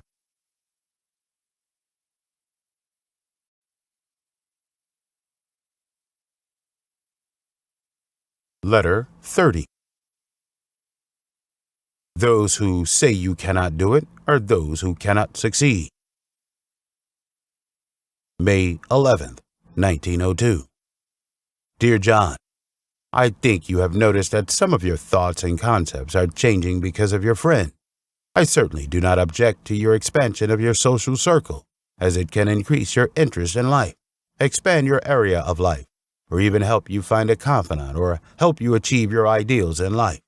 But some people are obviously not worth associating with. For example, those who are petty and trivial. Since I was young, I have refused to associate with 2 kinds of people. The first type of people is those who completely surrender and are contented with the status quo. They are convinced that they are inadequate and believe that creative achievements are only that patent that belongs to the lucky ones. They do not have this blessing. This kind of person is willing to guard a very secure but ordinary position, year after year in a muddled-headed manner. They also know that they need a more challenging job in order to continue to develop and grow. But because of countless resistances, they are convinced that they are not suitable for doing big things. A wise man will never sit down and mourn over fate, but this kind of people will only lament over their bad destiny. But they will never appreciate themselves and regard themselves as important and valuable people. They have already lost the feeling of putting in their utmost effort and the ability to self-encourage, and instead let negativity occupy their heart. The second type of people are those who cannot complete challenges. They used to yearn for accomplishments, and they also made great preparations and plans for their work. But after a few years or even decades, as work resistance gradually increases, when hard work is required to attain higher levels, they will feel that it is not worth continuing, so they give up on their efforts and themselves. They will ridicule themselves. We earn more than ordinary people, and our lives are better than ordinary people. Why are we still dissatisfied and want to take risks? In fact, such people already have a sense of fear. They are afraid of failure, afraid that everyone will disagree with them, afraid of an accident, and afraid of losing what they already have. They are not satisfied, but they have surrendered. Some people of this kind are very talented, but because they dare not take risk again, they are willing to spend their life in peace. These 2 kinds of people share a common yet toxic thought, and it is highly infectious. This thought is also known as negativity. I have always thought that a person's personality and ambitions, current status and positions are related to who they associate themselves with. If he often associates with negative people, he himself will become negative. If he associates closely with insignificant people, he will have many petty habits. On the other hand, if he is constantly influenced by important people, it will improve his ideological level. Frequent contact with successful people with ambitions will also enable him to develop the ambitions and actions needed to succeed. I like to be friends with those who never give in. A wise man said it well. I want to challenge the repulsive adversity, because a wise man told me that is the wisest direction to success. It is just that there are very few such people. This kind of person will never allow pessimism to influence anything and will never succumb to all kinds of resistance, let alone believe that they can only spend their lives in a muddle-headed manner. The purpose of their lives is to achieve success. Such people are very optimistic because they must fulfill their wishes. Such people can easily become the best in any fields. They can truly enjoy life and truly understand the value of life. They all look forward to every new day and new interactions with others because they regard these as enriching life experiences, so they enthusiastically accept it. I believe everyone wants to be included in this category because only these people can succeed, and only these people can really do things and get the results they expect. Unfortunately, negative people can be seen everywhere, and many people cannot escape the siege of negativity. The people around us are not the same. Some are passive and conservative. Some are aggressive. Some of the people I have worked with, some people just want to make a living. Some are ambitious and want to perform better. They also understand that before becoming a big man, you must be a good follower. To be successful, one must avoid falling into various traps or snares. In any place, there are people who know they cannot succeed, but they insist on blocking your way up and preventing you from attaining higher levels. Many people are ridiculed or even intimidated because of their ambitions. Others are very jealous. Seeing you work hard and strive to outperform them will make them try their best to fool you and make you embarrassed. We cannot prevent others from becoming boring, negative people, but we cannot be influenced by them and lower our level of thinking. You will want them to slip past naturally, just like the water behind a mallard. People who always follow their thoughts and move forward actively will grow and progress with them. You can indeed do this, as long as your mind is sane. You can do it, and you do it better. Some negative people have a very good heart, and there are other negative people who do not want to work hard, but also want to drag others into the water. They have nothing, so they want to make others achieve nothing. Remember, John, people who say you cannot do it are people who cannot succeed. That is, his personal achievements are at best ordinary. Therefore, the opinion of such a person is harmful to you. You have to take precautions against those who say you can't do it. You can only treat their warnings as a challenge to prove that you can do it. You have to take special precautions against negative people from sabotaging your plan to succeed. Such people can be seen everywhere. They seem to be dedicated to sabotaging the progress and efforts of others. Be careful. Pay more attention to those negative people, and do not let them ruin your plans to succeed. Do not let those with negative thinking and narrow judgment hinder your progress. Those who are jealous and like to gloat just want to watch you fall. Do not give them a chance. When you have any difficulties, it is wise to find people of top quality to help you. Asking a loser for advice is as ridiculous as asking a quack to treat a terminal illness. Your future is very important. Do not ask for advice from a yenta, because this kind of person has no prospects in their lives. You have to pay attention to your environment. Just as food supplies the body, mental activity will also nourish your mental health. Make your environment serve your work, not drag you down. Do not let those resistant, that is, people who pull you on their hind legs, make you sluggish. The way to let the environment help you succeed is to get closer to the positive and successful people and to interact less with the negative people. Everything must be done perfectly. You cannot afford all the extra burdens accumulated from greed and loss. Love, your father.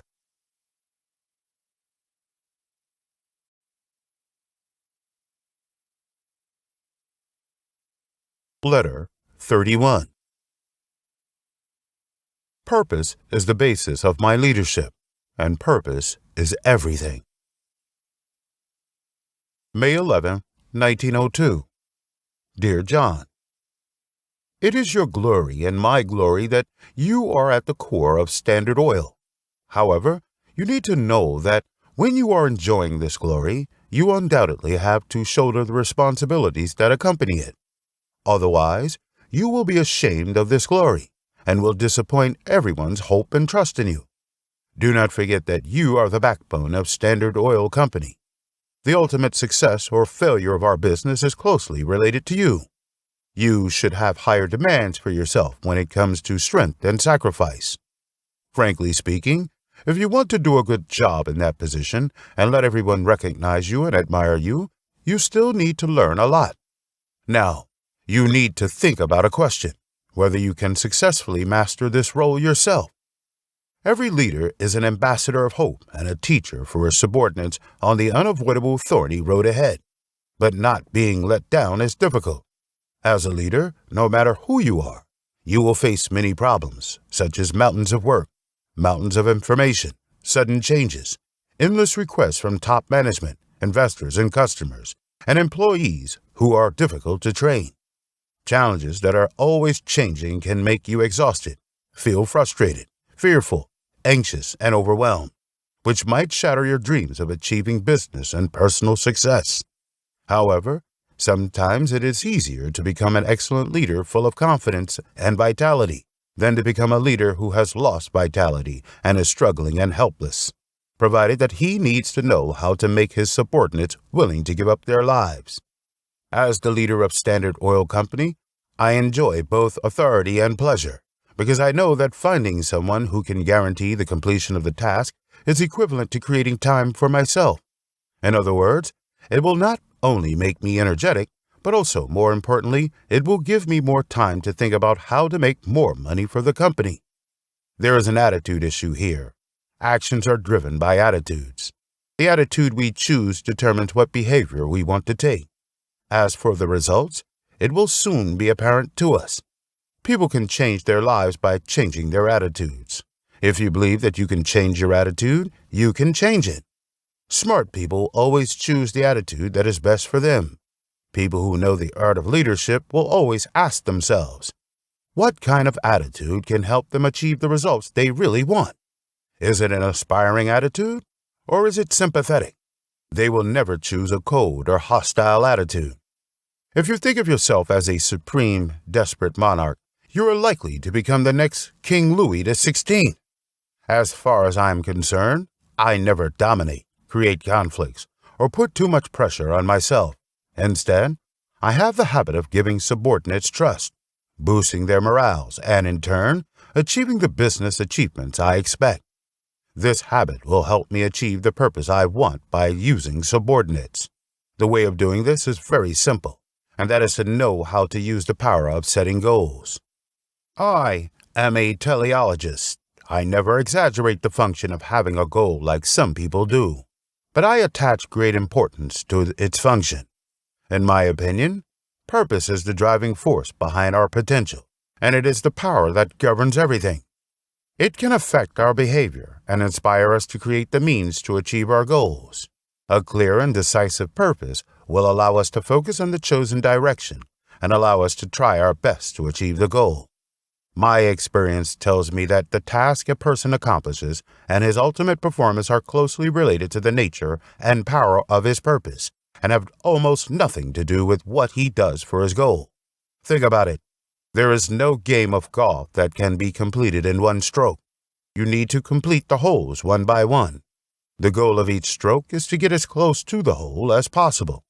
Having a purpose is the basis of my leadership, and it is everything.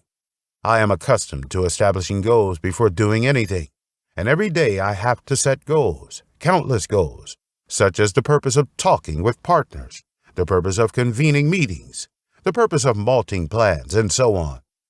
Before doing something, I will also review the purpose that I have set. Usually when I arrive at the company, I have already prepared everything. Therefore, I have never swallowed voices such as, I can't help it, I don't care anymore, there is no hope anymore, in my heart. The purpose that I establish every day has offset these failures. If you are unable to actively establish your own goals, you will passively or unconsciously choose other goals. As a result, you may lose control of the overall situation. At the same time, you will be subjected to people or events that might distract you or disturb you. It is like loosening a yacht from the dock and forgetting to start the motor. You will follow the currents and sea breeze. Currents are other ships that might collide into you and cause you to sink to the bottom of the sea at any time. Maybe something is good waiting for you on the other side, but unless a miracle occurs, you will not be able to reach the other side smoothly. Establishing a purpose is like turning on the engine of a yacht, which can propel you towards the path you choose. Purpose can add direction and strength to human efforts. However, establishing a purpose only brings you to the midst of the route to become a teleologist, and you have to complete the other half of the journey. You need to unreservedly state your purpose to your subordinates, your personal intentions, motives, and inner strategic plan. For everyone who needs to understand what I want to achieve, I will explain my purpose to them. In every meeting, report, or at the beginning of the matter, I will first express my motivation, thoughts, and expectations. The benefits of this will surprise you. It not only enables your subordinates to know your purpose and brings them the right direction to move forward, but most importantly, when you have the courage to be honest about your purpose, you will gain emotional loyalty. Know that loyalty is the beginning of willingness to serve. Outstanding leaders are good at using two invisible forces: trust and respect. When you honestly stated your purpose, you also delivered this message: because I have enough trust in you, I am willing to confess to you. It will open the door for people to trust you, and what you embrace is not only the ability of your subordinates, but also the priceless loyalty from them, the loyalty that must be gathered to help you. Trusting others and making others trust myself are the important reasons for my achievements in life. Exposing your purpose can better avoid unhelpful inferences. If you do not tell your subordinates about your purpose, they will spend time guessing what it is based on the clues they can collect, and this information is easily distorted. Only when they do not need to interpret your motives will the morale and ability of subordinates have a chance to be improved. Therefore, it seems more advantageous to treat subordinates as fools. The power expressed by purpose is irreplaceable. What it conveys is not only a statement, but also the leader's courageous and resolute oath for personal behavior. The purpose of resolute will and absolute tenacity can often inspire and encourage subordinates, so that they can deliver more outstanding performance in the future work. The mission of a leader is to discover problems, and solving problems depends on subordinates. How to mobilize subordinates and fulfill their duties is the first priority for leaders. I think that by showing your purpose and treating everyone with enthusiasm, you can achieve what you want. Purpose is like a diamond. If it is to be valuable, it must be real. An insincere purpose confession will only be bad. If one abuses the power of purpose, he will only destroy mutual trust and lose the trust of others. This is the risk of expressing purpose. John, the road to hell is paved with kindness. Unless you are fully prepared, this sentence is likely to come true. Love your father.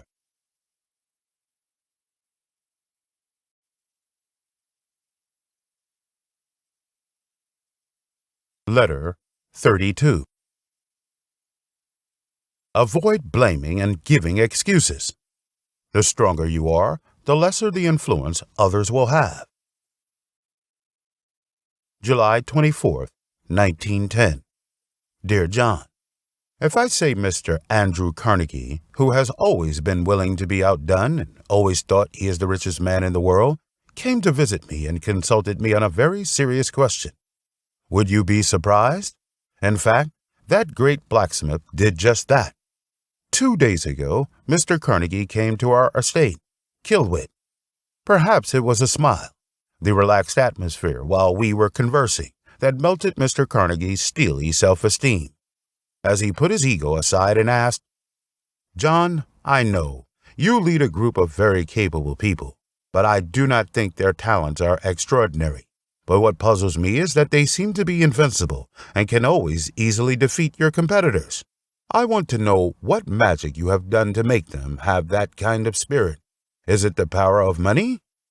I told him that the power of money is certainly not to be underestimated, but the power of responsibility is even greater. Sometimes actions do not come from ideas, but from taking responsibility. Everyone at Standard Oil Company has a sense of responsibility, and they all know what is my responsibility. What can I do to make things better?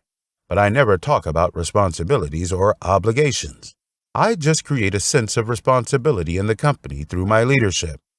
I thought this topic should be over at this point, but my answer obviously stimulated Mr. Carnegie's curiosity. He asked me seriously, John, can you tell me how you did it? Seeing Mr. Carnegie's humble expression, I could not refuse. I had to tell the truth. I told him that if we want to survive forever, our leadership style means we have to refuse blaming anyone or anything for any reason. The habit of blaming is like a swamp. Once you stumble and fall into it, you will lose your footing and direction. You will become unable to move and then fall into the predicament of hatred and frustration. There is only one result: losing the respect and support of your subordinates. Once you fall into this field, you are like a king who has handed over the crown to others, unable to dominate anything anymore. I know that blaming is the number one enemy that destroys leadership. I also know that in this world, there is no eternal victorious general. No matter who it is, they will encounter setbacks and failures. Therefore, when a problem arises, I will not feel resentful or dissatisfied. I will just think, how can the situation get better? What actions can be taken to solve or repair the situation? Or how can we actively choose to move towards higher productivity and satisfaction? Of course, I will not let myself go. When something bad happens to us, I will stop and ask myself a question. What are my responsibilities? Going back to the original point, by fully and honestly assessing my role, I can avoid spying on what others have done, or asking other people to change something and doing other meaningless actions. In fact, only by focusing on myself can I reclaim the crown that I inadvertently gave up. However, analyzing what are my responsibilities does not mean self-blame. Self-blame is one of the most insidious and cunning traps. Self-blaming, such as, "that was a stupid mistake," will only make me fall into the same trap of resentment and dissatisfaction as any other accusations will. In fact, what are my responsibilities is a step with strong analytical power and self-affirmation. When I know that the real problem is not what they should do, but what I should do, I will not complain about myself, which will only make yourself stronger. The stronger you are, the smaller the influence of others will be. It seems that this is not a bad thing. If I can treat every obstacle as an opportunity to understand myself, rather than care about what others have done to me, then I can find a way out of the face of adversities. Of course, I never see myself as a savior, nor do I have a mentality of a savior. I will ask myself, in what ways should I be responsible for myself? I also ask myself, and what aspects are my subordinates responsible for? The job of a leader is not omniscient, or to assume full responsibility. If I regard myself as a brave messenger of justice, ready to save the world, I will only plunge myself into a crisis of leadership. A large part of my responsibilities is to make others accountable for their own responsibilities. If an employee does not care about things that concern his own interests, I do not believe that such an employee will have a strong desire to do a good job. Then he should leave and serve others. The kind of pressure that responsibility gives can make people unconsciously excited. Nothing can stimulate and strengthen the ability to do things like a sense of personal responsibility. And by entrusting the heavy responsibilities to my subordinates and letting them understand that I fully trust them is undoubtedly the greatest help to them. Therefore, I will not take the responsibilities that my subordinates must and can bear. I not only rely on demonstration to create a responsible atmosphere, an atmosphere for the company. My subordinates all know my basic principle. There is no blame or excuses at Standard Oil. This is the philosophy I insist on. Everyone knows that. I will not punish them for making mistakes, but I will never tolerate irresponsible behavior. Our belief is to be thoroughly implemented in the company's culture.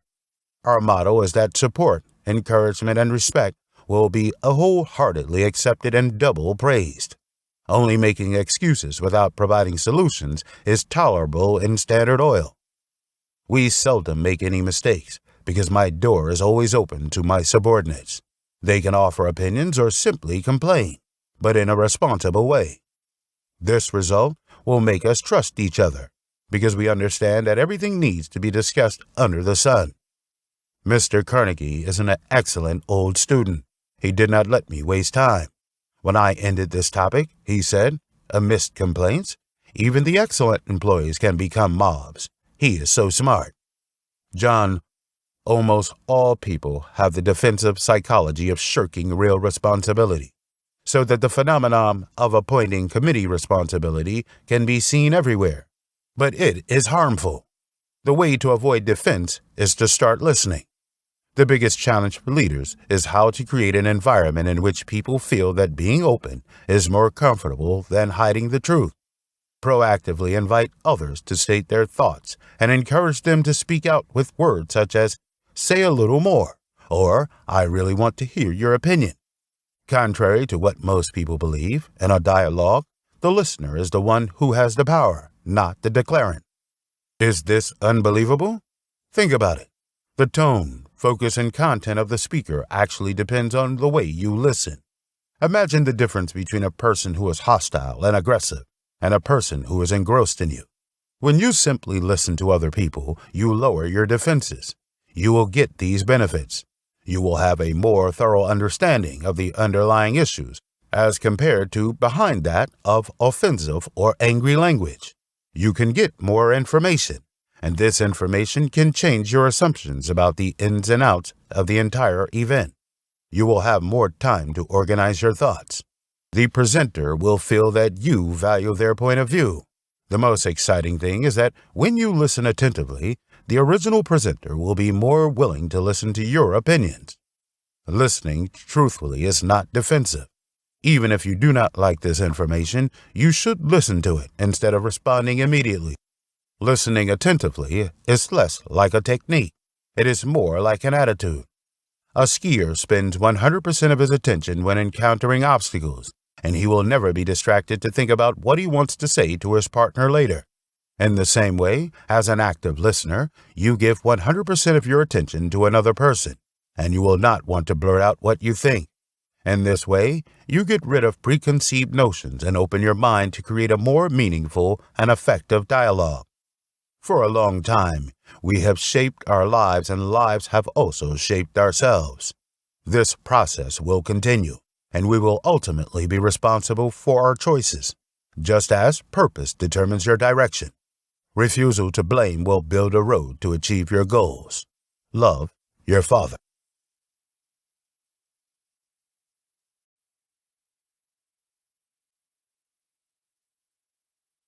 Letter 33. Making good use of everyone's wisdom. Do not use your own likes and dislikes as the criteria for selecting talents. November 17, 1912. Dear John, receiving your letter is very exciting to me because you understand my philosophy, which always helps me to succeed in my career. Do what you like to do and leave other things to the people who like to do it. For me, doing what I love is an unquestionable conclusion. It always reminds me that in order to lead my subordinates to complete tasks well, we must not rely on certain management skills, but adopt a more macroscopic and effective leadership style. Specifically, it is not to let the subordinates stick to rigid and standardized work positions, but to find ways to use each person's strengths and induce them to pour enthusiasm into their work to achieve excellent productivity. This is my way to victory. When I was studying, I remembered this sentence: the most perfect person is the one who thoroughly devotes himself to the activity he's best at. Later, after I reformed it, I changed it into a management philosophy. The person who is most able to create value is the one who is completely devoted to his favorite activities. I have said that everyone has the instinct to be loyal to themselves and have desires to be who they want to be. And the way they achieve loyalty is to do what they like to do. Unfortunately, many managers do not treat employees loyally, which results in lower productivity. In fact, this is easy to understand. If you don't devote time to the things you love, you will never feel self-satisfied. If you don't have self-satisfaction, you will lose the passion for life. If you lose the passion for life, you will lose the motivation of life. Counting on a person who has lost the motivation to do a job well is like counting on a clock that has stopped to tell the time accurately. It is ridiculous. Therefore, I never forget to give my subordinates the opportunity to be loyal to themselves, to ignite their enthusiasm, and to maximize their special talents. And what I gain from it is precisely the wealth and achievement. Being loyal to yourself will win one of the greatest battles in your life. Who will miss this opportunity? If you want to successfully use the enthusiasm of your subordinates, you must know that the responsibility of the leader is not to tap the weaknesses of the subordinates, but to pay attention to the strengths and talents of the subordinates, and let these advantages be fully utilized.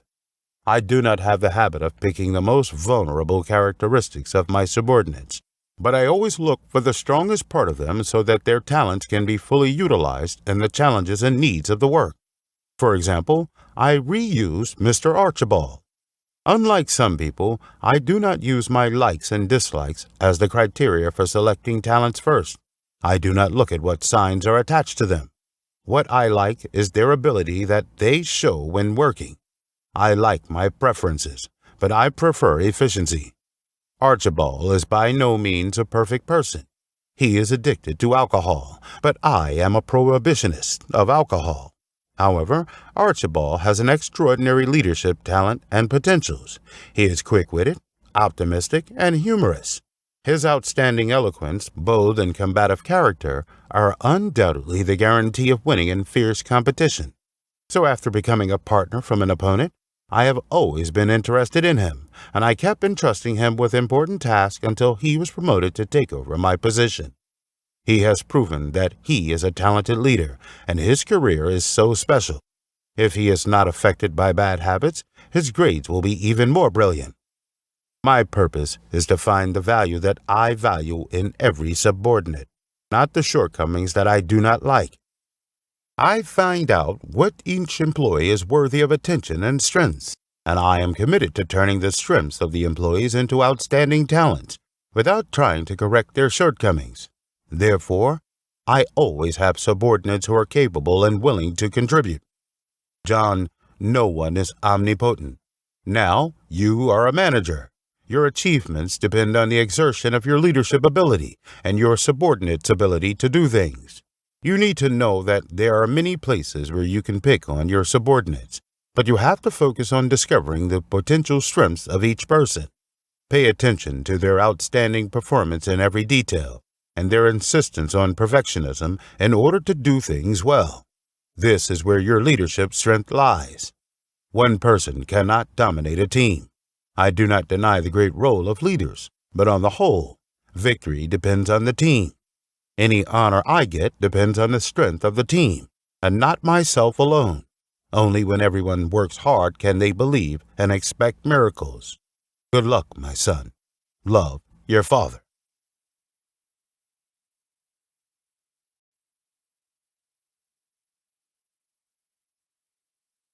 Letter 34. Always think strategically. The best way to find the perfect idea is to have many ideas.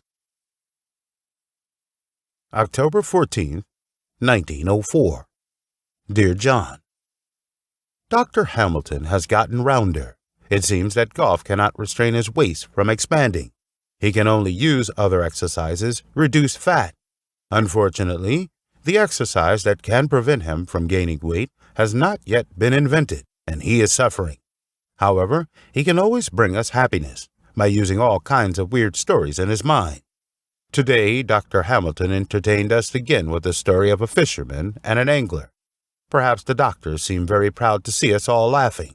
He smiled and shut me off. Mr. Rockefeller, do you want to be a fisherman or an angler? I told him that if I became an angler, maybe I would not be qualified to play golf with him, because I would be relying on effective behavioral strategies to create business benefits, and the angler's behavior cannot guarantee my success. Of course, no angler is so stupid that he just throws down the bait without thinking, planning, and deciding in advance what kind of fish to catch, and what kind of bait to use, where to throw the fishing line, and then wait for the big fish to take the bait. As far as the fishing form is concerned, they have done nothing wrong, but no one knows whether the result is what they want. Maybe it takes a while for them to catch a fish. Maybe they cannot catch a single fish, and the fish they dream of may never be caught, because they are too obsessed with their own methods. Even though they are very clear about their goals, their methods limit the possibility of success. Except where the fishing line can reach, their fishing range is equal to 0. However, If they can fish with a net like a fisherman, it will expand the fishing range, and the abundance of fish will give them many choices and eventually catch the fish they want. I told Mr. Hamilton and my golf friends that I am not a stubborn, step-by-step angler who solves problems in a simple way. I am a fisherman who can create a variety of choices until the fish that can create the most commercial benefits. They all laughed and said that I had leaked the secret of making money. John, no matter what you do, the best way to find the perfect idea is to have a lot of ideas. Before making the best decision, I will devote myself to look for creative and effective options. Consider a variety of possibilities and actively try various options, and then focus on the best option. This is why I can always catch the big fish I want. Of course, in the process of implementing the plan, I will maintain an open strategy, adapt to the situation, and constantly adjust or revise my plan. Therefore, even if the plan is not going well, I will not panic, and I can always respond calmly. Many people think that I have extraordinary abilities, and I am a leader full of efficiency and ability to act. If this is the case, I think you can also get such praise, but you need to refrain from the urge to find simple, one-way solutions. Be willing to try various possible ways to achieve your goals, and have the patience to act in the face of difficulties, courage and resourcefulness, as well as the perseverance of never letting go without reaching the goal. Planners who simply manipulate means only benefit the strategist. As the president, I only set clear directions or strategies for my subordinates, but I will not limit myself to an overly rigid action plan. On the contrary, I will continue to explore the various possibilities that can implement the strategy. Many people insist that the key to success lies in a solid strategic plan, and this plan must be backed by concrete, measurable, achievable, and practical action goals. I admit that this is very important, but it has fatal flaws. The plan emphasizes the standard of judgment and the predetermined results, and what people adopt is also a fixed method that believes that the goal can be achieved. Since these programs are based on known methods that are expected to achieve the goal, we have in fact limited the scope before we start. Although the plan may seem seamless when we first drafted the plan, the situation may have changed before the plan was finalized. That is to say, not only the market situation has long changed, but the customers have changed, and even the factors that supported the plan. Resources have also changed. It is no wonder that these costly, time-consuming, and labor-intensive strategies only have very few parts that can be implemented. How to deal with this situation? Whether we are drawing up a plan for a company or a single department, we must confirm that what we are drawing up is a strategy, not a means. The essence of strategy is flexibility, long-term, multifaceted, and large-scale.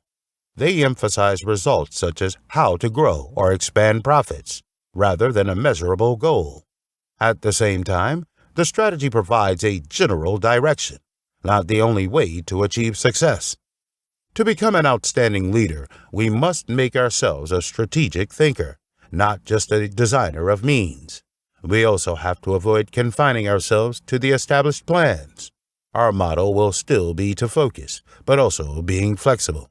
We focus on the process of exploration. In every minute of every day, we can create possible directions that help achieve long-term goals. We will not adhere to just 3 or 5 ways to achieve remote goals. Instead, we must always be able to discover opportunities for profit, whether in conversations with opponents or brainstorming meetings with subordinates. In order to stay away from the storm of crisis, we must constantly formulate new strategies while adjusting the old plans. While responding to the daily challenges in the business environment, we must also revise the long-term process based on changes in the situation. In this way, not only can we maintain a flexibility in the short term, and in the long term, we also have a clear concept of a flexible ideal goal that can meet the latest economic environment. We can put stale strategic plans on the shelf and move forward to a vibrant environment with energy and hope. You have to be a hopeful person. No matter how bad the situation looks or how bad it actually is, Please keep your eyes open to find the infinite hope in it. Never give up searching, because hope will always exist. I believe that all leaders have the obligation to provide hope, not only for themselves, but also guide their employees onto a broad road. Think back to the time in your life when you felt the most hopeless.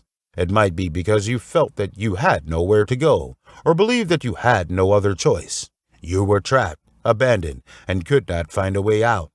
There is only one way to overcome despair, and that is to continue to create possibilities to overcome obstacles. Simply put, hope comes from believing that there are alternatives. Outstanding leaders have the ability to cope with specific business situations, maneuver plans to create new markets, coping with crises, and blueprints for career development for themselves and their employees. When the situation seems to have fallen to the bottom and is irretrievable, they're like brave wrestlers. Even if they are suppressed by their opponents and it is difficult to get out, they will never give up any opportunity to turn over. With their talents, flexibility, and adaptable wisdom, they cleverly find gaps and escape danger. They have no choice but to make a way out. If you can be creative at the beginning, you can avoid endless exhaustion, frustration, and pain.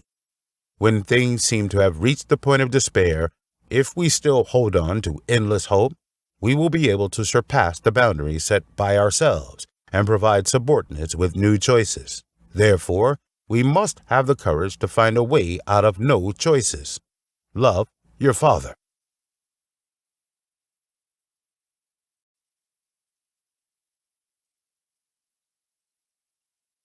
Letter 35. Always put the employees who work for me first.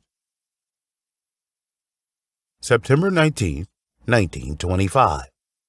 Dear John, imagine a scene like this.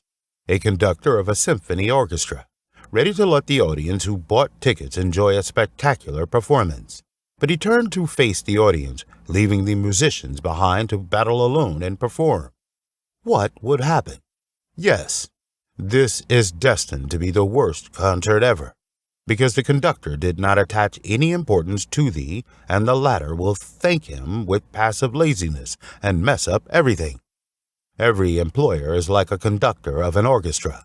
He dreams of inspiring and mobilizing the strength of all employees to make as many contributions as possible, helping him play the gorgeous music that makes money, and letting him earn much more money.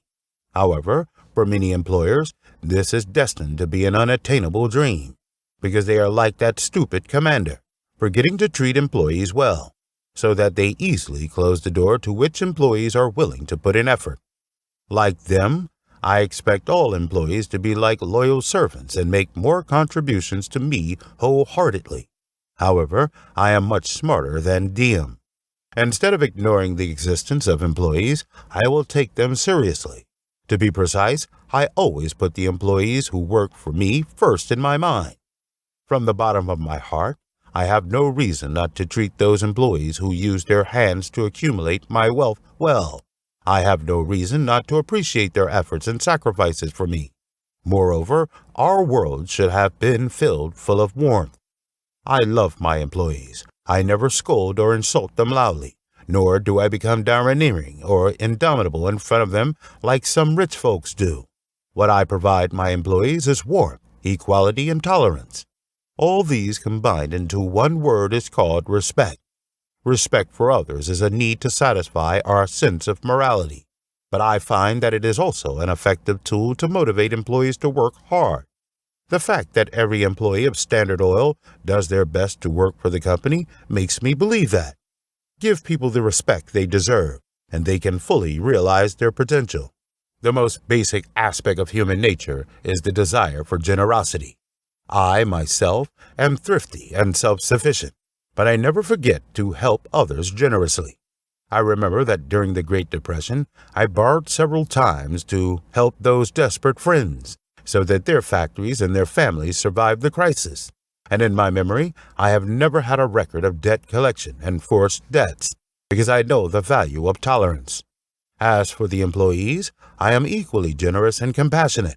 Not only do I pay them higher salaries than any oil company, but I also allow them to enjoy the pension system that guarantees them a comfortable retirement. I also give them annual appointments with their bosses for opportunities to raise their own salary. I do not deny the utilitarian effect of generosity, but I also know that my generosity will improve the living standards of employees, and this is precisely one of my duties. I hope that everyone who works for me will be rich because of me. Employers are the guardians of employees, and my employees' problems are also my problems. I have the rights to choose. I can choose to ignore their deeds or choose to meet their need, but I like to choose the latter. I always try to understand what employees need and then try to meet their needs. I keep asking them two questions. What do you need, and how can I help? I am always there to care for them. For me, one of the greatest joys of this position is that I can lend employees a hand. Salaries and bonuses are quite attractive, but for some people, money does not trigger their motivation to serve. But paying attention can achieve this goal. In my opinion, everyone aspires to be considered valuable, valued, and respected by others. There is an invisible sign hanging on everyone's forehead which says, "Value me." I cannot imagine the pain of being ignored at work or in the family. My goal is to make everyone feel good at work. Therefore, I am like a detective who wants to find clues to solve the case, constantly searching for the talents that each employee is proud of. When I understand the talents they think they are most worthy of, I will give them a heavier responsibility. An employer who is good at motivating employees to make the greatest contribution should never forget to mention that to letting employees see that following or being loyal to you is hopeful and promising, and giving attention and entrusting important tasks to them is also the key to motivate employees to work hard at work. Being a kind, warm, and considerate employer can make employees energetic and have high morals, but expressing gratitude to employees from time to time seems to be very useful. No employee will remember the bonus he received 5 years ago, but many people will always remember the kind words of the employer, and I will not hesitate to express my gratitude. Nothing has more influence than a timely and direct thank you. I like to leave a notepaper on the desk of my subordinates with my words of thanks. The words of gratitude I wrote by hand for a minute or two may no longer be remembered, but my gratitude will have an inspiring impact. After so many years, they can still remember the warm encouragement left by their loving leader and regard it as a precious motto. This is a simple thank you statement and is also another proof of its great power. I will definitely take my subordinates and their work on personal issues seriously. I understand that what everyone can contribute is limited, so when I try my best to solve problems for my subordinates, relatively, they can make more contributions. John, now you are a leader. Your achievements and the abilities of your employees, I believe you should know how to do it. Love, your father.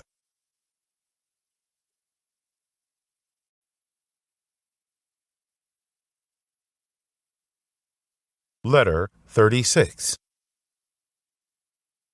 The greater the wealth means the greater the responsibility. November 20th, 1907. Dear John, I am very happy that a financial crisis that almost caused a national crisis has finally passed. Now, I think our President, Theodore Roosevelt, can go to Louisiana to continue hunting with peace of mind, despite his surprising incompetence in this crisis. Of course, Mr. President did not do nothing. He supported Wall Street with worries. God, our taxpayer was so blind that he sent such a New Yorker into the White House. Frankly speaking, the mention of Theodore Roosevelt's name and everything he did to Standard Oil makes me indignant. He is the narrowest and most vengeful villain I have ever seen. Yes, this villain succeeded. With the power in his hands, he became the winner of an unfair competition that was initiated by him. The federal court issued the huge fine that was unprecedented in American history and ordered its dissolution of our company. See what this despicable man has done to us? However, I believe that his so-called punishment will not succeed after all, but he will feel greatly disappointed because I believe that all our companies are not rubbish. We have an outstanding management team and sufficient funds. We can resist any risk and attacks. Our wealth will come from their healthy bodies. Wait and see. There will be times when we secretly cheer. However, we are indeed hurt and treated extremely unfairly. Theodore accused us of being a villain with huge wealth, and the judge insulted us as if we were notorious thieves, as if our wealth were conspired to plunder. Wrong. Those stupid guys do not know how big companies are built, and he does not want to know. Every cent of our money is permeated with our wisdom, and we have paid a load of sweat every step forward. The cornerstone of our business building is laid by our lives. But they do not want to listen. They want to be biased, only believing in their own inferior judgments, insulting our business ability, and even ignoring the fact that we use the cheapest and best quality kerosene to illuminate the United States. I know that the long sword of Theodore's hand will definitely be swung until a big gain is achieved, because he rejected our proposal of reconciliation. But I am fearless, because I have a clear conscience, and the worst result is that he uses his power to break up our brilliant and happy family. But the happiness will not stop, and the glory will not fall. The future based on this reality will prove all this. There is no doubt that we are undergoing an unprecedented persecution from the Roosevelt administration. However, we cannot allow our emotions to interfere and use anger to suppress our conscience. When a crisis comes, we can never stand on the sidelines. It will make us feel ashamed, and going against our conscience. We should come forward, because we are citizens of the United States. We have a duty to save our country and our fellow citizens from disasters. As a rich man, I know that great wealth is also a great responsibility, and I shoulder the mission of benefiting mankind. The financial crisis swept Wall Street. Depositors who were in the panic lined up to withdraw their deposits from the bank. There was a run. When a crisis that would cause the U.S. economy to enter the Great Depression again, I had a foreboding that the country had fallen into a double crisis. The government lacks funds and the people lack confidence. At this moment, Mr. Moneybag must do something about this. I called Mr. Stone and asked the Associated Press to quote me and tell the American people our country never lacks credibility, and the scholars in the financial world pledge their credibility with their lives. If necessary, I would use half of the securities to help the country maintain its credibility. Please believe me, the financial earthquake will not happen. Thank God the crisis has passed, and Wall Street has come out of the predicament. And for this moment, I did what I should do, as the Wall Street Journal commented. Mr. Rockefeller helped Wall Street with his voice and huge sums of money. It is just that I will never let them know that in overcoming this panic, I was the one who took out the most money from my pocket, which makes me very proud. Of course, Wall Street was able to successfully survive the credit crisis. Mr. Morgan can be described as outstanding. He is the outright commander of this war. He brought together a group of business celebrities to cope with the crisis and used his irreplaceable financial talents. The resolute personality saved Wall Street. So, I said that the American people should thank him. The people on Wall Street should thank him, and Theodore Roosevelt should thank him even more, because Morgan did what Roosevelt should have done but failed to do because of his incompetence. Nowadays, many people, and of course newspapers, praise the generous people, but to me it is worthless. The peace of conscience is the only reliable reward. The national crisis is the head, and we should do our part and have the courage to bear it. I think those people who sincerely extend a helping hand are just like me. We just want to shine our motherland with our own strength, faith, and loyalty. But I am not without shameful records. 46 years ago, when so many young Americans obeyed the call of the motherland and went to the front lines, loyally to fight for the liberation of slaves and the maintenance of the unity of the United States, as a young man, I had just opened the company and my family had to rely on it to live. Thus, I did not participate in the war. This may be a reassuring reason, but at that time the country needed me and needed us to shed blood. This incident has always disturbed my conscience. It was not until the arrival of the economic crisis 10 years ago that I had a chance at salvation. At that time, the federal government was unable to guarantee gold reserves, and Washington turned to Mr. Morgan for help. But Morgan was unable to do anything. It was I who put out a huge subsidy to the government to quell the financial panic. This makes me very happy, more than over how much money I make. But I did not see myself as a savior, let alone pretentious. Only fools are pretentious because of money. But because I am a citizen that knows that I have huge wealth, and I also bear huge public responsibilities because of it. What is more noble than having huge wealth is to serve the motherland in accordance with the needs of the motherland. John, we indeed have money, but at any time we should not spend money arbitrarily. Our money is only used to create value for mankind, and we must not give any selfish people a little bit of benefit. Of course, we will never donate money to Republicans to support their election campaigns anymore. Theodore Roosevelt has already heard us. Fame and virtue are the decoration of the soul. Without her, no matter how beautiful the body is, it should not be considered beautiful. Love your father.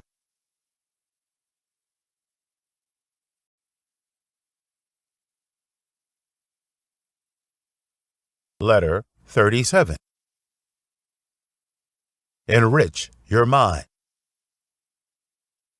August 1, 1914. Dear John, just like our physical appetite, we also have spiritual appetite. But many people often use the lack of time as an excuse to keep their hearts hungry and only enrich them by accident or by chance, but they never forget to satisfy their consumption below their necks. Perhaps my view is a bit pessimistic. We are in an era where we continuously satisfy our needs below the neck, but ignore the needs above the neck. In fact, you often hear people say, missing a lunch is a big deal, but you never heard, when was the last time you satisfied your soul's hunger and thirst? Are we all spiritually rich? Obviously not. In our world, people who are thirsty for spiritual energy can be seen everywhere. Those who live in depression, negativity, failure, and melancholy, they all desperately need spiritual nourishment and the call of inspiration. But almost all of them reject replenishing their hearts and instead let their hearts be dim. It would be great if an empty mind could be like an empty belly, needing to be filled up to satisfy the owner. Unfortunately, there is no such thing, but to accept the punishment of spiritual emptiness. The soul is the true home for each of us, and whether we are good or bad depends on her nurturing.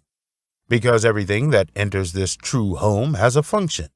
It will be created to prepare for your future, or it will be destroyed, reducing your possible future life achievements. For example, positivity. Every top-notch person who reaches the peak or is almost reaching the peak is positive.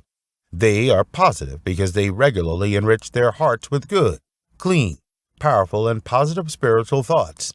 Just as food is the nutrition of the body, they do not forget their daily spiritual food. They know that if they can fill the upper part of the neck, they will never worry about filling the lower part of the neck, or even worry about the financial problems of old age. One must find one's own home, so as not to wander or become a beggar. First of all, even if you want to sell your soul, you have to sell it to yourself. We have to accept ourselves. We must be clear that man was created with God's own mind, and our status is second only to angels. God will not set any apparent restrictions on age, education, gender, fatness, skin color, height, or any other superficial limits. God also has no time to create useless people, let alone ignore everyone. Second, we must have a positive attitude. 2 years ago, when Mr. Carl Jung and I met unexpectedly, the psychologist told me a story. A man was trapped by a flood, and he had to climb to the roof to take refuge. Someone among the neighbors floated over and said, "John, the water's really terrible this time, isn't it?" John replied, "No, it's not that bad." The neighbor was a little surprised, so he retorted, "How could you say that? Your chicken coop has been washed away." John said, "Yes, I know, but I started raising ducks 6 months ago, and now they are all swimming nearby. Everything is fine." "But John, This time the water ruined your crops, the neighbor insisted. John replied, No, the crops I planted were damaged due to lack of water. Just last week, someone told me that my land needs more water, so it's solved now. The pessimistic neighbor once again said to the smiling John, But look, John, the water is still rising. It's about to rise to the level of your window. The optimistic John smiled happily and said, I hope so. These windows are really dirty and need to be cleaned. This sounds like a joke, but obviously this is a realm. Deciding to adopt a positive attitude to deal with this complex ups and downs of this world. Once this state is reached, even in negative situations, we can make the mind automatically respond positively. In order to achieve this state, we can only enrich and cleanse our hearts. Everyone can change or be changed. Mr. Jung said that as long as a person changes his vocabulary, he can build his income, his enjoyment, and improve his life, and even change his life. For example, the word hate should be removed from your vocabulary. Do not think about it, but replace it with the word love for writing, feeling, and dreaming. Obviously, the words to be removed and replaced are almost endless, but the mind will become purer and more positive from the removal. Our minds act on the things that supply her. I believe that what I put in my heart is very important to my future. So, the question is obviously, how do we feed our souls? When do we find spiritual food? Have you ever heard that the lumberjack's output will decline just because he did not spare time to sharpen him and his axe? We spend money and a lot of time to modify the appearance of the mind, shave and trim our hair. Can we spend the same time and money to make up the inner part of the mind? Of course, there is, and it can be done. In fact, spiritual food is available everywhere, such as books. There are no books written through great spiritual impacts that are not food that washes and enriches our hearts. They have already pointed out the direction for future generations once and for all, and we can choose whatever we want. A great book is a great tree of wisdom, a great tree of mind in which we will be reshaped. Let us learn to be smart and humble, humble and smart. Of course, we should not read books written for businessmen by businessmen. Their books are like a plague, spreading shameless evil thoughts, corrupt news, and arrogant stupidity. Their books are only worthy of those shallow and vulgar people. What we need is a book that can bring us the confidence and strength to act, can push our life to a new height, and guide us to do good. For example, Pushing to the Front by Orison Sweet Martin. It is great work that stirs our souls and stimulates our passion for life. I believe that the American people will benefit from its appearance and therefore use their own power in the most positive ways to reach the dream of life. I even believe that whoever misses the opportunity to read it is likely to miss the great life.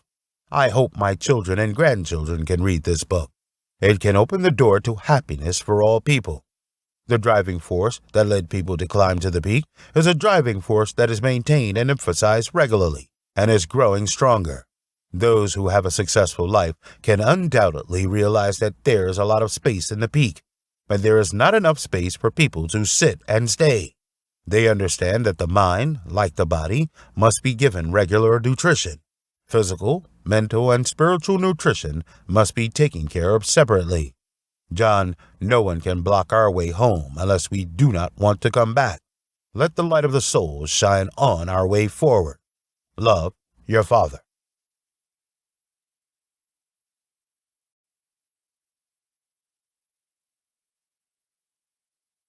Letter 38.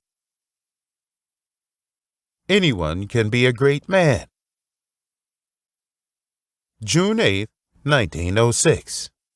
Dear John, there is a holy saying in the Gospel of Matthew, "You are the salt of the world." This metaphor is ordinary and thought-provoking. Salt has a taste, but it also cleans and preserves food. Jesus wanted to teach his disciples what mission they should shoulder and what influence they should exert. They came to the world to purify and beautify the world they are in. They want to protect the world from corruption and give the world fresher and a healthier life. The primary responsibility of salt is to have a salty taste. The salty taste of salt symbolizes a noble, powerful, and truly religious life. So, what should we use our wealth, principles, and beliefs for? Undoubtedly, we must be the salt of the world, actively serve the society, and benefit the world. This is each of us and the last social responsibility. Our responsibility now is to dedicate ourselves completely to the world and people around us, and to concentrate on our art of giving. I do not think there is anything greater than this. Speaking of greatness, I remembered a great speech, which is rare in my life. It tells me that people are nothing great, but there is nothing greater than people. It depends on what you have done for your compatriots and your country.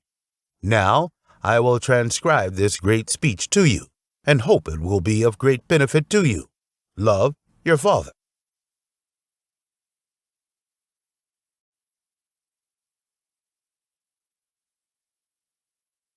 Bonus.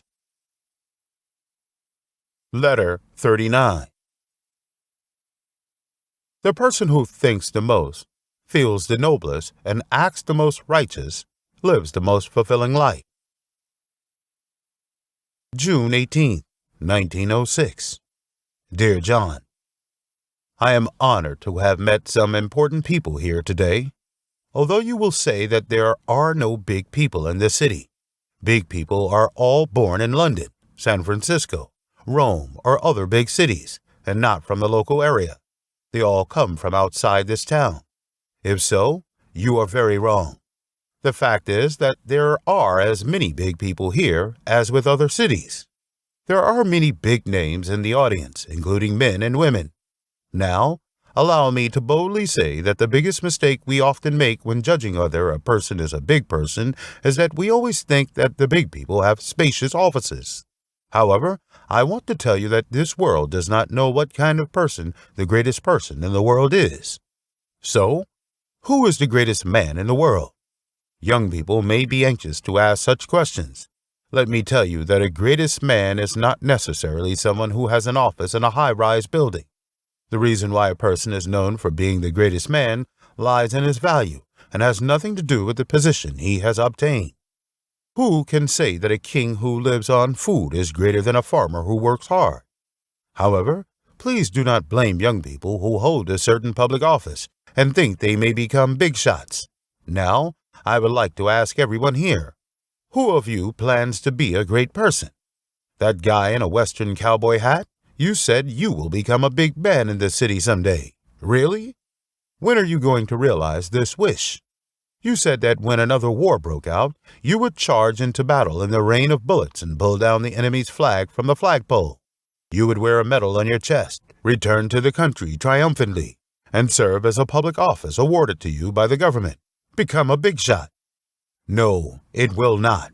Young man, you are not really great in doing this, but we should not blame your ideas. You were taught this way when you were in school. Those who hold official positions have participated in the war bravely. I remember that when the Spanish War in the United States just ended, there was a peace parade in our city.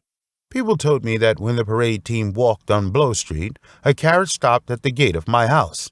Sitting in the carriage was Mr. Hobson. Everyone threw their hats in the sky, waved their handkerchiefs, and shouted, "Long live Hobson." If I were there, I would shout like that, because he deserves this great honor. But suppose I go to the University Forum tomorrow and ask everyone, "Boys, who sank the USS Merrimack?" If they answer, "It's Hobson," then their answer is a 7/8 lie, because there was a total of 8 people who sank the USS Merrimack, and the other 7 people have not been exposed to Spanish artillery fire because of their positions. As the commander, Mr. Hobson was probably out of the artillery fire. My friends, the audience here tonight are all intellects, but I dare say that none of you can tell who the 7 people are fighting with Mr. Hobson. Why do we use this method to teach history? We must teach the students that no matter how low a person's position is, as long as he performs his duties, the American people should give him as much honor as a king. Most people teach their children in this way. Her young son asked, "Mom, what is that tall building?" "That is the tomb of General Grant." "Who is General Grant?" "He is the one who put down the rebellion." How can history be taught like this? Think about it, everyone. If we only have one General Grant, will the war be won? Oh no. So why build a grave on the Hudson River? That is not because General Grant himself was a great man. The tomb was built there because he was a representative figure, representing 200,000 heroic soldiers who lost their lives to the country, and many of them were as great as General Grant. This is the real reason that beautiful tomb stands on the banks of the Hudson River. I remember one thing that can be used to illustrate this situation, and this is the only example I can think of tonight. I am ashamed of this incident and cannot forget it. I close my eyes now and go back to 1863. I can see my home in the Berkshire Hills. The bull market is full of people, and the local church and city hall are also full. I heard the band playing, saw the national flag flying, and the handkerchief waving in the wind. I still have fresh memories of that day. The crowd is here to welcome a company of soldiers, and that company is also coming in line. After serving one period of military service in the Civil War, they have to extend another period. They are now being welcomed by their hometown elders. I was just a young guy, but I was the company commander. On that day, I was triumphant. Like a fully inflated balloon, just a thin needle could pierce me. I am at the forefront of the team. I am prouder than anyone in the world. We lined up into the city hall. They arranged for my soldiers to sit in the middle of the hall, and I sat in the front row. Then the town officials lined up out of the crowd. They walked to the stage and sat in a semicircle. Next, the mayor could not sit in the center of the semicircular seat. He is an old man with great hair and has never held a public office before. He believes that since he holds a public office, he is a great man. When he stood up, he first adjusted his heavy glasses and then looked around the people under the stage with an extremely majestic posture.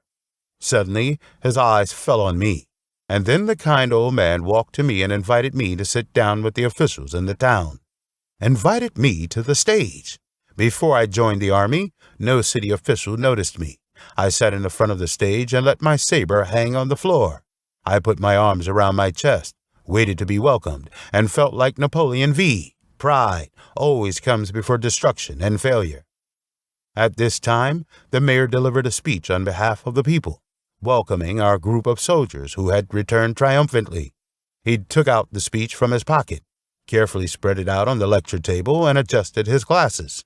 He took a few steps from behind the pulpit and then moved forward.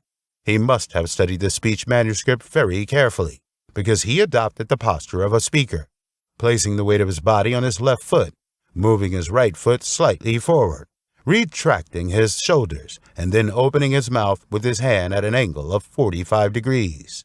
"Dear citizens," he said, "we are very happy to welcome these brave fighters who are not afraid of bleeding. The soldiers have returned to their hometowns. We are especially happy to see those who are with us today.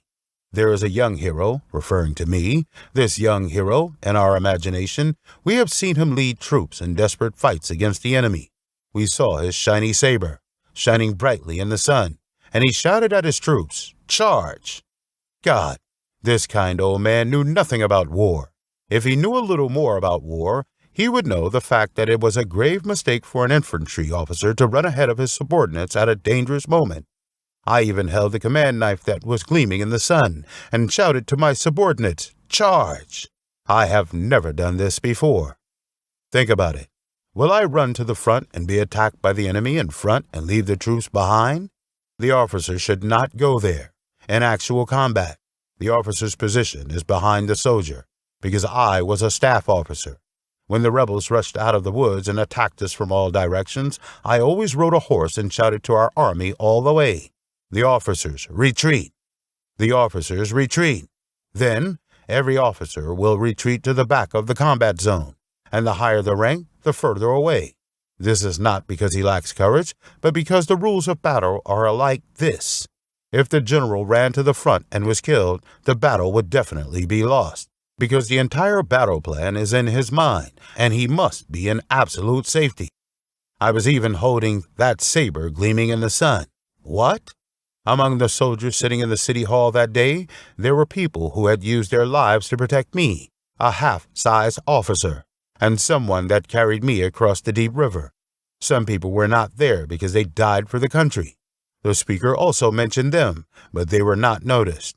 Yes, those who really died for the country were not noticed, but this little boy of me was said to be the hero of the time. Why am I treated as a hero? It is simple, because the speaker fell into the same stupid trap. This little boy is an officer. The others are just soldiers. I learned a lesson that I will never forget. A person is great not because he has a certain official tie.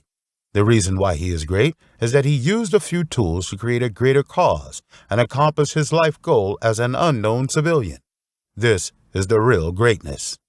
As long as an individual can provide the public with spacious streets, comfortable houses, elegant schools, solemn churches, sincere admonitions, and genuine happiness, as long as he can get the gratitude of local residents, no matter where he goes, he is great.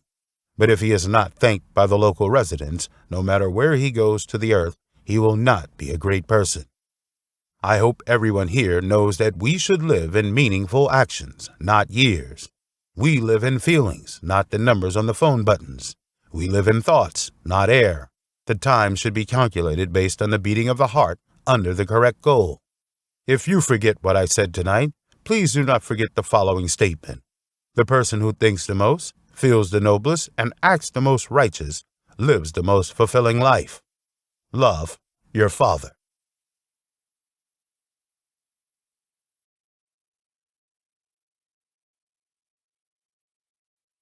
Letter 40. Real happiness comes from giving. June 28, 1906. Dear John, remember that the only real happiness comes from giving. There is no other way to be happy, my son. Be generous, be magnanimous, be kind and considerate to others, and you will find that in the end, it is you who are enriched and rewarded. I cannot stress enough the importance of generosity and kindness. These virtues have not only brought me immense joy and fulfillment, but have also shaped the very core of who I am. In a world that often prioritizes personal gain and self-interest, it is easy to lose sight of the profound impact we can have on the lives of others. However, I ask you to resist such temptations and instead embrace the path of giving. True happiness lies not in the accumulation of wealth or possessions, but in the ability to make a positive difference in the lives of those around us. My son, generosity is not limited to monetary wealth alone. It extends far beyond material possessions. I ask you to give of your time, your knowledge, and your compassion. Extend a helping hand to those in need, for it is through such acts of kindness that we truly become rich in spirit. But remember, my son, that generosity must be accompanied by discernment. It is important to be aware of those who may seek to take advantage of your goodwill. Choose your philanthropic endeavors wisely, ensuring that they align with your values and have a meaningful impact. Seek out organizations and causes that are dedicated to uplifting others and promoting long-term positive change. In the pursuit of generosity, you will inevitably face challenges and setbacks. Some may question your motives or criticize your actions. I ask you not to be discouraged, for it is often in the face of adversity that our character is truly tested. Stay true to your convictions, and let the goodness within you shine through in all that you do. My son, as you embark on your own journey through life, I ask you to remember that true happiness is not found in selfish pursuits, but in selfless acts of giving. Embrace generosity as a way of being and allow it to shape your interactions with others. In doing so, you will forge deep and meaningful connections, and your own life will be enriched beyond measure. May you continue to walk the path of kindness, compassion, and generosity, my beloved son. Carry forward the legacy of our family, and let the world bear witness to the profound impact one individual can make when they choose to give selflessly. Love, your father.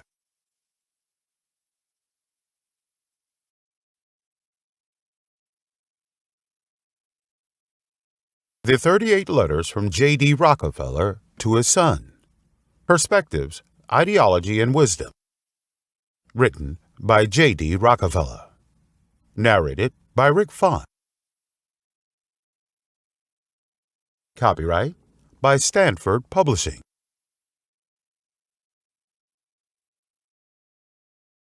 Audible hopes you have enjoyed this program.